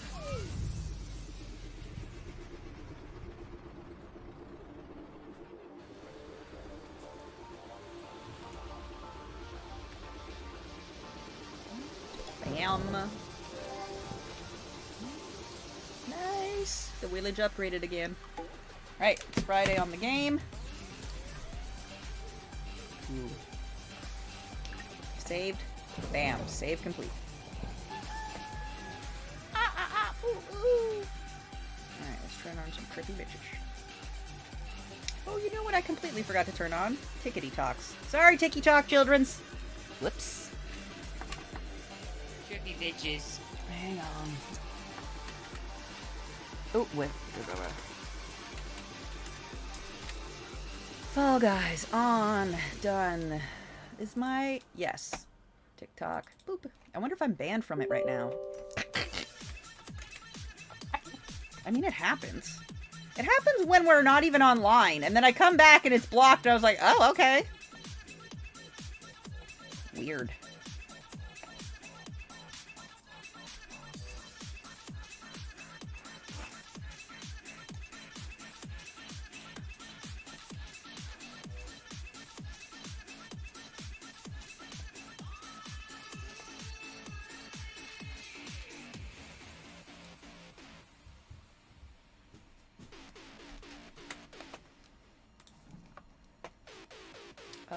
What the hell?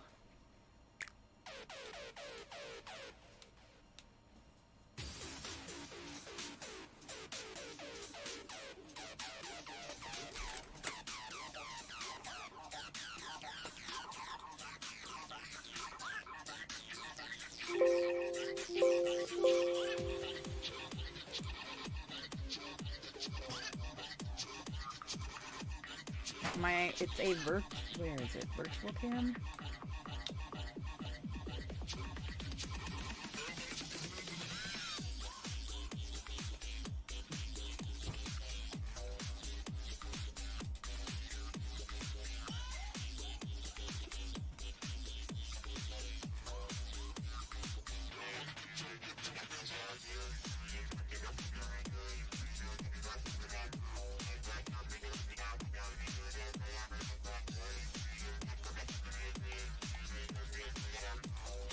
That's not it.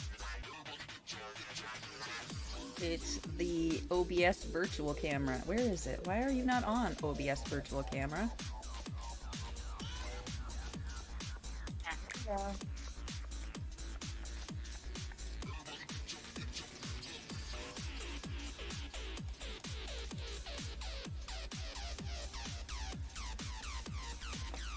The source is Streamlabs OBS.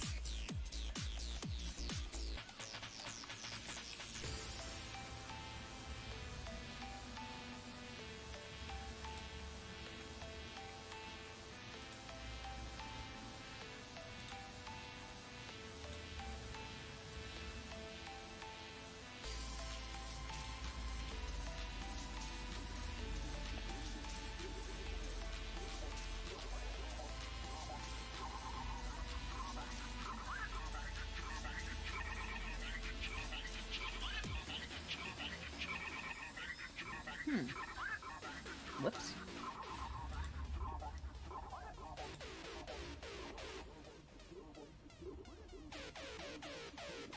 God damn it, TikTok.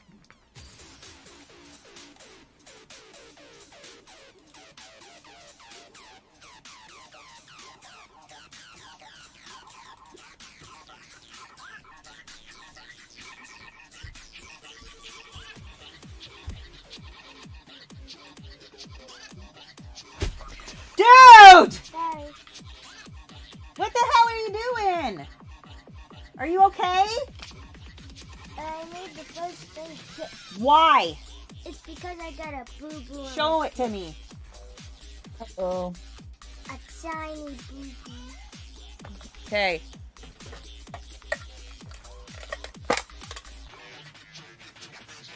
Take a Band-Aid and get out of here, you boop! I meant the ones in the first aid kit. Well, hello, Alice. What the hell? Friggin' Band-Aids! Just one's in an orange and one's in a pink.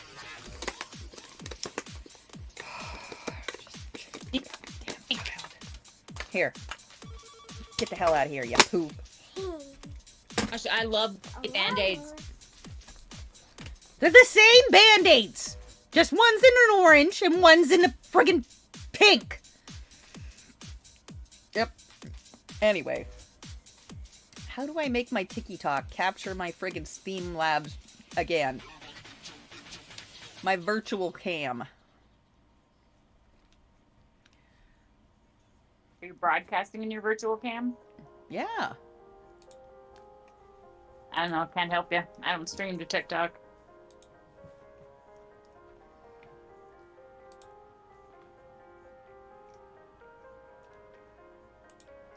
It will not let me use my virtual cam. Kick it. Well, eat shit. It says I have no live access. Why? Oh, it says I have no live access! I'm banned again. Are you banned again? I'm banned again, girl! That's the answer. That's why I couldn't get this shit to work. I'm fucking banned again. Alright, whatever. It's because you got your boobies out. It's because I got boobs! And swears. I get banned all the time. Just for dumb. You don't like boobs. I'm not even doing anything. And my boobs aren't even out. Be jealous because you're fugly. That's fine. Just say it. Just do it with your full chest. Just say, hi, I'm fugly. And she didn't want the time of day, so... Moving on. But now, you report. Okay. Oh no, I'm TikTok banned. Oh no. I imagine if I was a millennial or a Gen X or a whatever the else those ones are, I might care. But I don't. It's fucking TikTok. That's funny though. Imagine being so petty and sad. Sad. Hilarious. Hey, what's this? Are you beavers? Beavers! Oh, but their shirts are ugly. Why would you do that? I want the beavers, but they have ugly shirts on and I can't buy them because they're fucking ugly shirts. Nah.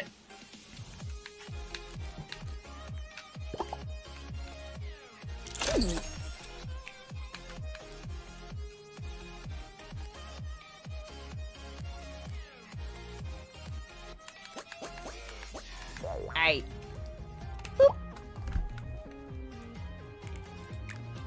I don't care. It's not even TTS most of the time. Genuinely. It's people reporting me. Asshole. We know this. I haven't even been on in like a week.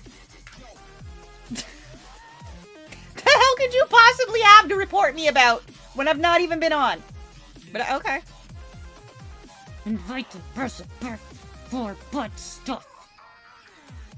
Come on, Javi. I'm a kitty banana unicorn rainbow.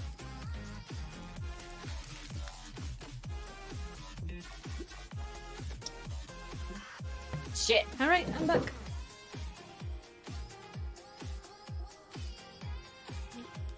I know.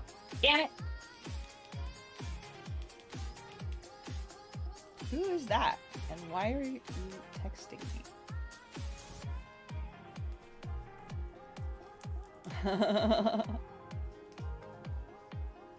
Oh, don't do that.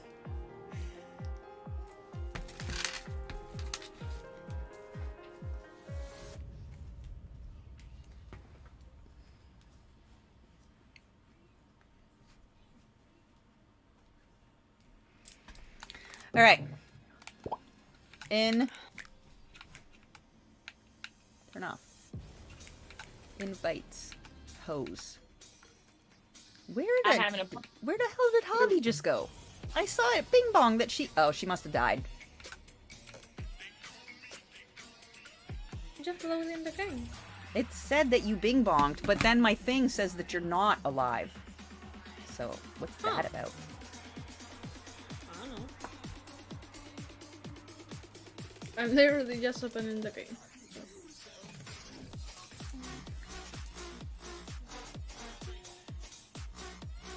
What are we dressing up as? Cats? I think. Meow meow meow. I'm a kitty. We're kitties. Kitties. Kitties. Decent Possum is not online. Oh, now she is. Oh, whee! Oh, that's right, because you're not playing. There he is. Now. There he is. We're kitties! Now I'm alive. White cat or black cat? White cat Alice! or black cat? White or black? She said white. Which match? White? Okay. That's what she White said. Yay! I have I think birthday. Yay! Yay!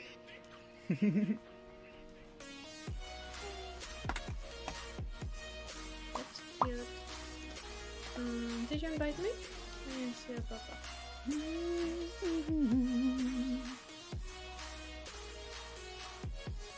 Who knows?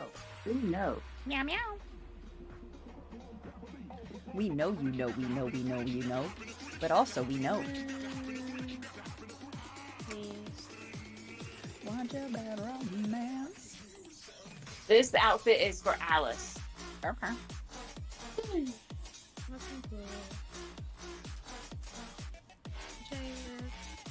Oh, nice. Hey, Dave. Barsa Barf made you a kitty flowers. Bubba! Javi, you can't be ice cream. We are kitties. I'm looking the door.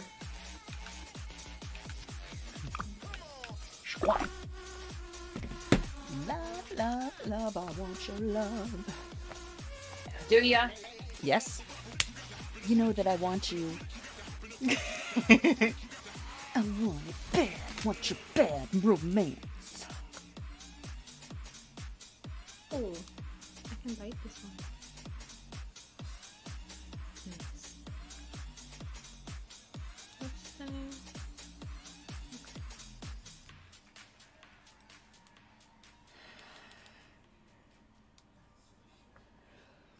Caught in a bad romance.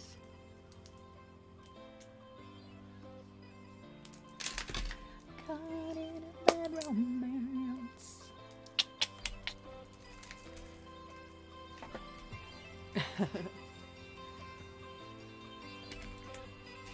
Vanish.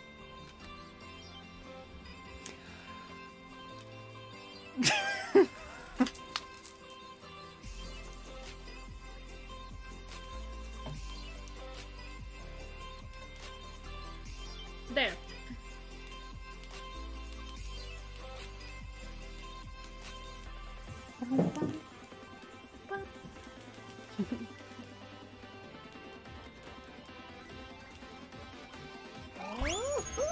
Are we doing the birthday bash thingy? Oh, we probably should. I completely forgot about it.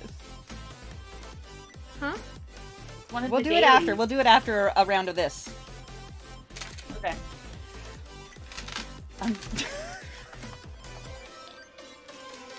Okay, that's enough. Stop it. Distracting. Stop texting and distracting her. Stop sending her pictures of your. That's not it. That's not it. It was literally arsenic words, and it gives me the blushies. It was arsenic type words about how pretty and nice and awesome and things, and I was like, dude, she's gonna need to change her. Yeah. yeah. You can't hit on me the way my wife does. No. Shit, oh man. That bitch is my kryptonite, yo. She gets me every fucking time, too. Get me blushing all gross and shit because she loves me. She's so gay. Gets you by talking dirty. Yeah, yo. Somebody said arsenic things to me and my heart went squishy.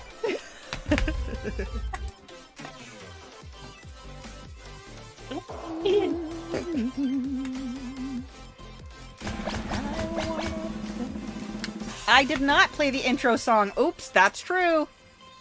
I forgot because I was trying to fix the other things and then I realized I was ticky-tocky blocky-docked. Ready, y'all?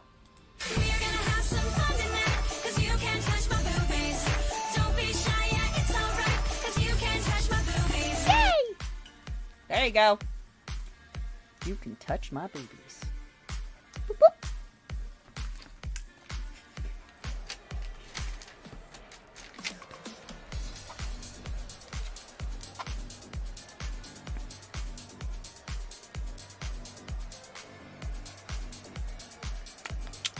Oh no! Alright, mama. Oh fuck, we got eliminated. Whoops. Yeah. Yeah. Whoops. Whoops. Oh, wait, we wanted to do the birthday one. Oop. Oop. Oop. Oop. Oop. Oop. Oop. Ah! Ow! Hang on, I gotta tighten the crown. Keep sliding down my glasses. Alright, we're on the birthday one.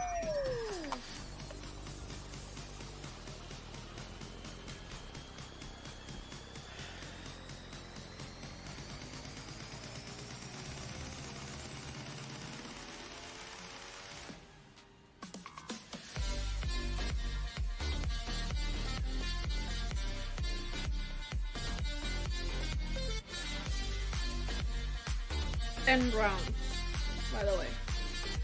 I'm gonna what? It's 10 rounds. 10 rounds? Urgh. Yeah. My goodness! That's a lot of rounds.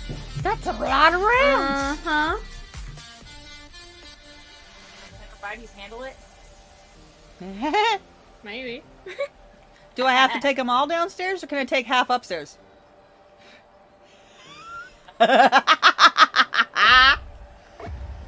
We're talking about groceries! Are we supposed to, like, grab anybody or fondle anybody or whatever? Always. Whoa! I needed more before.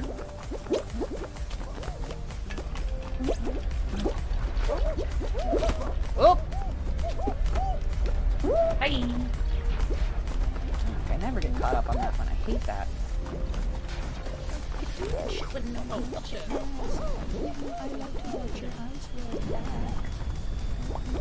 Sure do.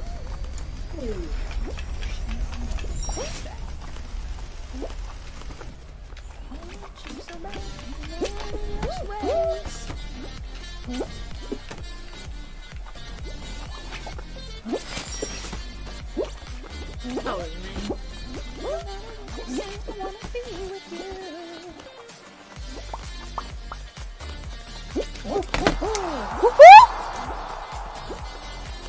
Hey girl, hey. Hey girl, hey!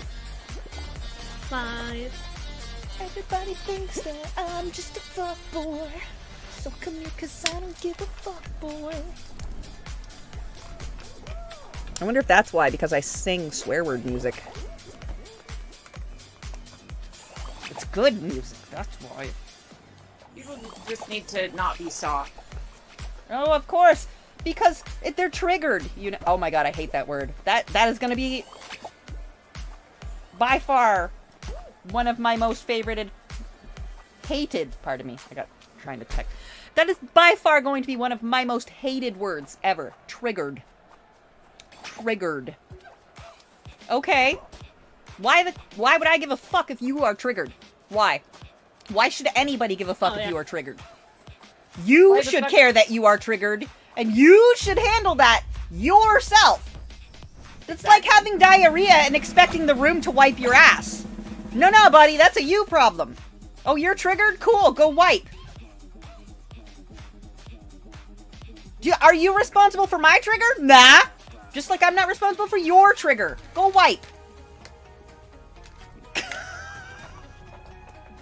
God, that's such an overused buzzword, dog whistle word to get people riled up about nothing. You hurt my feelings. Cool. Yeah, people don't know how to self-regulate. Like, Self-regulate. Hello, motherfucker. Panico. We're talking about people not being able to self-regulate and how one of my most hated words in the entire English language is triggered. Now, it was like bootylicious because that's stupid. It has become the word triggered.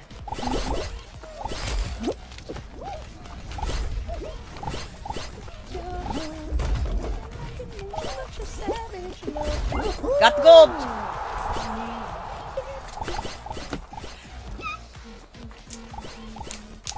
You're savage, la la la.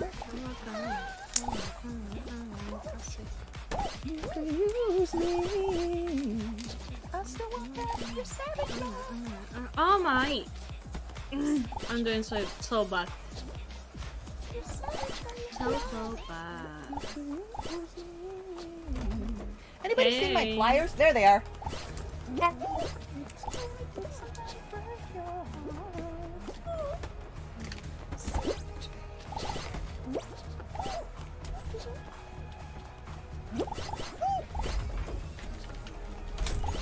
Jeez, I'm thinking I'm not like good.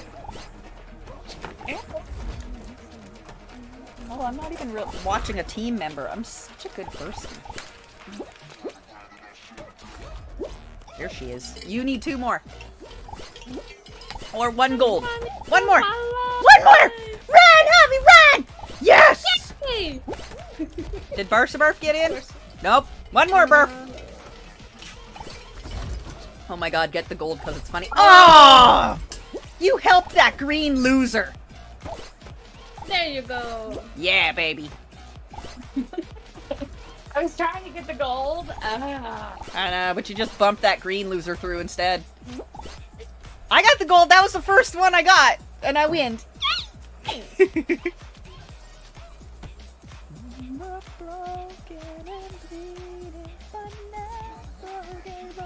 Buddy, you're the only dude there. Don't worry about it. Just run. Pull a thingy over. I don't know. Imagine having the gold hoop right there. You're the last buddy on the thing, and you're not even going to use it. Sir, ma'am, questions? There's 2 of them in there. Sweet donkey Jesus.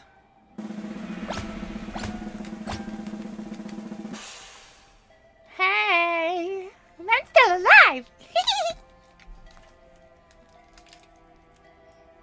Bubba, did you brush your teeth? Okay, but then you had a popsicle. Did you brush your teeth before or after the popsicle? Okay.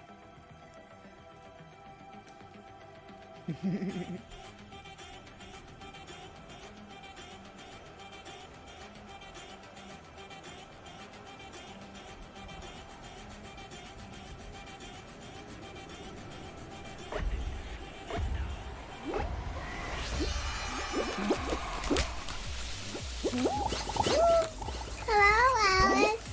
Hi, Alice. Ah, I fell! Alice, Nico says, hey girl, hey!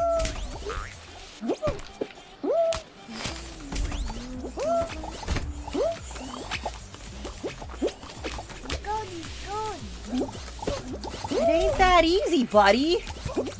Fuck. Ah. I'm trying, but it's hard!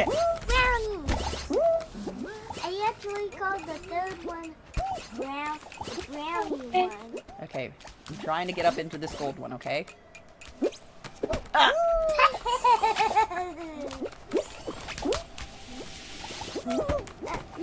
Copper! The choco wing. The choco wing? No, the choco wing. I call that wing. So that's copper, that's silver, that's gold. Oh my god. I am so good right now. The sarcasm is deep. Damn it! There's always dudes in my way! The brown one is called the choco wing. That's good. And the silver one is called the Done. The winter hoop, and Just in time. Right on time. Slap! Can you grab my protein drink from the door of the fridge? The one that's open? I'm gonna try to drink some more of it. I'm gonna see if it stays down. Mommy will slow sip at it and see if it'll stay in. In the door. Hi, Alice. Silver says, hey, Pooh Head. hey, sis. And Barsa Barf says, Go suck a dick, suck a dick, suck a motherfucking Oh, dick. there. Suck a dick, Tell her. That's not very cash money. I don't got no mouth.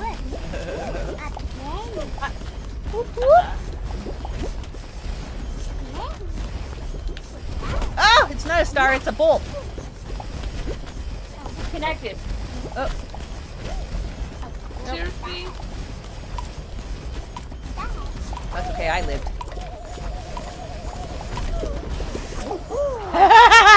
Yes! You got Goldie! Woo! Still to log in. What the hell?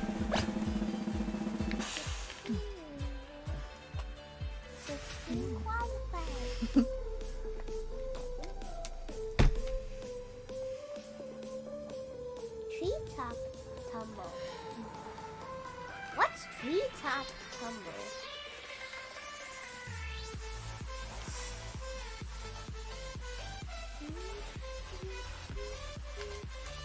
It took 3 tries to get a mouthful down.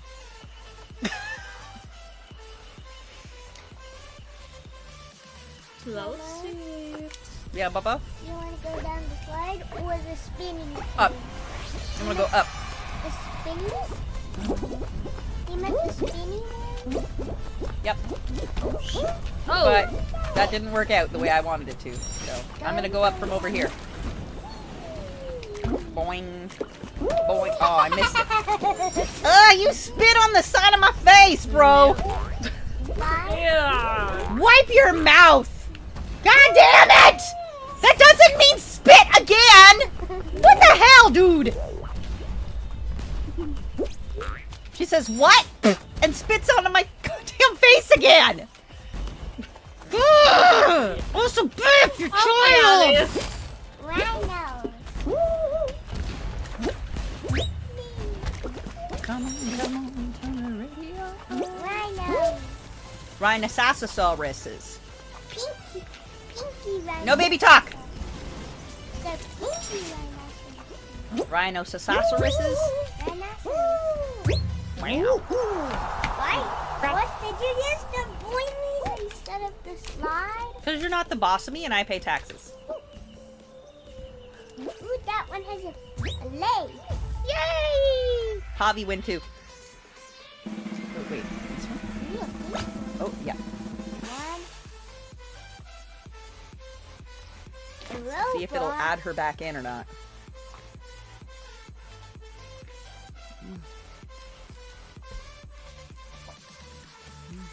Hey, that looks like what? A swing thing. No. Ooh, a brownie. Mouthful 2 down so far.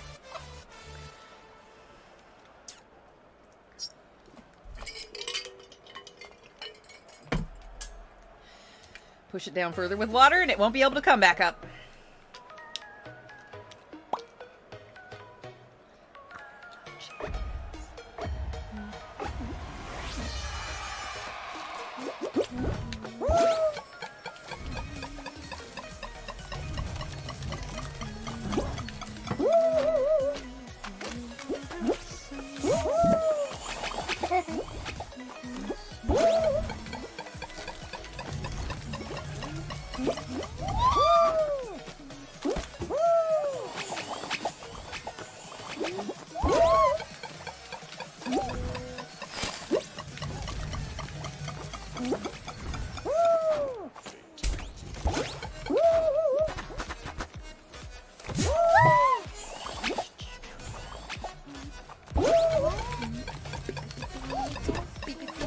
Oh, dang. Ah!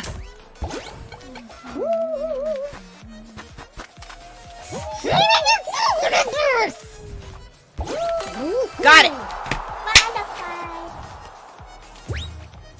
Nice. Mm. Mm. Mm. Mm. Nice.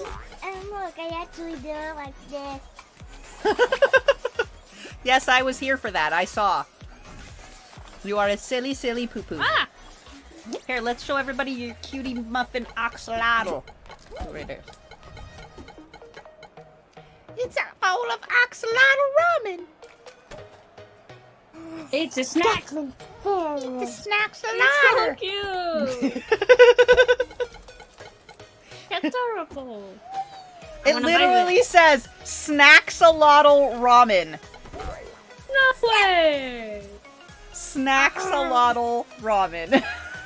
Let me see. Snaxolotl Ramen. What does the snacks mean? Try to ramen com. It says, it's finally here. The world's famous Snaxolotl Ramen. Oodles of noodles. Breathtaking broth and oxal toppings. Oh, a lotl toppings and a lotl toppings. A lot of Yeah. Yeah, because he snacked a lot. The flavor that everybody wants. No, the flavor that everybody loves. You could even say it's Memento. What the hell does that mean? I don't know. Oh, memento, ramen, oh! Oh, you punny! Oh, you punny! Oh, you punny! I like that, you punny! I'm still in. Am I the only one still in? Yeah. Oh. Goodness. Would you please get me another bottle of water? And put it in here? I'll leave this unscrewed. Just dump it in here, okay?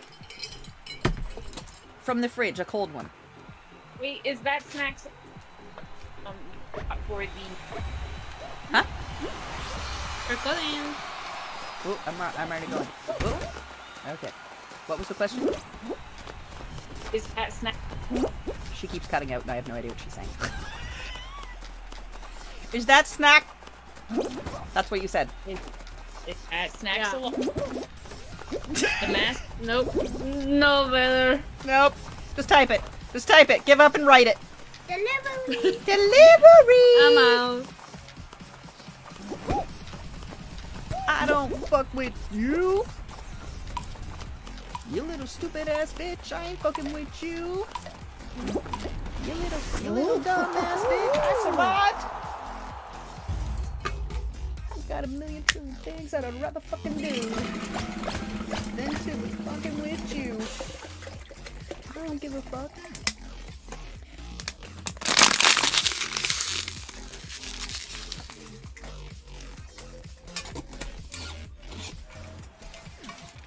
There's a flying spaghetti monster. Oh, It is. It could be. Yes. What? That's crossing boundaries. That's Italian and Asian, Mary. You sure about that? You're crossing boundaries. Ramen.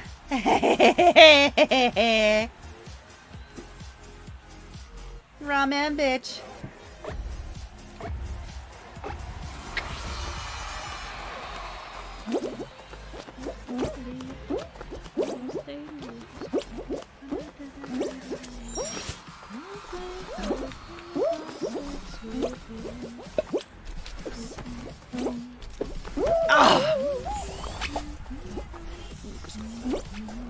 I'm fucking with you. Little stupid ass bitch, I ain't fucking with you. I ain't fucking with you. I got a million trillion things that I'd rather fucking do than to be fucking with you. Little stupid ass. Ouch! I don't give a fuck about you or anything that you do. Oh! Fucking Courtney Love up in here.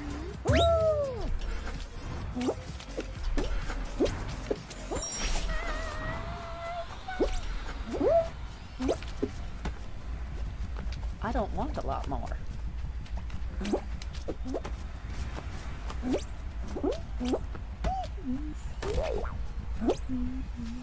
Bam! Good job, babies.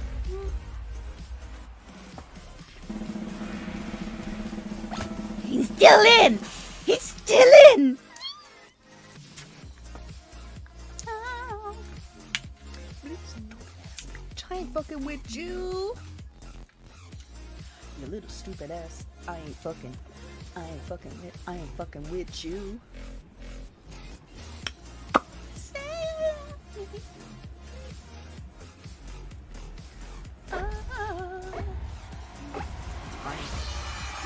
telling someone you love them, but then also not giving a single fuck what's going on. But then saying you do. That's bananas. I can't be in a place, in a public place, with a group of people and not know where absolutely every member of my bitches are. Everyone I came in with, I have an idea of where they are in that shop. All the time.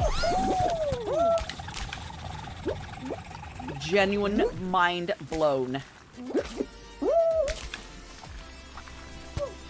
People walk in and have absolutely no idea where the rest of their party is or what's going on. Yeah, it's because you care about the people that you're with and you care about, you know... Getting your soda? Ah! Just, you know, that's one of those things where it's the... Who am I with and where are they? It's a safety thing. Imagine if your whole job was safety. And you failed miserably at it.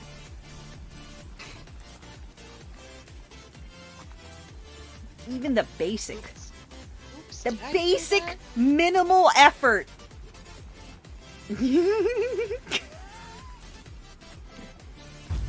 I just cut the fuck out of my knuckle on my right hand, so I don't know. cut the top of these two here and here today.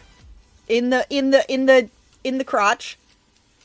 Right there and right there at the top of both of these two. Ooh, in the crotch. Did you do that? Right. I don't know. I don't know how I did it, but it's one of those scenarios where it was probably something cardboard or paper or something. Yeah, Plug it in, Elizabeth! Don't you know how an outlet works, girl? Okay, what are we doing? I was cleaning the vent on our AC and the vent things got my knuckle. Oh. Okay, that's not what was happening to me. I think I just was opening a box or something, or a... something. Something. Brains. Words. Cock. Bark. Ouch! My butt! What is that water? It's death. That's what it is. Death? Yeah, death. To death. Dead. All the way dead to death. It's murder water. Murder water? Yep. If you touch it, you die. So it's murder water. Yeah, just like that pink. The Yep. murder pink was. Yep, the pink one's murder water too. That's right. Good remembering.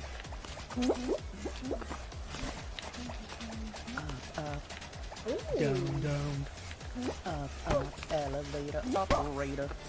Stop touching me! Oh, fuck! Ah! A ball hit me and then an orange touched me. Damn it! I got laminated.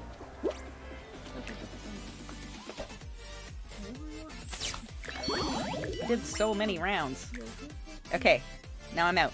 Are we back in group? Yes! You okay? Yeah, I just have to collect my reward from the birthday thing. Are you guys back in? Okay, you guys are back in here. Okay, cool. Yeah, we're kitties. Ready! Red kitties! Oh yeah, the cord's all the way down the hallway and you can't be bothered? Yeah, I feel that. I feel that in my soul, Mary. Oh, damn. Oh, also, I punched the wall. I didn't really. I walked past the stucco wall in the hallway. You've been to my house. I walked past the wall, and I just was a little bit too close when I was swinging my hands around, because we all know Mom's a hand talker. And I ripped all the skin off the back of my left and fucked up the fingers on my right. Then, because somebody decided to make me super mad last night, I ended up chewing the hell out of my expensive nails in my sleep.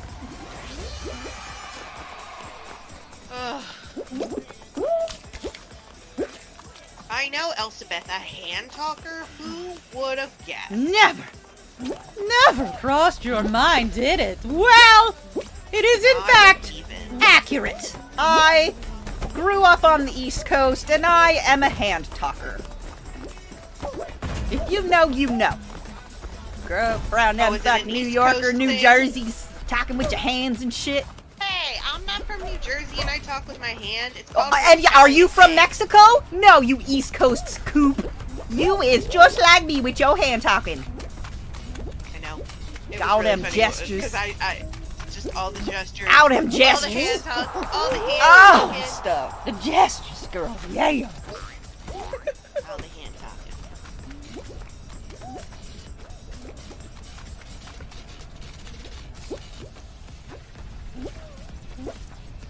Aww.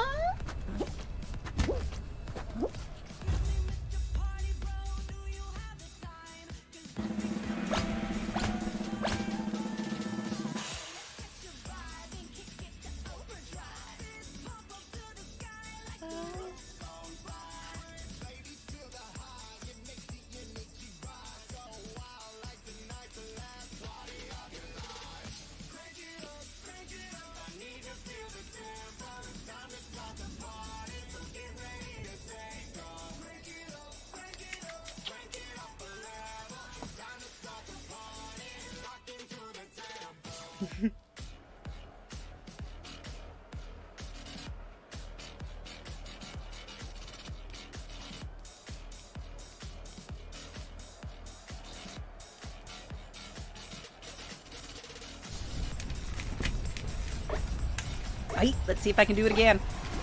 I nailed that gold hoop on the last round.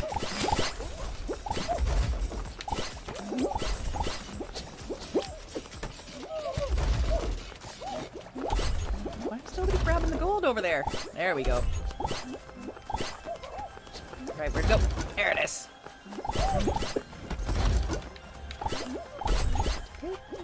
For me, this hole I'm trapped in.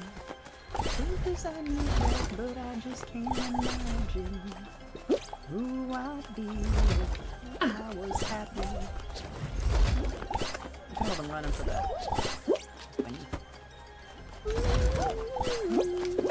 I was happy.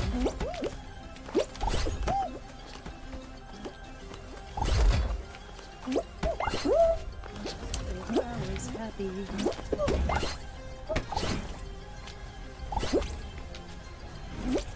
Bam! Whale!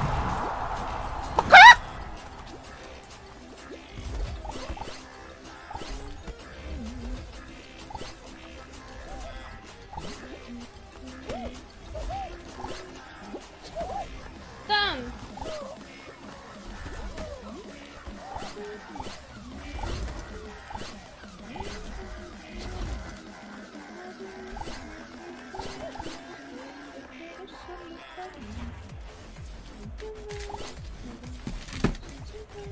Do you feel like a man when you push her around?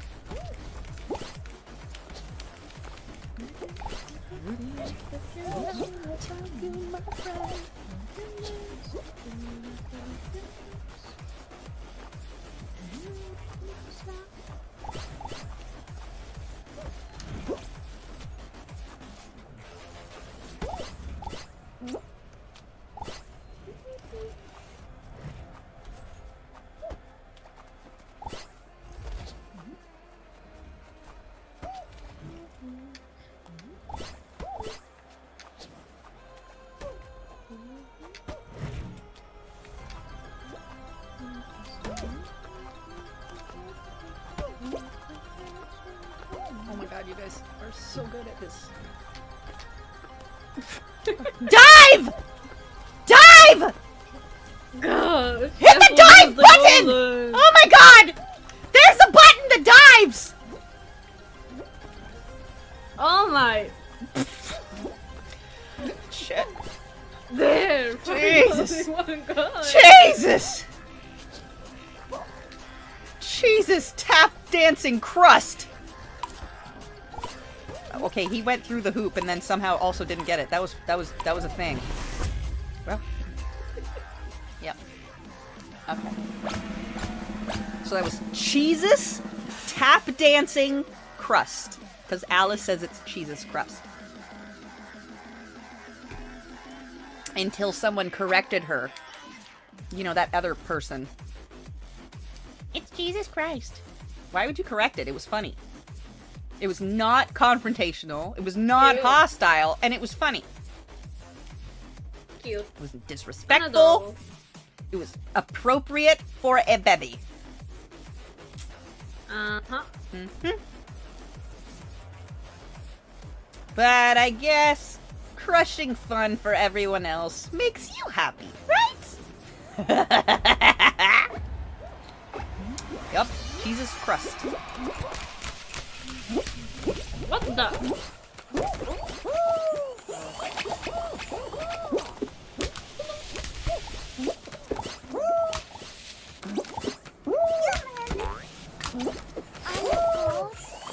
I did. I landed through the gold.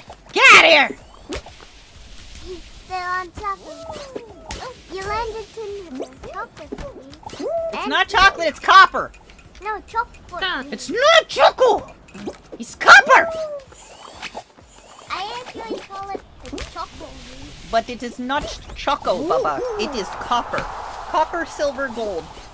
No! Wait, what's Do copper? you want to fight me? Pennies are made of copper. What's a copper? A copper is a kind of metal.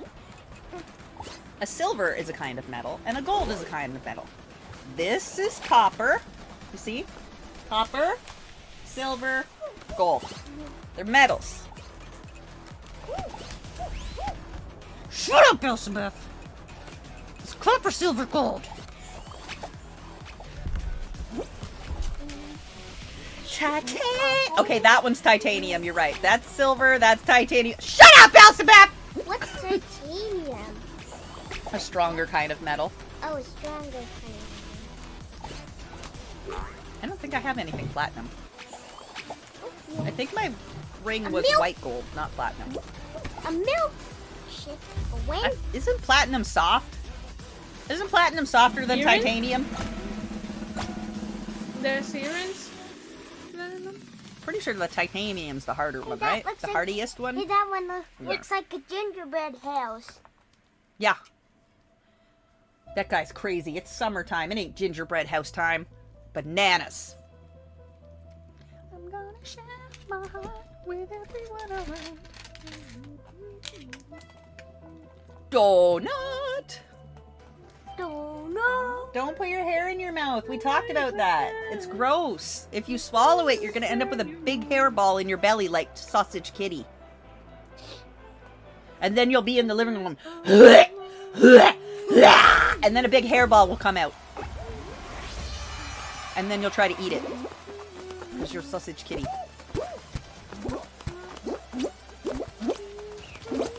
Hell out of my way, you bunch of dicks. Shh. Don't distract me. I'm easily distracted.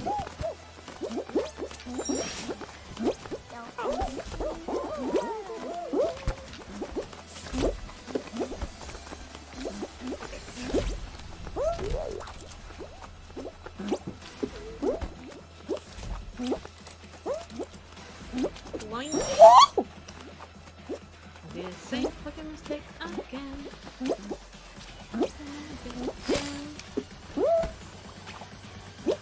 Qualified! Quail! Qualified! Meow, meow, meow! Qualified! Qualified! Quail! Qualified! Quail food. I like that purple and black marshmallow. Qualified! I liked absolutely nothing else from the pack last month. The camping pack. I didn't like any of it except for that one purple and black marshmallow guy. But I wasn't gonna do that all for one purple and black marshmallow guy. That's dumb. And this one is not Same the- again, right? Come on.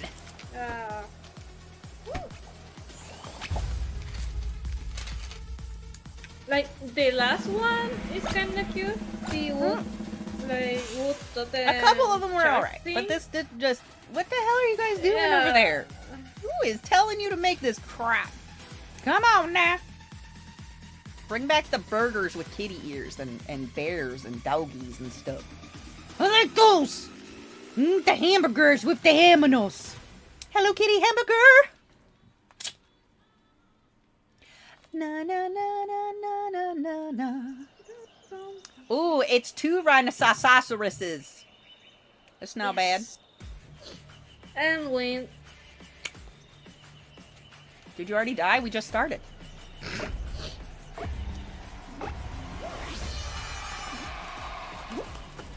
Challenge me! Challenge me! The way to win is to headbutt the rhinoceroses. Or the butt. Oh, come back. Oh, there's a fan blowing me. Stop blowing me! I like it! Yeah. Headbutt that rhinoceros. Yeah! That one too! Oh, the fan is blowing me again.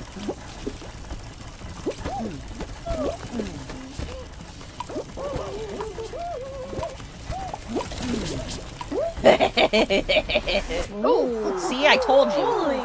The way to win is to be smashing your face into rhino butts. Hang. Javi, did you get kicked out? Oh, no, wait, you changed your clothes. I forgot. I forgot you were that other one. I thought you were the brown robot kitty. Uh-huh. Dark purple cattail on the ground. Fuck, that almost came straight back out.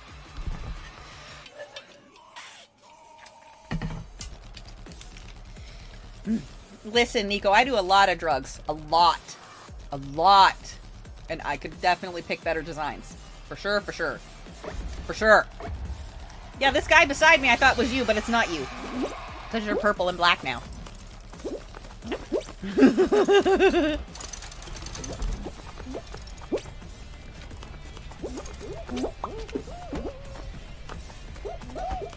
Sure.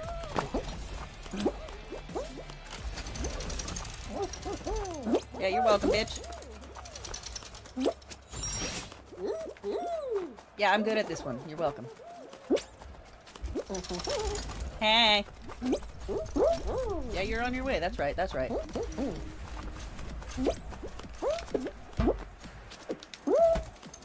What the? I don't.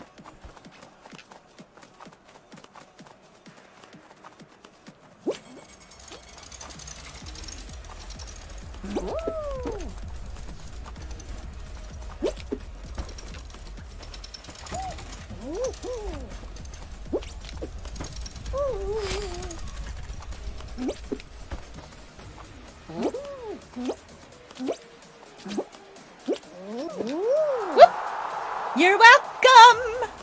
I took a bitch through on my back that whole round! The rainbow dino.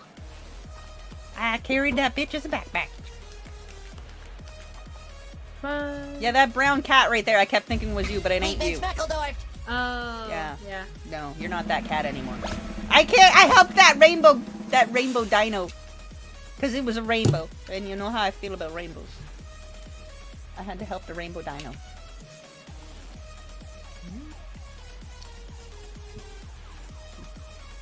I long for your kiss and your memory still remains. Hi, Mac Mac. Mwah. It's a bacon dragon.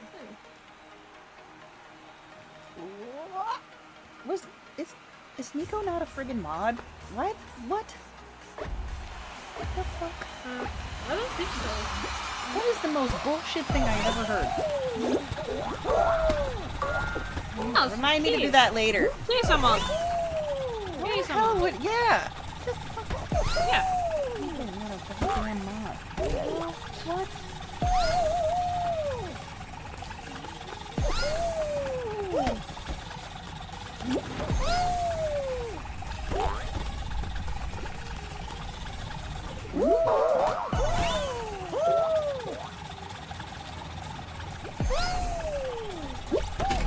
Whoa!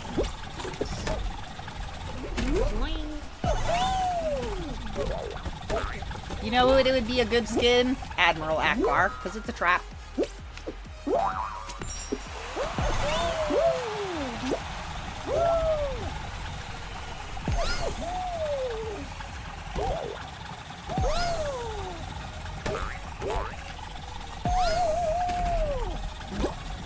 They got all them stupid ass Star Wars ones. Like, come on!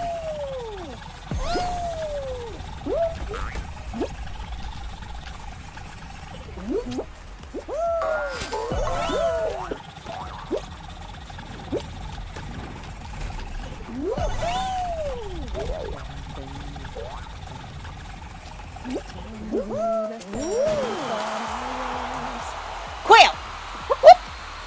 You are! I'm fully ass sober. I haven't even puffed in a week. I tried to step out and have a single drink and nope. Nope, we're not gonna talk about it. I drank it. I finished it. It took almost an hour. It took almost an hour. But I'm proud of you because you finished it. And you're So still proud of you. in your body. Yes, and it is still currently inside. Yes. I'm trying to Good push it down job. with more You're water, doing but good. not overwhelm the amount of liquid. Because then it'll come back out. Right. What? Nico is definitely a mod. Yeah. Yeah, Nico is definitely a mod. I mean, literally, I'm very sure he has mod. Yeah, he does. The Yeah, symbol says see? he has mod. He got sword. Yeah. The fucking drugs, man. Either I need drugs or I had too many, but it's been a whole ass week, and I think I need drugs because my brain is worse soup. At least I can focus better when I'm high. It's not even bad stuff, it's just Mary. Nah, that's not. Yeah, exactly. It ain't the sketchies, it's just Mary. Ass.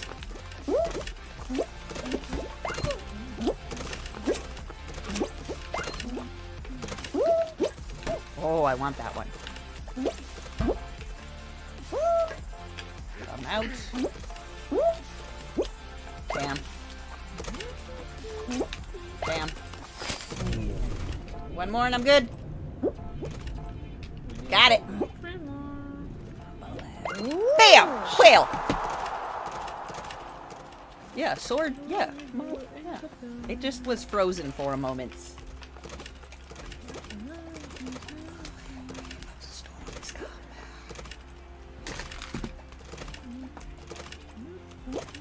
Also, who is this?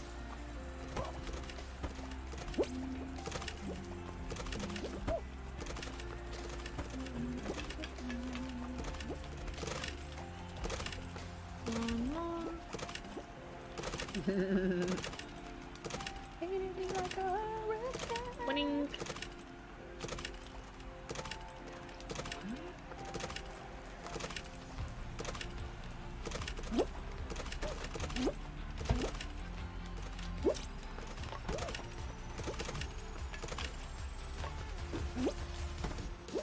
Oh, it's that was so close.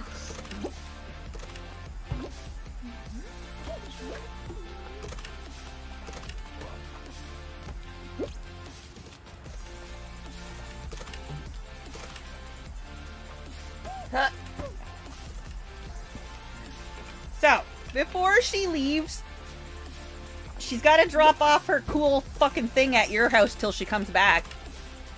Then she can have it back. Wait, what? We gave her her cool tool, and she's gonna take it to Boobs, and then we'll have to pay, like, tariffs.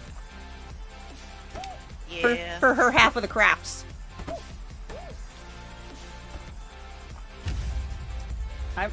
Trying to send her things are gonna be a whole fucking ordeal, girl. Dude. My camera's... I think it might be cheaper for her to fly it back with. Fucking seriously, right? No. Especially since, like, some of the tariffs are up to, like, 50%. Yeah. I ordered my from my favorite place where I get my hats and shit from. I ordered a bag and, like, one hat. And it was almost the exact same price as what I paid for the products. So I was damn near paying double. So I was like, yeah, I'm gonna back off that.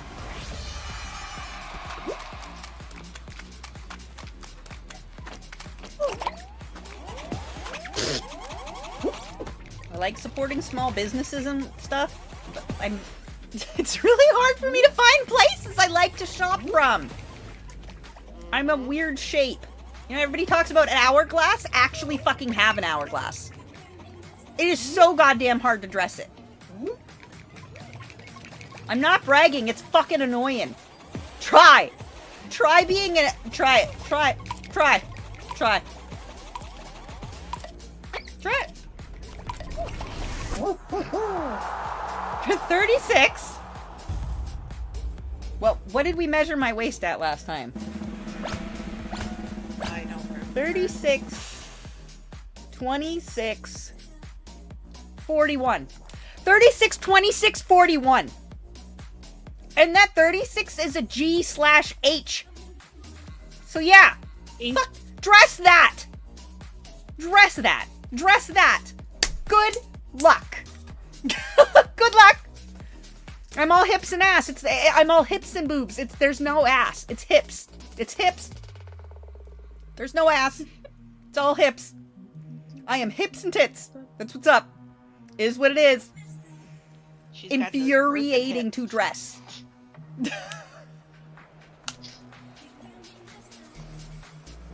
Telling you, ask my hottie. She seen it. I've seen it all. Meow. Okay, are we supposed to not die or die?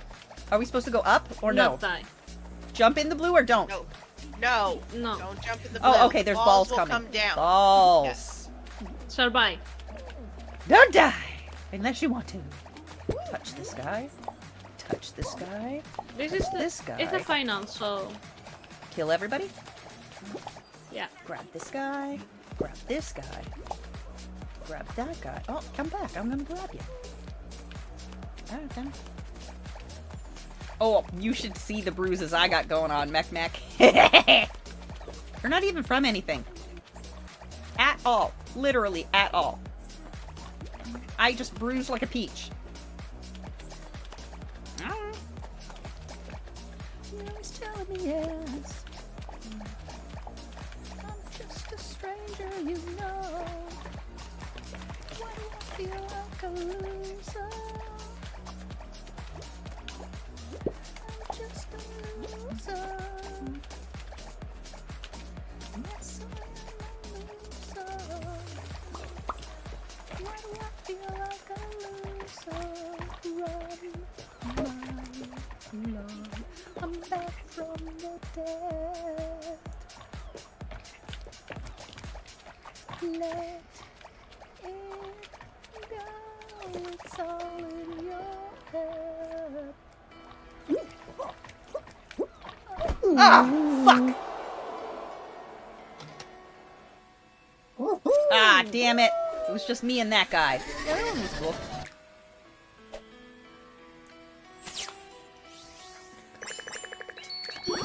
Here for it now. You're always getting me high. You guys ready for another one? You spectating still? The normal squad. Perform any phrase 3 times. Reach round 3 in any game. I did. Oh, we gotta do creator spotlight this time. Where's that? There it is.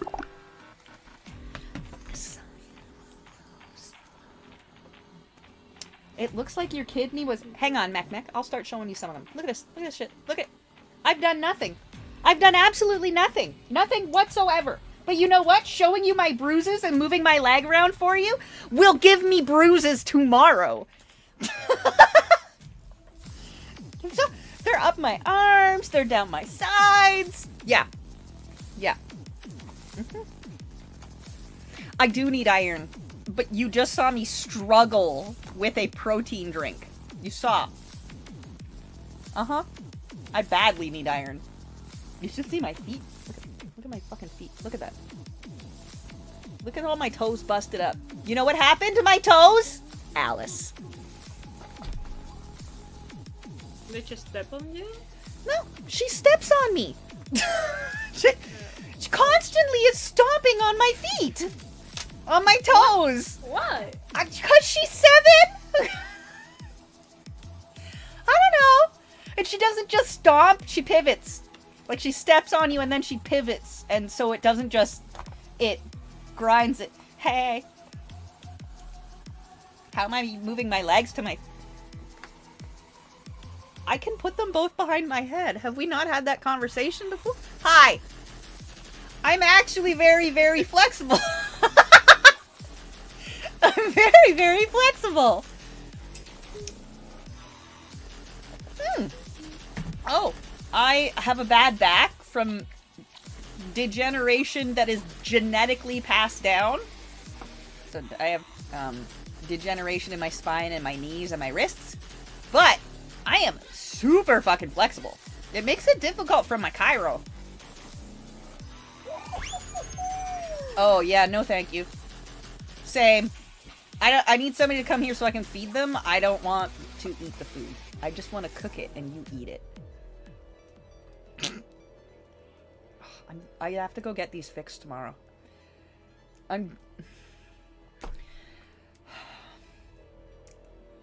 Do I want to go get them fixed when I know I'm just going to end up chewing them up again?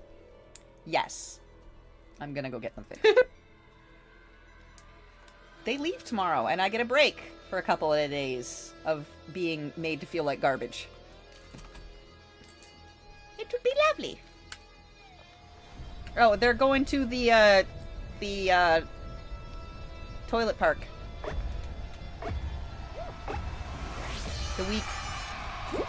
The week school starts, so she's gonna be sick. Probably missed the first week of school. Because she got taken to the toilet park, where she gets sick every single time.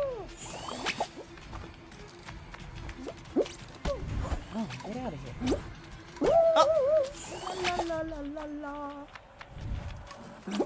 La la la la la la. Darkness come.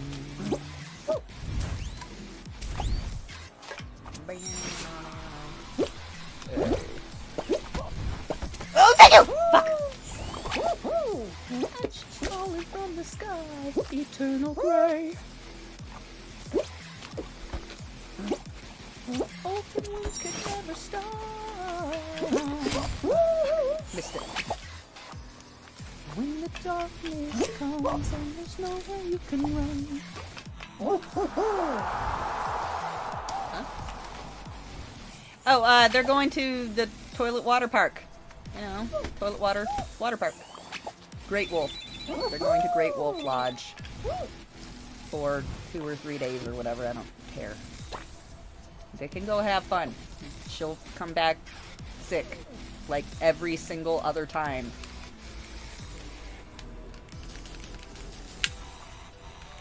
That's the last dude left on here. Let's go, Bessa!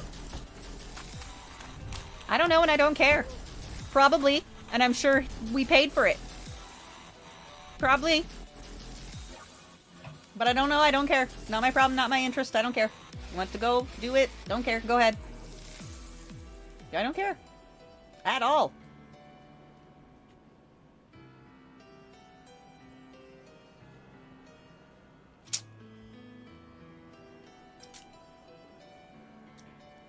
I'm very excited for this Ring camera to start documenting. No thanks. Nope. I don't need to. Genuinely, I don't.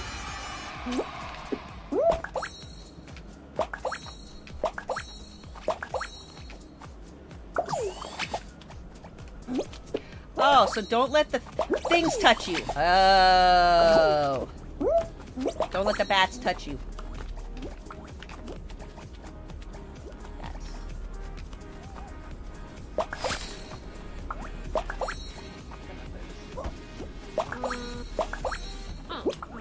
Stars. Oh, I want the stars! Oh.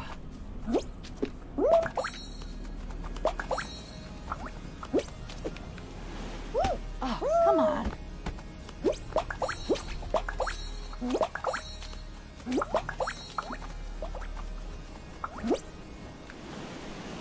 Oh, yay. Oh, shit! I got up to the good one! Mother conkin'.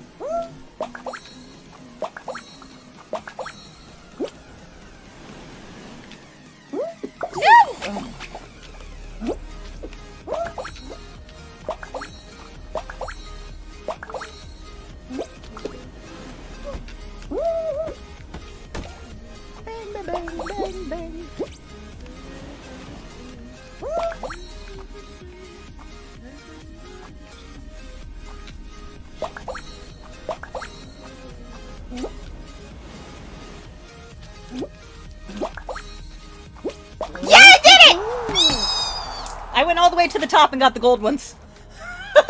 Nice. I just ran in circles on the first layer. Here we go.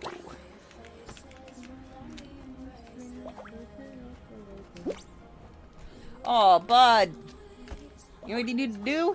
Chew some chalk. Just put some chalk in your mouth. Baking soda, if you don't have any chalk, will reduce the acid in your stomach. That's what we give cows when cows get bloat. Tums is chalk.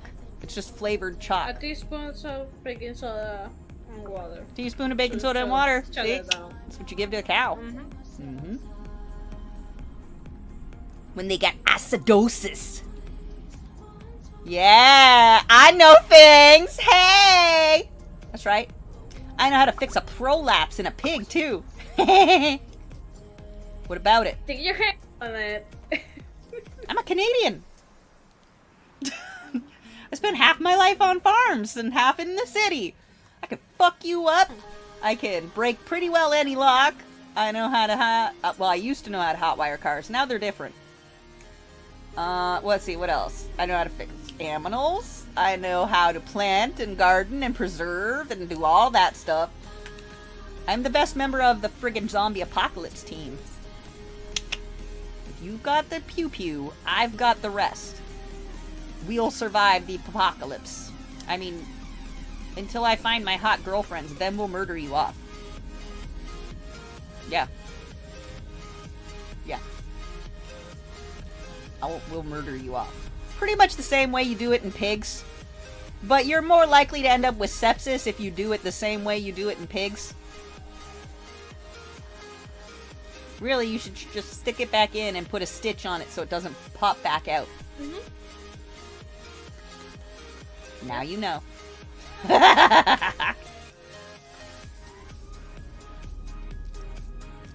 I need you right now. Why is it still finding our next level? What the donk? You might have to get a prolapsed rectum? Oh, Sounds we fun. didn't ready up. That's why. What about a prolapse in a bit? Is it your rectum? Then I can help you. If it ain't, no. I don't even like that. Scoop it out. We'll make it into a purse. Yeah, it holds stuff. It's a sack. God damn it. I'm leaving. I'm leaving this fucking game. That one was fun. But whatever the goddamn is going on, it's not loading. Win any game, done. Jesus. Okay, now let's see what we needed on that one.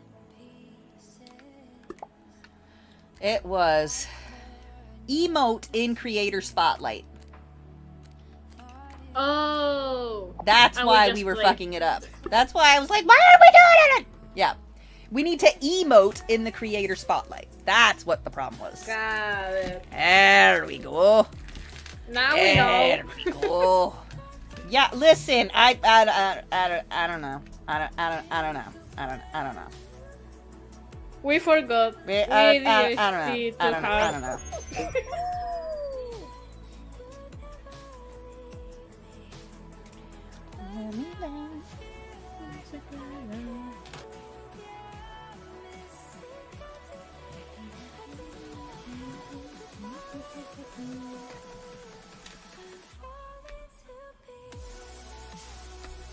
Neon lines.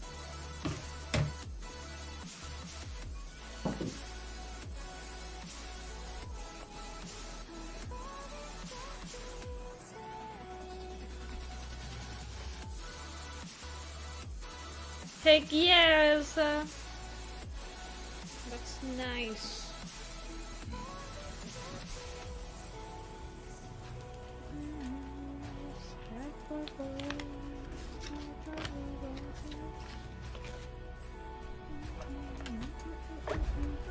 Yeah. Hi, I'm from Canada. Oh wait. Is that it? Is this the emote?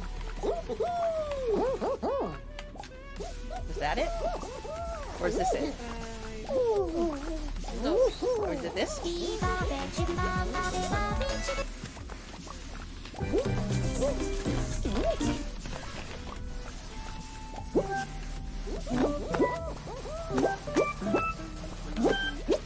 Right, I think I did them all. There's no other options for... Am I the only one tripping balls from this color? Oh, this is so creepy. Alright, good. I'm not the only one tripping balls from the color. No. Hey. Oh shit. Okay, the colors confuse me on this. Yeah, huh? That's what I said! Am I the only one tripping balls in these colors? No.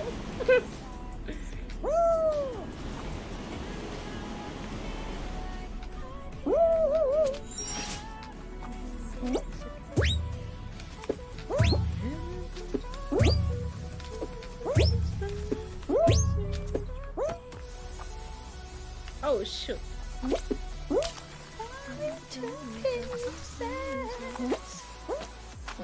Win! Whoop, whoop.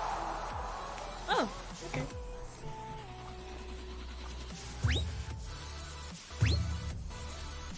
Yeah, we did it! Now we can get the fuck out of here. Like, that one was fine, but the colors made my brain hurt. And then to change the background, not even the map, the background. Literally, the background. That's it. But Yeah. maybe that's the purpose, is to make your brain hurt. Hey girl, hey. What's that game level called? This is a different one. This is called the Creator Rounds. Ark. Somebody created it. Look at it. It's all trippy balls. Look at it over there. Javi, go over to the edge. Go over the edge. No! Ah, I wanted you to show Alice, you poot. You fell out of the I hole. die, so I can. Yeah, I can. How did you die? It's a tube. I Here, don't look. know, I fell. Look, Alice. See it? Wow. Yeah. Isn't that all trippy balls? All right, you're good. Bouncy. Yeah, she gonna bounce. It's Bounce, bouncy. Hobby. Bounce, Javi, bounce! Go into the I tube. can. Jump in the pink hole! Don't go at an angle or you'll fall out. Jump! Jump! Yes! Whoop whoop! Bounce, girl, bounce. Bounce! Bounce!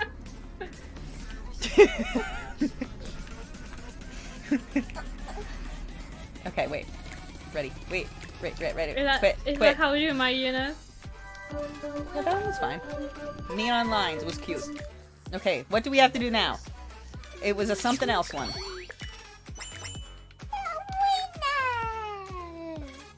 Okay, next is explore. Knockout and explore we have left. 3 rounds in knockout, so we'll do knockout first. Ooh, look Change at games. Where's knockout? Party's too big for knockout? How? How? Do you want to change the clothing that you're wearing? Oh, it's for solo. Maybe ranked knockout? No, it won't let us do that. Your party is explore. Oh, my party is not playing explore. What was the other one we needed to do? Yeah, explore. What the fuck? What's classic? Okay, explore it is. We're gonna explore. Mama, I think do you that's it. want to change of clothes? Hi, Jay! Do I want a change of clothes? That change of clothes. Oh, you want me to change my clothes? Okay, I will change my clothes. Look, I have 3 new kitty bananas. You I look have at a that. pirate kitty banana, and I have a ninja kitty banana. Where is it? Ninja kitty banana. What about the unicorn one?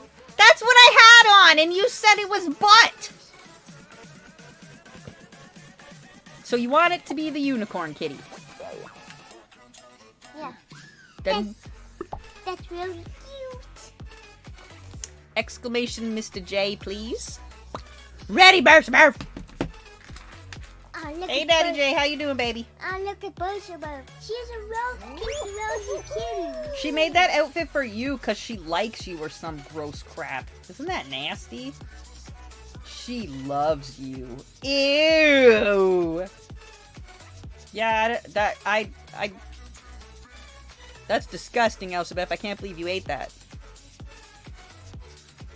No, just the first one. You were right the first time, Mama. Sorry about making out with your friends. Na na na na na na na na na. Beachy party. Na na na na na na. Good. Excuse me, right away. I'm letting you know she liked my post up on my Facebook. But all your friends are pretty nice. And take some words of advice. When you talk that crap and you call me back. As a matter of fact, don't act like that. Everybody knows you're right. Everybody knows I'm wrong. So right. And hanging with her friends again. Shouldn't late. Shanky. I wanna be that guy that makes you sad, makes you cry again. You know what you friends. Na, na, na, na, na, na, na. Wait, am I supposed to ride the shark? Yes. I like how you just decided yes. Oh, that's not a walking one. Okay, I need a shark to come by. Shanky. Come on, shark! Don't talk that crap when you call me back. As a matter of fact, don't act like that. Fuck! And I don't want to be that guy that makes you sad, makes you cry again. Keeping all your friends. Oh, fuck! I'm hanging with your friends again. I'm fashionably late. And I don't want to be that guy that makes you sad, makes you cry again. Oh, I got it. Oh, shit! Na na na na na na na na na na.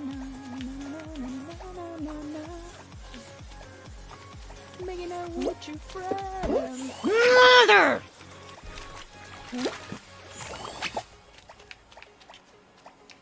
Making out with your friends. Without a doubt. Sorry about having sex with all friends!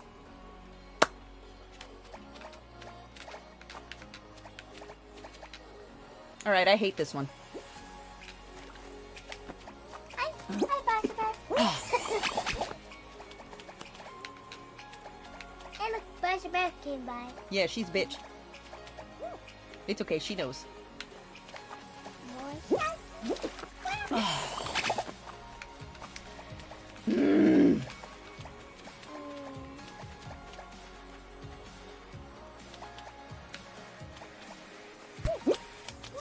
Ah! Horse!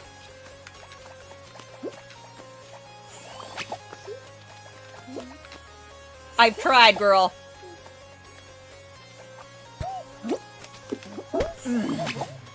Oh, you got him! Bitch. Hey, welcome back.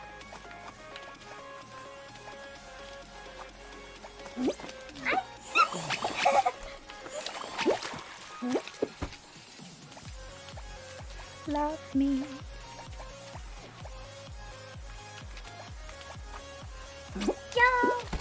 Oh, fuck, I was on it that time and he flinged me off.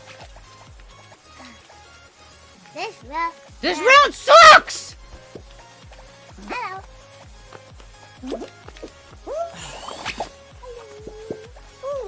Shove this bitch off. The fuck off our island, you garbage. Hello. Oh, it's Harvey. Mama, look, it's Harvey. I know, I see her. She's pretty sexy, huh?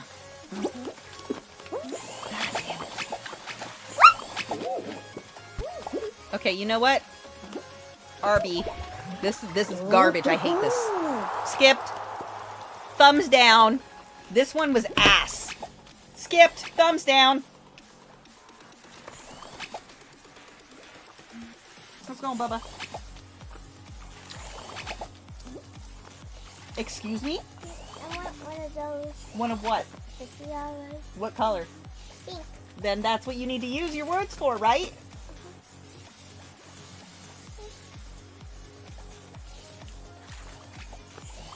So that means you're using black. Yeah, that's what they picked. Just skip it, Javi! No, I don't like it. It's shit! Look at that shit! Ma! That sucked. I hated that one. Yeah, she wanted Pank. Here, you sit up on Mommy's armrest. You're in my way.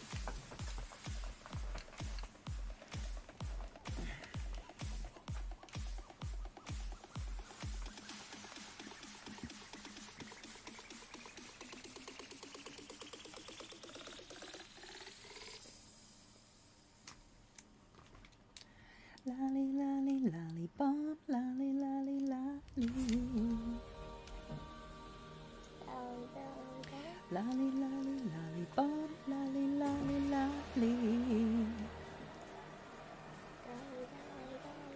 Lolly bomb. Okay. Live your life. Lolly, lolly, lolly.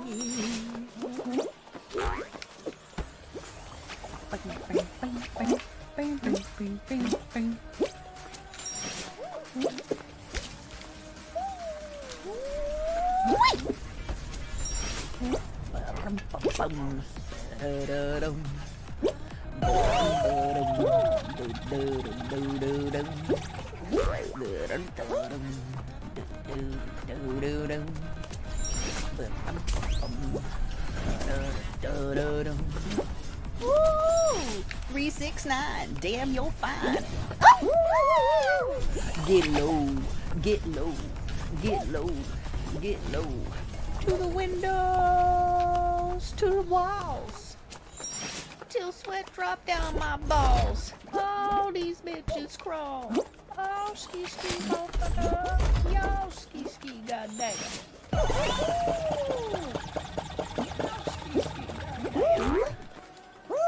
Bam. That's what I'm saying about I listen to a lot of cuss music and I'd sing it at the camp. But I'm marked 18 plus.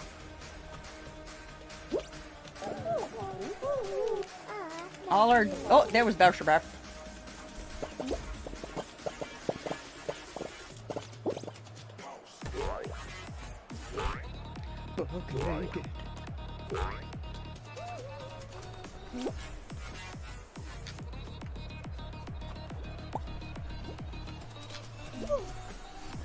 There's some titties. You get low. You can dance. You can dance where you at. 369. Damn, you're fine. What? What were Get low. What were Get all low. those guys Get saying? low. I don't know, some dumb crap.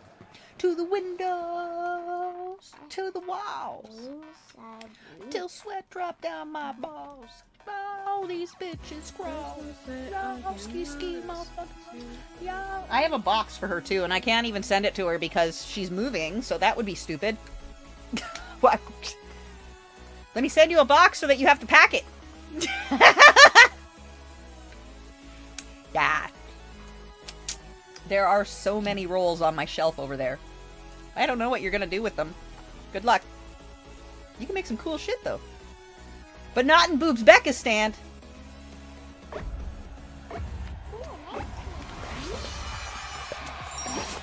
Back it up.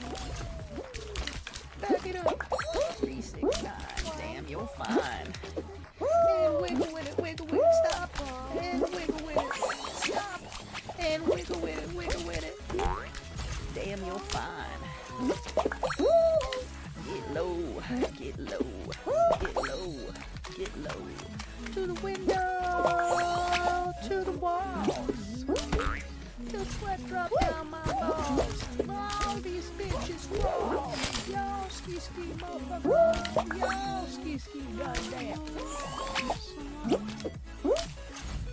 Balls!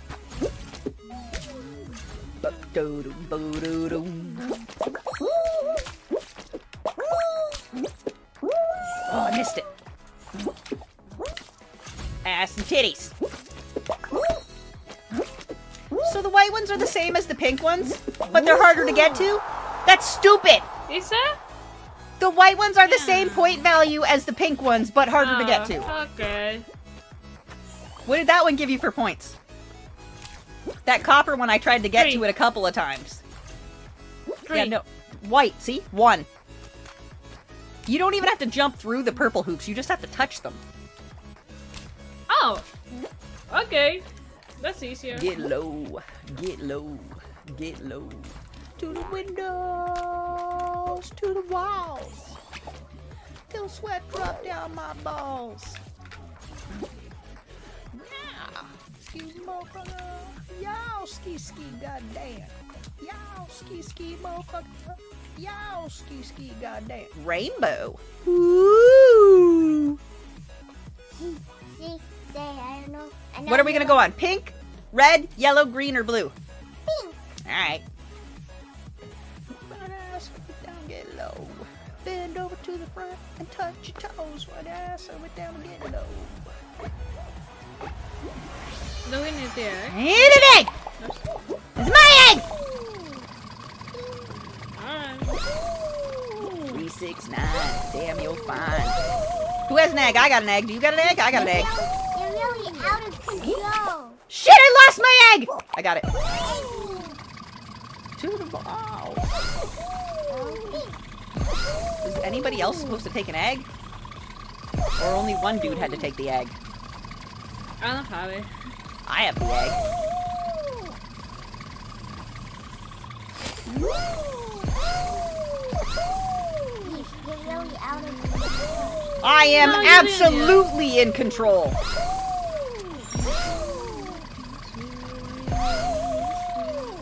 We got an out of control fall guy.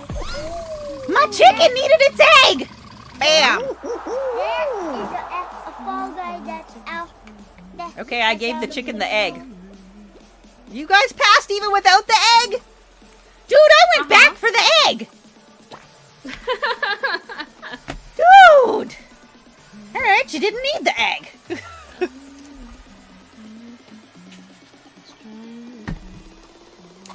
A self-destruct.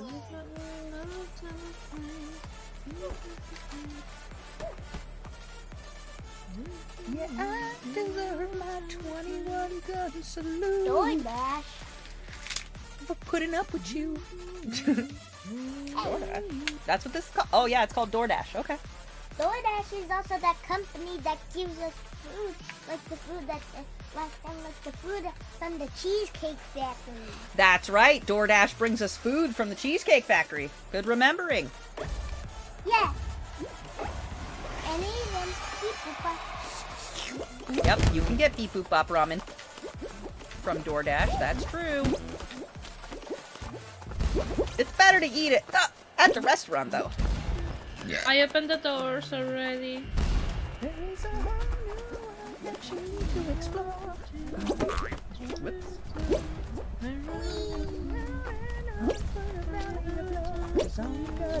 Oh, that's it? Okay. I'm done. Yeah, that was apparently it. Yay. I didn't particularly care for that one. It was dumb. A banana. Thumbs down. That was so short. And you just took 2 pieces from other games that are on the regular track and made it shorter. And made it easier.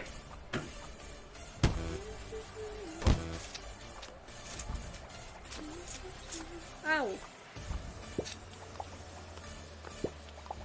Did you hear that? Was it sausage? Oh, it was you.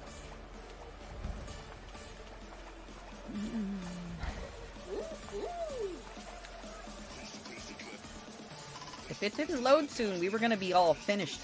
What's that one called? Fragrant squirrel. Fragrant squirrel. Okay, that's it. Fragrant squirrel. Yo, a chomp. A chomp. Fragrant squirrel. What? I'm a fragrant squirrel. It smells lovely. Fragrant.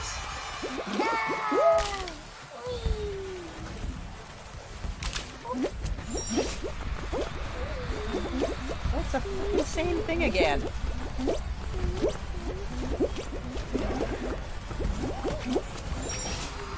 is a whole world that you need to explore.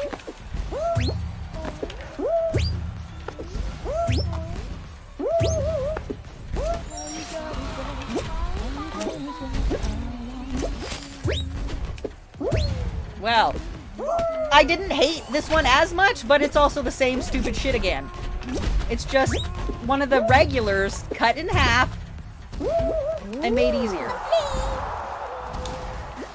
Spliced with some other rounds and made shorter. I like this jelly thing they had going on with the blocks and the jump pads. They should have extended that.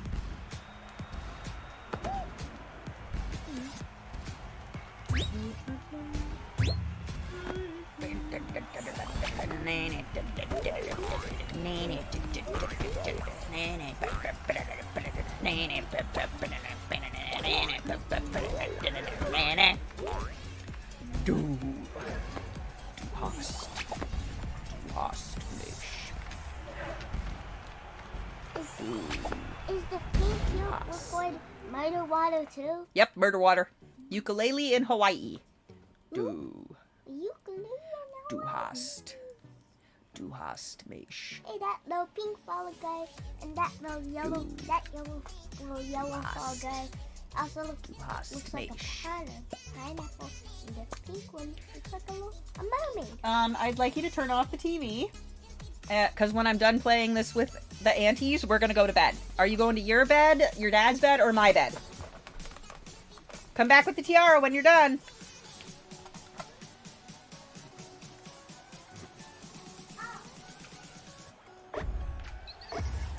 Cool. What bed are you sleeping in? Your bed? Alright then. Alright, what are we supposed to be doing? Hit this? Touch this stuff? Jump on it? Eat it? Bounce on it? Do things? Get a ride? I'm not gonna care about that.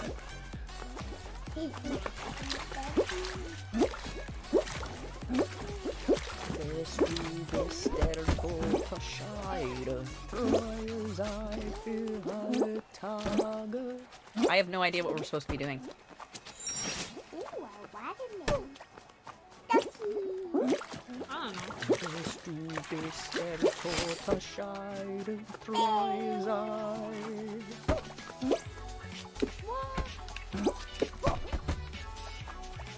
Do I take the flag? No. I ride the floaties? Yeah. Alright then. I'll jump on this banana! Alright, bitches, I'm going to bed. Bye, I love you, bye. I'm gonna in a minute when we finish this. It's weird ass level.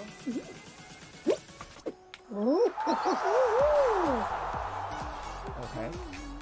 Ooh, watermelon. Damn it.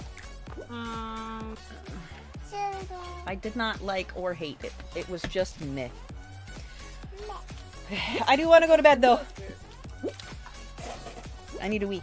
Here, stay with the Yankees. I got a wee.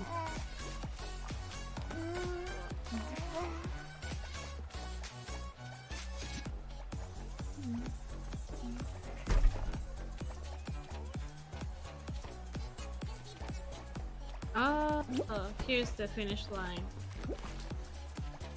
I see.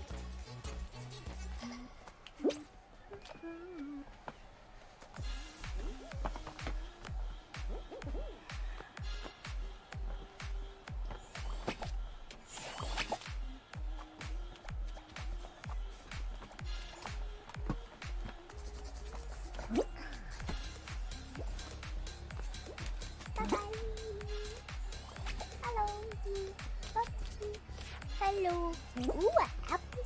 Or a mango. Bingo. Bye-bye. Hello. Hey, that's Ooh, check this out.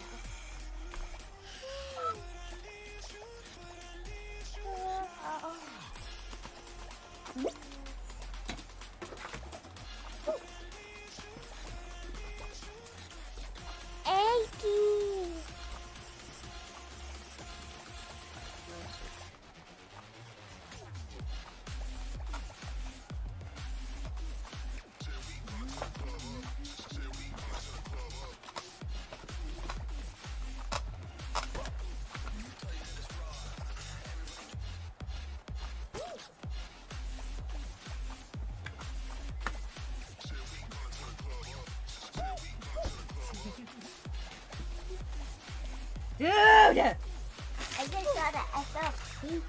I felt like way in here. No, it's not. That's from when you spilt your friggin' juice all over me. Oh.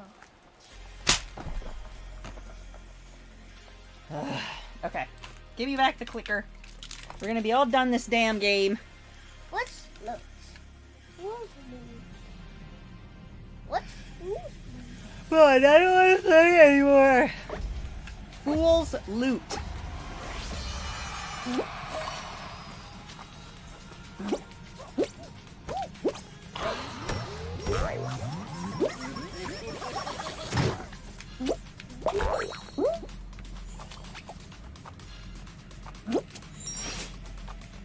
Nope, not that way.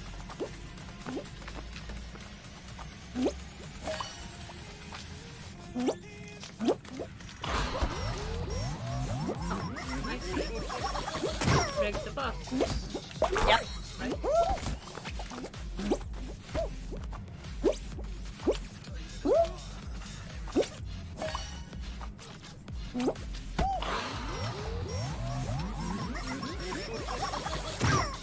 Break the boxes in the treasure chests and collect the coins. Or get in there. Just pick up a chicken and whack the treasure chests. Oh shit. Or do that. There's chests behind you, it's easier. Turn around! Yeah, see them? Grab a chicken hammer. Nah, grab a chicken hammer. And then just go up to the friggin' chests and hit your B button, and then get the coin out of it. There you go. See? Grab another chicken and go to the next one.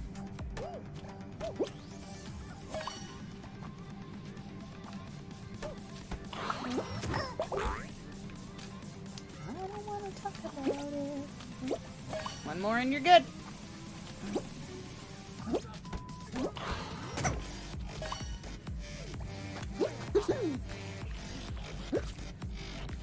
Is that enough for the daily? What the hell, Bursa Burf? Just go get a chicken!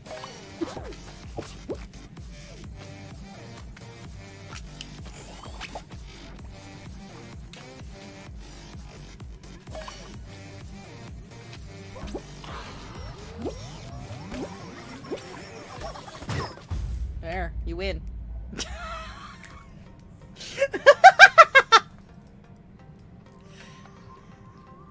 Alright, Alice, have a wee and come to bed, okay? Yeah, I don't wanna play more. I don't wanna play more. I wanna play more. Yes. Yeah, it was okay. Yes, it's bedtime. Yeah, it's bedtime. Yes.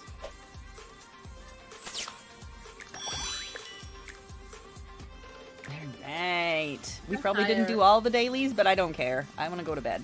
Nah. Yeah, we didn't. I'm tired. Yeah, I'm done. I'm not going to bed. Alright, let's go raid. Right. I love you.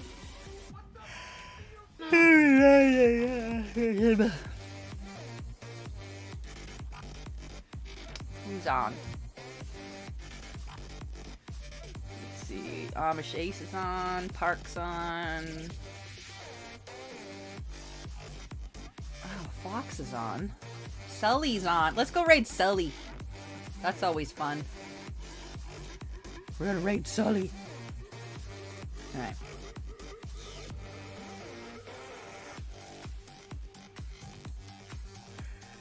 Raid Sully! Boop-a-doop. I'm gonna go raid Sully. Alright. Bye, love you, bye!